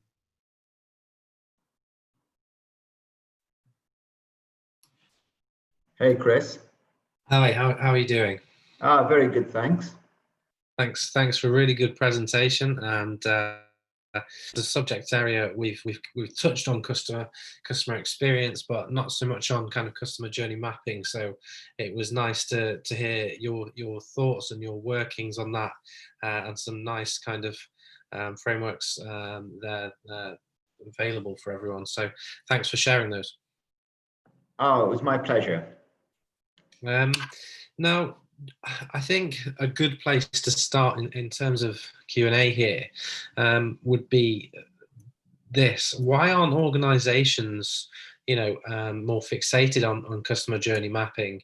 I think in one of these slides you mentioned about the difference between Revolut and First Direct in terms of clicks to kind of set up an account, and why aren't kind of traditional organizations focusing on this more and trying to streamline those processes? Are there particular challenges with establishing the customer journey mapping solutions, or what might that be? Yeah, I think that's an excellent question, Chris. Especially because the longer an organization delays its thorough understanding of customers and how well it's performing against what's actually important to the customer versus what the company thinks is important. And that's a really huge distinction. So it might well be that First Direct think that their sign-up process is very thorough for their processes. However, with Revolut, you can quickly sign up and give the bare minimum required to open up an account, and then they'll request follow-up information later, which is clearly better for the customer, but perhaps a little bit more work for the organization. So I think there's perhaps two reasons why not more organizations are doing it. So the first one is simply lack of awareness of customer journey mapping. And the reason for that is that a lot of organizations are still very product or process focused and not truly customer centric. A lot of companies talk the talk, but they don't walk the walk. So I think one is simply awareness, and secondly, it is a complicated project. there are a lot of moving parts. It does involve a lot of different research sources being pulled together. You do require multiple teams from multiple silos to work together as well. There's not an easy project to pull off, but certainly for me as a P&L owner, it gave me a lot of confidence that the investments that I was signing off on were the ones that are actually going to deliver strong ROI. And as I mentioned earlier on in the presentation, there were some certain initial ideas that we thought internally might be great for customers, but then we quickly found out, thanks to customer journey mapping, that they weren't the priorities. I'm glad that journey mapping saved me some money as well. Yeah, no, that's good to hear. And I think you've come up with something there that kind of I was going to lead on to my next question. That was about you've got various teams working on this, you know, in different silos. And I was wondering kind of where the responsibility lies with customer journey mapping. We've got, you know, you've got digital teams, you've got marketing teams, you've got data teams, and obviously there's a lot of intersection between those teams. But ultimately, where does the responsibility lie for organizations? Yeah, I think for me, the overall sponsor needs to be the CEO, or at least the chief marketing officer. So the sponsor needs to be the board, and ultimately the board should be receiving regular updates, ideally monthly, on how the project is going. Clearly, the board will not be executing the work. So in terms of the actual execution, depending on the organization, it'll tend to be the customer experience team or potentially the insights / marketing teams. It depends on how large the organization is. We're a global organization, so we're fortunate to have multiple teams. So for us, it was driven, a lot of the requirements for us, I guess the business sponsor was the board. A lot of the requirements were drafted in terms of what objectives what questions we want answered as a result of journey mapping were driven by P&L owners like myself, the marketing team and the customer experience team. And then a lot of the delivery was done by the insights team. But I think one thing which helped in First Rail's case is that we have some common KPIs which are shared across different teams. So for example, multiple teams are accountable for the volume of traffic our digital channels receive. Multiple teams are responsible for maximizing the revenues and the customer satisfaction from them. So I think the fact that we had some shared KPIs helped to break down those silos. Yeah. Nice. And then with question here, do you go back and reassess the customer journey map after you've implemented change, or do you have to then kind of redo the entire process from scratch? I think it depends. That's an excellent question. I am definitely in favor of refreshing the journey map, and it should be. It doesn't necessarily need to be a whole scale to start from scratch again. I think what determines the frequency of the map being updated and which stages of the map to update, it's all driven by whether there's some significant drivers or new drivers of a change in customer behavior. So that could be, for example, new substitutes that have arrived in your marketplace, new competitors, the emergence of new channels. So, you know, in 2020, the majority of e-commerce revenues for a lot of brands comes from the app. That wasn't the case even 5 years ago. And actually, to use that as a small example, if the app, for many brands, accounts for just over 50% of your revenues, that involves a huge rethink about how you provide information and how do we simplify the purchasing journey to work on a much smaller mobile screen rather than desktop. So I think it's a tricky one to say how frequently. It depends, I guess, ultimately on how frequently is your customer changing behavior. So it could be driven by external factors. Sure, yeah. Tech changes or market changes or competitor changes. Nice. Well, thank you so much for joining us, Subhash. It was a real pleasure, and as I mentioned just before, a nice perspective to have, and something we've talked a lot about the customer, but not so much on customer journey mapping. It came up a little bit in the panel session yesterday, I was quite looking forward to hearing from you, because I think that was a good in-depth coverage of customer journey mapping. So I thank you for that presentation, and also for joining the Q&A. No, it was my pleasure, Chris, and it was a pleasure to be part of this event. And even for me personally, there's been some excellent presentations throughout today, so it's just been a really good day. That's good to hear. Thanks so much, and thanks so much for being involved, and enjoy the remainder of the day. Thanks very much, Chris. Cheers. Take care now. Take care. Bye. Bye-bye. So real nice insights there from Subhash. To finish the day and also the event, we're now welcoming Rebecca Kemp, Director of Customer Journey from Citizens Advice. Rebecca's responsible for delivering digital advice to 25 million users a year, creating seamless customer experience across the services. Rebecca's held various public sector roles, including in the Cabinet Officer and the Government Digital Service, and joins us today to share her ideas and work within Citizens Advice on responding to COVID-19 and holding up that brilliant customer experience. So we're going to hear from Rebecca now on her presentation, and then bring Rebecca in for a final Q&A session of the day. So over to Rebecca now.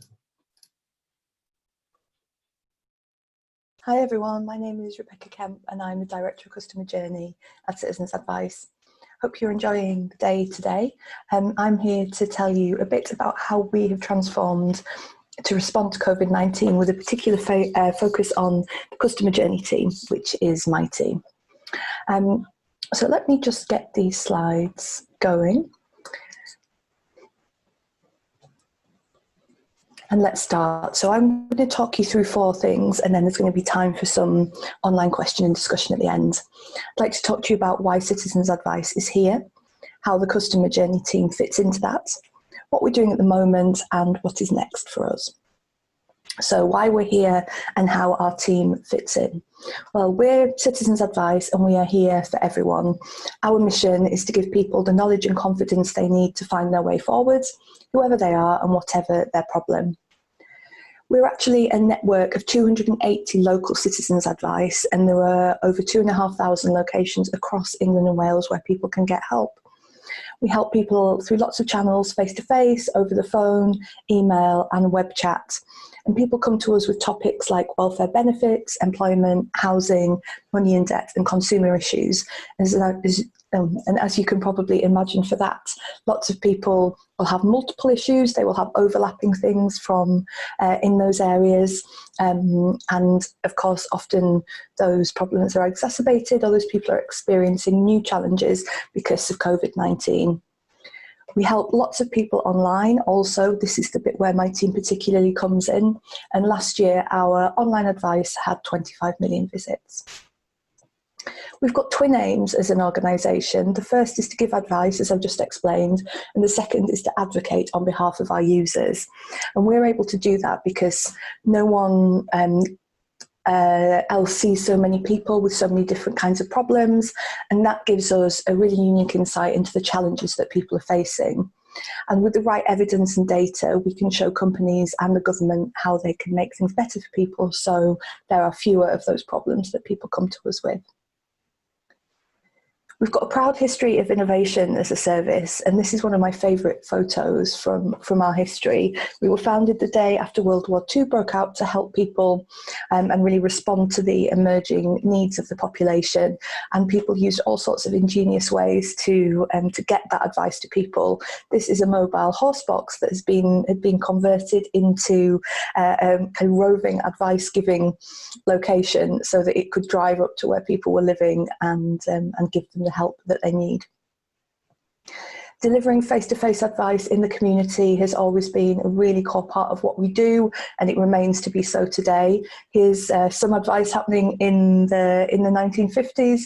Regrettably, we don't all dress like this, but what we do anymore, but what we do have is that really local focus around responding to people's needs as and when they arise. And data to inform our service delivery and also the advocacy work that we do has always been core to our operations. This book, Advising the Citizen, is from 1948, and it sets out how to record the kind of problems that people come to us with under different codes, so then you can see the kind of policy areas that people are struggling with.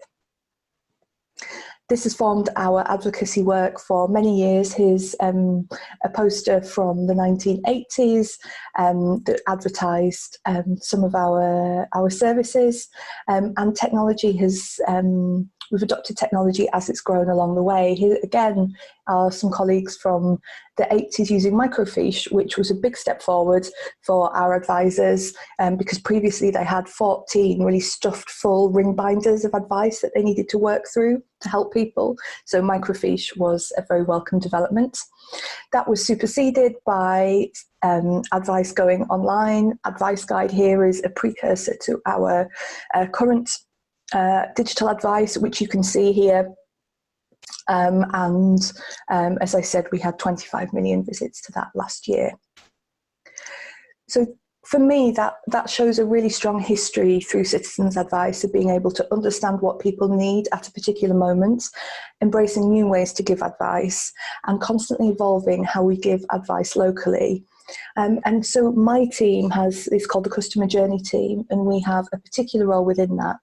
And that's to help the service today understand what people need, find the right ways to give advice to meet those needs.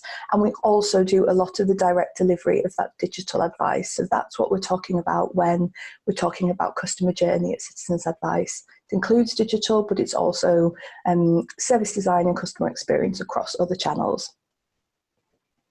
What are we doing at the moment? Well, it's a really important time for the service, and there is so much work and so much effort that's been put in to keep the services running and increase phone and digital provision across the country. And that has been an incredible effort from local offices, those 280 independent charities that I mentioned right at the start, and our colleagues in operations, among others. We in the Customer Journey team cannot take credit for all of that work, but what we're focused on and what I'm going to talk about today is updated content for coronavirus and related issues for the public and advisors. So there's so much work going on to transform the service. One slice of that is what we're doing in Customer Journey, and that's what I'll focus on. Almost overnight, use of our website went up 50% as people were looking for help with particular issues in relation to coronavirus. And our data became quite hot property because it gave such a breakdown into what people really cared about and how that was changing. And so while we were working on this, on keeping this content up to date and meeting the emerging needs, basically our Google Analytics data was also on BBC News, and on Peston, on ITV. So it was a really interesting time, and also really nice to really make that link between our advice and our advocacy work, because the data that we had available was really able to paint a picture of where people needed help. And all of that we undertook while moving to remote working. We were fortunate in that we were relatively well set up within our team. We were already using things like Slack and We use Google Drive and different collaboration tools. So we were relatively well set up, but what we were used to was, maybe working from home one day a week. So all remote has been a big change, and lots of us have spent a lot of time sitting in front of screens like this and recording talks, as you can see here, so that we stay together and stay strong as a team. The actual work on our coronavirus response all started with an email from Simon Kaplan, who is our content design lead. And at the end of February, he sent an email to a group of senior stakeholders suggesting we might need to start thinking and working on our response to this emerging pandemic. We were in a relatively good position, so reaping the benefits of previous transformation, because in content we already worked in small agile teams, which meant that we were able to move quickly to assemble the team, and because we'd really been challenged by how to respond to Brexit in terms of our ways of working and considering different approaches, we already had some learnings that we could apply to the current situation.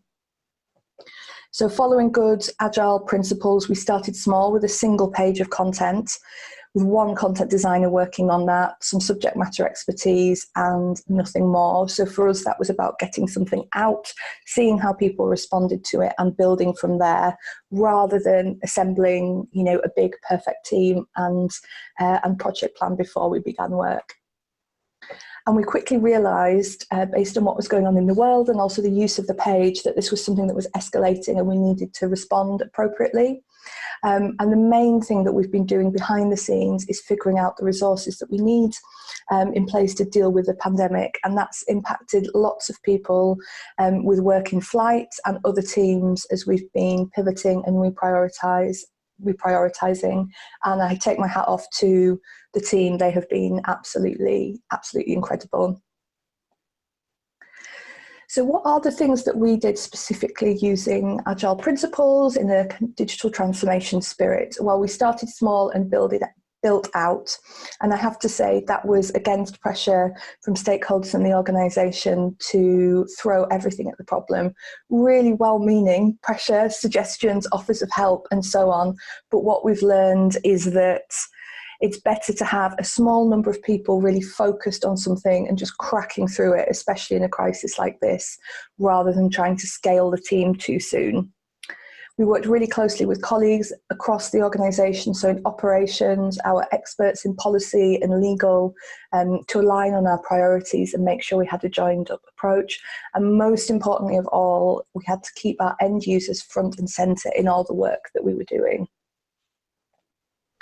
I'm going to spend a moment talking you through this, this graph so you can see how things were changing and how we were responding. So as we said, we decided to really put our user needs first. And as a result, we'd broken work down into small chunks. We'd picked off bits at a time. And through that, the teams were able to really and to sort of anticipate and meet very quickly the emerging needs that people had. And these needs just changed so quickly, and we would see a peak sort of every night between 5 and 9 around the government press conference, and depending on what the government were asking, that really affected what people were looking for. So just to dig into the graph a bit, if you the orangey yellow line at the top, that's our page, Coronavirus, What It Means for You. And that is the first page that we did and evolved throughout this in response to feedback as we do all the pages. So you can see that was one of the top pages all along. But then there were other things that kind of came in from nowhere. So the purple line is if you can't pay your bills because of coronavirus.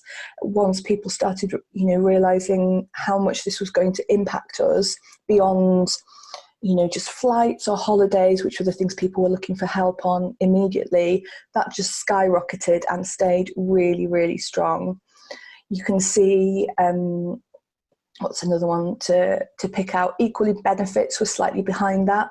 So people realised this is going to affect their employment. What if they can't pay their bills, and what does it mean for their benefits, and is there extra help that they can get? And the peachy line there is coronavirus if you're self-employed. So still, a need for that coming up once different schemes had been announced, and self-employed people were still looking for advice on help that was specifically available for them. So this data really tells a story of what the nation was looking for help on, and we publish a lot of this. We want to share what we find, because in the hope that other organisations are able to make use of that customer insight for their own work and transformation. So please, if it is interesting to you, please take more of a look online, or drop a message to me, because we would love to to be able to share and collaborate more. So what are we doing now, and how are we structuring the work? Well, we've been using a version of Kanban, basing our work around 2 to 3 strategic goals for every week, and it's all monitored, all underpinned by user feedback that we monitor to inform the needs. We're working really closely with our expert advice team. So I've talked a bit about what the content design team has been doing. The expert advice team are legal and advice experts, and they've got fantastic knowledge of the issues, but also really strong links to what's going on at the front line of our service with the advisors. So we're collaborating really closely.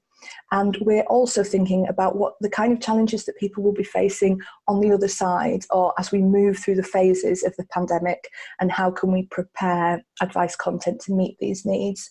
If you remember from the start of the presentation, we talked about the topics people come to us with, so things like employment, housing, debts. It's easy to see how those needs might deepen in the coming months. We're also thinking about journeys, so we provide lots of kind of tactical advice to people. The aim of our digital advice is that you can read it and then you can know what to do and know how to address your problem. It's very practical. But we also think of it in terms of journeys. So what are the different related issues that people might want help with? What are the steps that they need to take, and how can we support them through it? So we're thinking more about our coronavirus content that we, popped up at great speed. How do we make sure that that fits into the journeys that people are having, particularly now, those issues of, something that's coronavirus or something that's, say, benefits related are more blurred. So on the theme of transformation, it's been there's been some really interesting learnings for us. The organisation is quite experienced in terms of content design and Agile, but of course, like everyone, this is the first time we've experienced something like this. So what we found is it's really important to be flexible in how you organise teams, what they work on, and how they work, because it's just unpredictable, and so you need to kind of set that expectation from the start that things are going to change. As part of that, we found that spending ages developing processes isn't going to help. They're going to need to change on a daily basis. We've been spending a bit longer than we normally would on stand-up, and particularly always checking in on how team members are feeling and what's going on in their lives, particularly if people, have friends and family who are ill, who have extra caring responsibilities, who are experiencing particular challenges themselves. So we are really trying to focus on how our team members are doing that day and what we can do to support them, and finding that balance between the urgency and importance of the work and knowing that the work can only be done if our teams and our people are well. In that spirit of flexibility, we've realised that there are things that will change about our proposition and the way that we work, because the important thing is what people need and how we can respond to that need, rather than a kind of pre-existing idea that we had of what we do, and maybe that was often it was right before, but there are things that we need to change based on our new circumstances. It's definitely pushed us in terms of speed. As you can probably imagine, our content designers and legal experts like advice content to be as perfect as possible, but that's not always possible in a crisis. So what we've been doing is publishing the content and then using the live version to test and iterate. To be clear, we only publish something when it is legally correct and accurate, but what we do want to do is iterate and make sure so that we know that people are really able to use the content and understand it, and that really shows in the amount of time that we've been updating our content. So we've got a core of about 15 new pages specifically around coronavirus, and then we've made changes to, it was 179, I think now it's probably more, updates or what we call alert boxes on different topics where it might have changed in relation to coronavirus, or we might want to offer extra advice or perspective for people. And some of them have been iterated so many times, particularly the coronavirus what it means for you page, over 100 times in recent weeks. So I'm taking a deep breath at that point on behalf of myself and the team as we think about what's next. Well, we have already reprioritised other work, including our innovation lab and our seamless customer journey team, who've been looking at our service design and customer experience across all our channels and services. So we have reprioritised to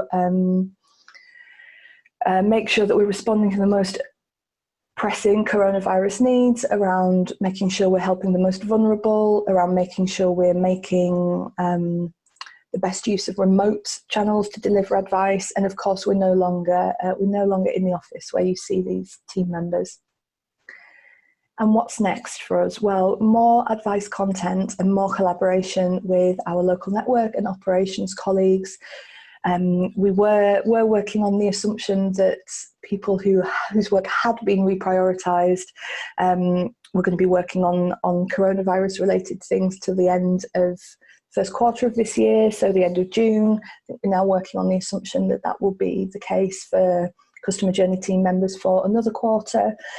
So we're constantly balancing, reprioritising what we need to do with trying to create enough stability for kind of teams that we have to be able to really focus on a mission and go for it. We are focused on working in the open, which for me is a really important part of transformation, to share our experiences, to share what we've learned, and as I talked about, to really make the most of the data that we have available, which which we share in the hope that it will be able to prove useful to other people and organisations. And I know personally, I find it so interesting, heartening and informative when I hear what other teams like ours are doing. So we want to contribute back in that spirit. And last but not least, staying well, doing the things that we need to follow government guidelines, make sure our teams are supported, and really keep up that focus on well-being, both individually and as a team. And we've kept in lots of the things that we do as a team, just made them remote, because we want to, while we're dispersed and we're in this strange new way of living and working, it's absolutely important to us that we're able to keep our sense of team, keep our mission, and keep connected. So thank you so much for staying with me through this. I've talked you through why Citizens Advice is here and how my team, the Customer Journey team, fits into that. Talked through what we're doing at the moment, speculated about what we might be doing next, as much as it's possible to try and think about what's next in these circumstances. And I'm really grateful to you for listening. Thank you. If you would like to chat to me about any of this, my contact details are there. And best of all, I hope you will stick around and we'll be able to have some questions. So that's it from me today. In terms of presentation, I will see you soon for some conversation.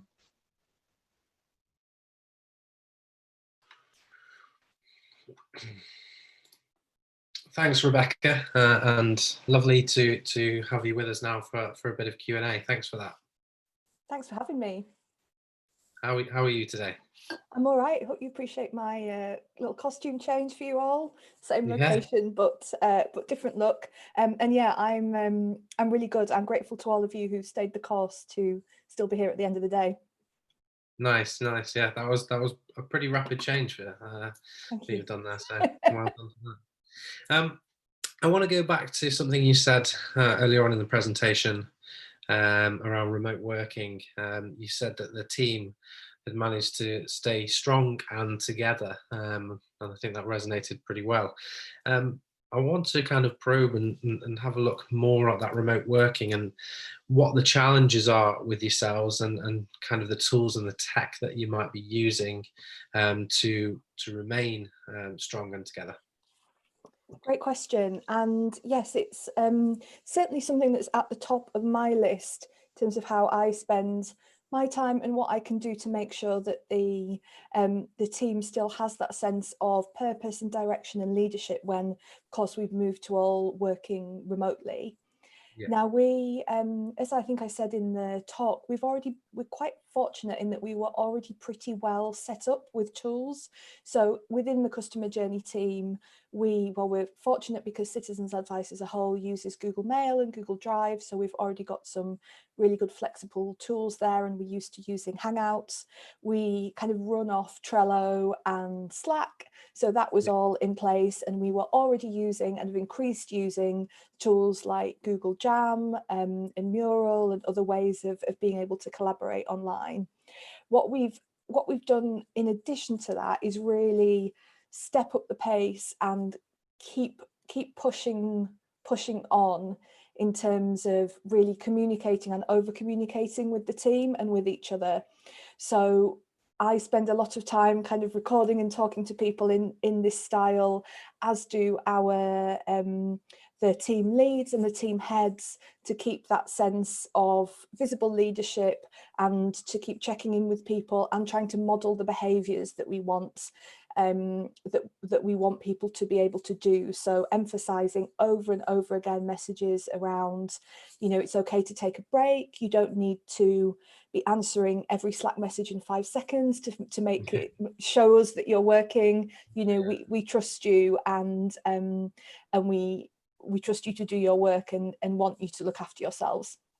Nice, yeah. I think that's a good point, because you know, with things like Slack and these communication tools, it's easy for employees to kind of get sucked in and feel the need to reply straight away, and if you're not, then you're not working, which simply isn't the case. So it's good to see that that's instilled at Citizens Advice. And you mentioned Agile quite a few times. How long have you been kind of using Agile methodology, and why was that put in place, and how's it going? Great question. I mean, it's something I've been working kind of in and around for most of my career to this point. And at Citizens Advice, it predates me. I think probably about 8 years ago is when the real push on providing services directly to clients digitally began, and using Agile was a key part of that, particularly with our content, who really pioneered that, and also the team that built Casebook, which is our internally built case management system. And what I would say is, I think common to lots of organisations who are going through digital transformation, in that works well and is quite natural to people who are working in digital and technology environments. Often it's something that they expect, and I mean, it's what I expect. And in a way, for us, it's almost like no news. It's just business as usual. That's how we work, and it's self-evident that we would do that. Yeah. Where it's more challenging is where that butts up against an organisation that is used to working in different ways. Different parts of Citizens Advice have different methods, which suit them better. And so a lot of my job and my senior colleagues' job is figuring out how do we make that fit. And we've definitely been going through a bit of a kind of hype cycle with the idea of Agile. A couple of years ago when I joined, it was sort of the panacea for everything, was how it was talked about. So there were a few awkward moments where I was sort of expected to be saying, Agile for everything, let's change everything to Agile. And actually what I was saying was, no, Agile works for some things. It doesn't work so well for others. Let's find a way to work together. And so I think we're in the position now where we're maturing as an organization, where parts of it are learning to tolerate us and our post-its and sprints and things that don't seem that relevant to them, and we are learning to tolerate and coming to understand the benefits of longer term planning and some of the cycles and some of the pressures that colleagues in other parts of the organization use. Sure, nice answer. And then a question here about sentiment analysis and whether it's something that you use to kind of gain any kind of empathy for users and align content in that way, or is content served up more on kind of like a factual basis? Sentiment analysis isn't something that we're leaning on heavily at the moment, but we do use a really wide range of qualitative and quantitative techniques to really understand what our users need. And that's everything from the kind of Google Analytics data that you've seen that you saw in this presentation, to understand what's happening kind of over time, and in some cases, hour by hour or minute by minute, and those kind of similar online analytics tools. And we also do quite a bit of qualitative user research online, in person, depending on the circumstances. We do that both with our end clients, so members of the public who are using our services, and also our advisors, who are a really, of course, crucial part of delivering our service at any point when you're interacting with one of them, whether that's face-to-face or on the phone, and lots of our internal tools serve them. So we're really open to lots of different techniques, and the important thing for us, and actually linking back to the last question, where Agile ways of working are really, really helpful, is around embedding those kind of practices and doing that continuous iteration based on how your products and content are performing for your users. Nice.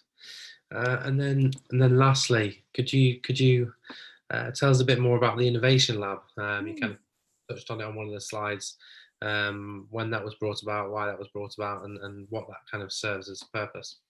Absolutely. We set up an innovation lab at Citizens Advice about 18 months ago, and it's been growing since then. It's a rapid prototyping team, and the core is about 7 people with products, user research, user experience, service design, skills, user research also. But what's perhaps a bit different about that team from other rapid prototyping and innovation teams is that they work across channels. So they will work on projects, some of which are digital, some of which are about our other channels, and lots of which are embedded in our network. So working with those local Citizens Advice across the country, and we are really keen to make sure that the lab is really developing the ideas that we have across the network, because we don't, in Citizens Advice, we're not short on passion and ideas, but what it can be challenging to do is to find the headspace and the capacity to be able to try out new things and experiment in a situation where there is such urgent delivery demands on the service. So the Innovation Lab provides some of those specialist skills and a bit of extra headspace to be able to take forward those ideas from across the network. Nice. That's really good to hear. Thanks, Rebecca, and nice to hear what Citizens Advice are doing in response to the crisis, and how you're working and dealing with that increase in demand. A lot of kudos to you and the team for being able to keep up with that demand and still remain responsive to the people that need it. So good job. Thank you so much. And so thanks to Rebecca for joining us and for finishing off the day. It was a real pleasure to have you involved, and hopefully as we approach our live events again, whether that's towards the end of this year, start of next, it'll be great to have you involved with us. I'd love that. Thank you. Cheers, Rebecca. Enjoy the rest of your day. Thanks so much. Bye now. So with that takes us to the end of the event. It's been been great to hear from so many digital professionals that are passionate about the work they're doing and sharing their insights with us all. It was exciting to hear from a lot of our speakers on the response to COVID-19, working within a pandemic. I think there's certainly been quite a few common themes throughout with regards to remote work, responding to customer and consumer needs, the culture shift within organizations, and simple things like communications and how much that's been affected over COVID-19, and then, you know, looking beyond COVID-19 and what organizations are doing there. It's also great to hear from our sponsors, Cloud Health, Chrome, Enterprise, The Wagon, OneEdge, and Thesis. Nice to have those involved, and as I mentioned in the welcome notes, wouldn't be possible to put on the event for free without those. We're going to be back in September and running a series of online conferences and panel debates and presentations and live interviews as part of those in the coming months. We're going to be looking to up our production, and as kind of lockdown eases off, bring speakers into like a live studio and you know, deliver more engaging online conference and a better platform for that. This is obviously not our usual way of working. The event is usually a live conference welcoming a live audience of around 500 people in London, and then we operate it across Europe, North America, and most recently in the Asian region as well. So we'll be back with our live events in 2021, but back in September with some strong online virtual events, which we'll be in touch with you about. We'll also be in touch with feedback for this event. It'd be great to hear how you've all found it, how we can increase engagement and make this, you know, more like a physical event. So it'd be great to hear from everyone for that. And thanks for joining us. It's been great to have you with us over the last 2 days. For those that have stuck around for the entire event, I thank you. We've seen some good statistics, and I'll share those with everyone next week, where everyone's attended from, and look further into that. And we'll be in touch from Raw Media about our events from September, and hopefully see a lot of you back with us then. But until then, remain safe and remain responsible as we come out of lockdown, and we'll hope to see you again with an event with us soon. Thank you very much, everyone.